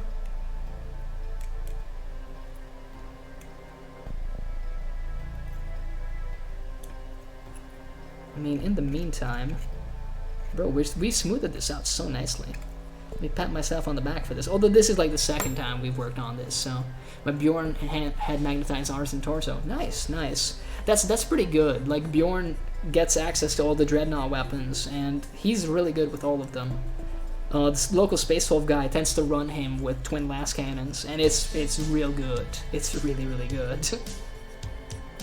Turns out, being a venerable Dreadnought with really good ballistic skill and a good combat weapon and no penalty, you know, unmove and shoot, means you can go crazy and just give him like the biggest guns and then just walk him up the board so that he can mess people up. Bjorn did really good in our Apocalypse game as well, actually. In the end, like, he wasn't able to kill my friend's Mortarion, but then nothing was, so Interceptor has magnetized gun on nose. Oh yeah, that's a good call as well. Yeah, I mean, Space Marines really lend themselves to the magnets for sure. I didn't bother when I was building my Deathwing army. I have like one Space Marine army outside of the work in progress, really bad shaped work in progress World Eaters. But from Loyalists, if you subscribe to that notion, I mean I do, I have Dark Angel's Deathwing around like 3,000 points. I want to say like 40 Terminators with all the characters included, and one Land Raider of each, plus the Land Raider Excelsior, the HQ variant, along with the Rhino Primaris. But those are conversions. Like, I made like Dark Angel themed conversions for those. I didn't buy the original model. Didn't go to Nottingham to buy them, basically. Wasn't really an option, as it turns out. I'd love to visit Warhammer World at some point. I've never been, and I'd love to go. It's on my to-do list for sure. Always look at the pictures of the various events there, and they look so cool. It seems like a really nice venue with all the cool tables that the studio there makes. I think it'd be a really, really nice experience to just visit. The thing I'd be worried about is the fact that they have the stores, including the Forge World store there. And apparently the Forge World store at Warhammer World literally has everything that Forge World has on their site. They just have that available for sale. So no matter what you need, they have it. They just probably have it in stock. The only way they won't have it in stock is if someone like buys it before you on that day, for example, which is insane. I mean, I'm not that big of a Forge World guy normally, but I think I might be tempted if I can literally just pick anything off of a shelf, though. Alright, so let's look at Gangster Lean Man. That's gonna be his work in progress name, apparently. Yeah, if we rotate this arm, it's gonna be wonderful. He could also we could give him a spear so that he's picking his teeth. It could be fun too, but let's not deviate. Let's not lose sight of what we came here to do. So we're definitely gluing this on, and then we're gonna do some dry fitting. I mean, I'm gonna do some dry fitting for sure, so that I can see his other arm, to determine if we need to sit around here just a little bit extra so that we can get that on there too. But we'll see. First step is definitely put this arm on. There's no two ways about it. This has to be added, basically. It has to exist, and it needs to exist on the rest of his body. Please glue, come on. I burnt you so many times tonight. You see, sometimes you just gotta threaten your tools. Some dark and light colors and shadow and light edges for the Titans will give them some depth. Yeah, obviously. For the previous ones I was showing you, I don't think I'll be changing anything about the shading. I normally have a very different, well, I say different, but it's actually really similar in style, but I don't go for these colors and I don't do this style of basing. So for this project, I wanted to do like a very nostalgic 90s kind of paint scheme. I do like hyper highlighting. It's one thing that I really enjoy. It's like a guilty pleasure of mine when it comes to painting. I mean, I don't think I have like a lot of other pictures, unfortunately, that I can just like pull up right now. Gangsta Man, Running Man, what would be the third one's name? I mean, right now it's like Fireball Man, but it doesn't roll off the tongue, unfortunately. So we're gonna have to change that one. It's a work in progress. There's also going to be like, I guess, Victorious Man, because I'm gonna have a fourth later on with the double-handed hammer, and well, the two-handed hammer rather, and would their group name be the Boys? I mean, it could be, to be honest. Like, yeah, they basically have the same attitude. They just want to fuck shit up. So this is what Gangsta Man, apparently that's his name now. Gangsta Man looks like that. So, like I said, imagine that this arm is more like that. Like, just straight up cut and then, like, you know, more leaning outside. And the reason we want it to be like that is so that it's going to be like this later on. We could already kind of do it from this position, but the hand wouldn't really lend itself to it. So I think we're going to, like, slice it and then re-add it, basically. But he's definitely going to, like, be balancing this thing on his shoulder, because it's pretty heavy. Unfortunately, this is a really, like, kind of... Dad, I tend to make funny comments. I mean, you do. Court jester here? Yeah, I think we can refer to you as like a court jester here right now. But yeah, so it's so funny to me that this weapon in game terms is actually the lowest damage out of all of them that they have access to. But I think you know, I'll just mention to all of my opponents where I'll be like, look, he's just really delicate. Like, it's a giant tree, but he's very careful with how he hits you with it.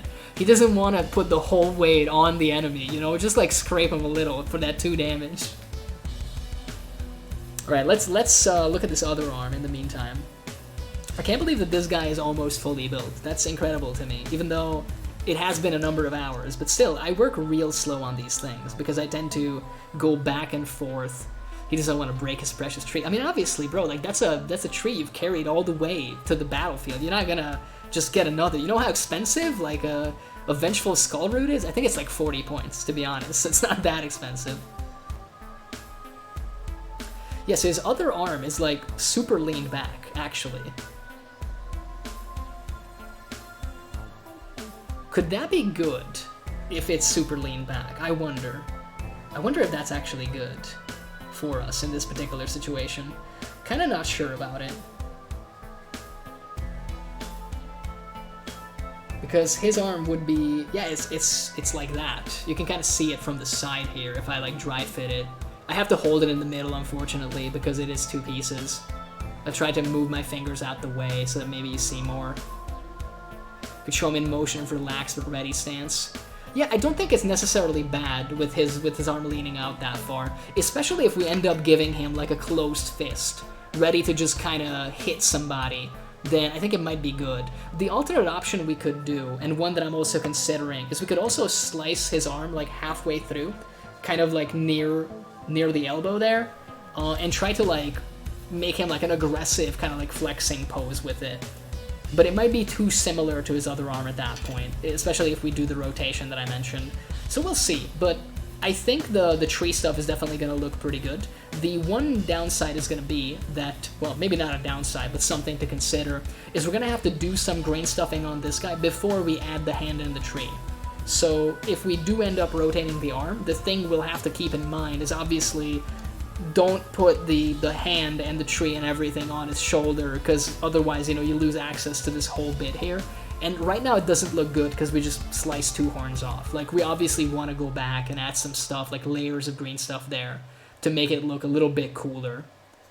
So that's like something we gotta keep in mind. But yeah, right now, this is what the boys look like. You know, name patent pending, don't sue me, various media companies, but that's what they're looking like. We gotta, I mean, with this guy we don't have to fill in the legs from the bottom. He still needs to get that done, but they're doing okay for themselves. I'm a big fan so far. I'm a big fan of these lads so far. Alrighty. I mean, because in my time zone it's already past midnight, I still gotta work tomorrow. I probably will be leaving shortly, unfortunately. But I am very, very happy, especially Kitsune Kami, that you tuned in and we had such a nice conversation. And apparently you also got quite a lot of hobbying done, so that's always a great thing to hear. I mean, hey, we've been very productive. Apparently Ren, who was also here before, got a bunch of stuff done. So we've been very productive, it seems. So thank you for tuning in. I will stop this music. And by this music, I mean this other music. I nearly just started the intro stuff, but I think it would have been fine. And I do not wish to raid right now, because there's only Giga streamers on, and those are all wonderful, but I'm scared to raid them. I'm just a wee little babby. One day we'll get the courage to do that. But instead, I'll take you on over to the end screen, and I'll show you my glorious, glorious end screen. It is wonderful. So I hope you're prepared. It is something to behold. And thank you for tuning in. I will see you next time.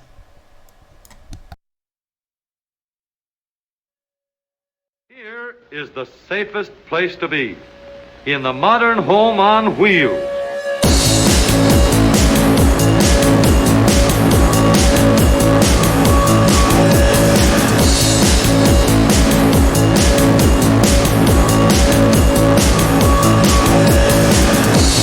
Under you is a rigid steel foundation. Steering controls anchored to the frame. Dependable brakes to stop you safely in every emergency. Knee action to keep you steady over the bumps and set you down easy in case of a blowout.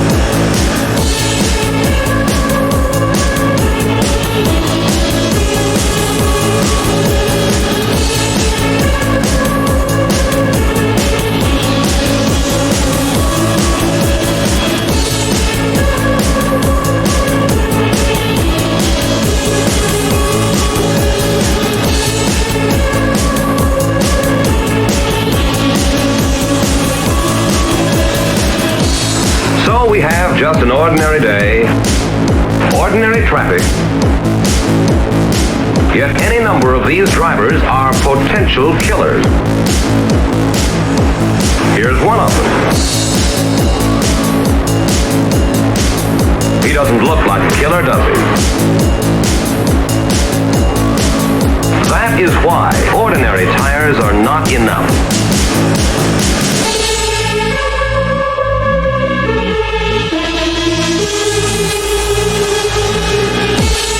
That is why ordinary tires are not enough.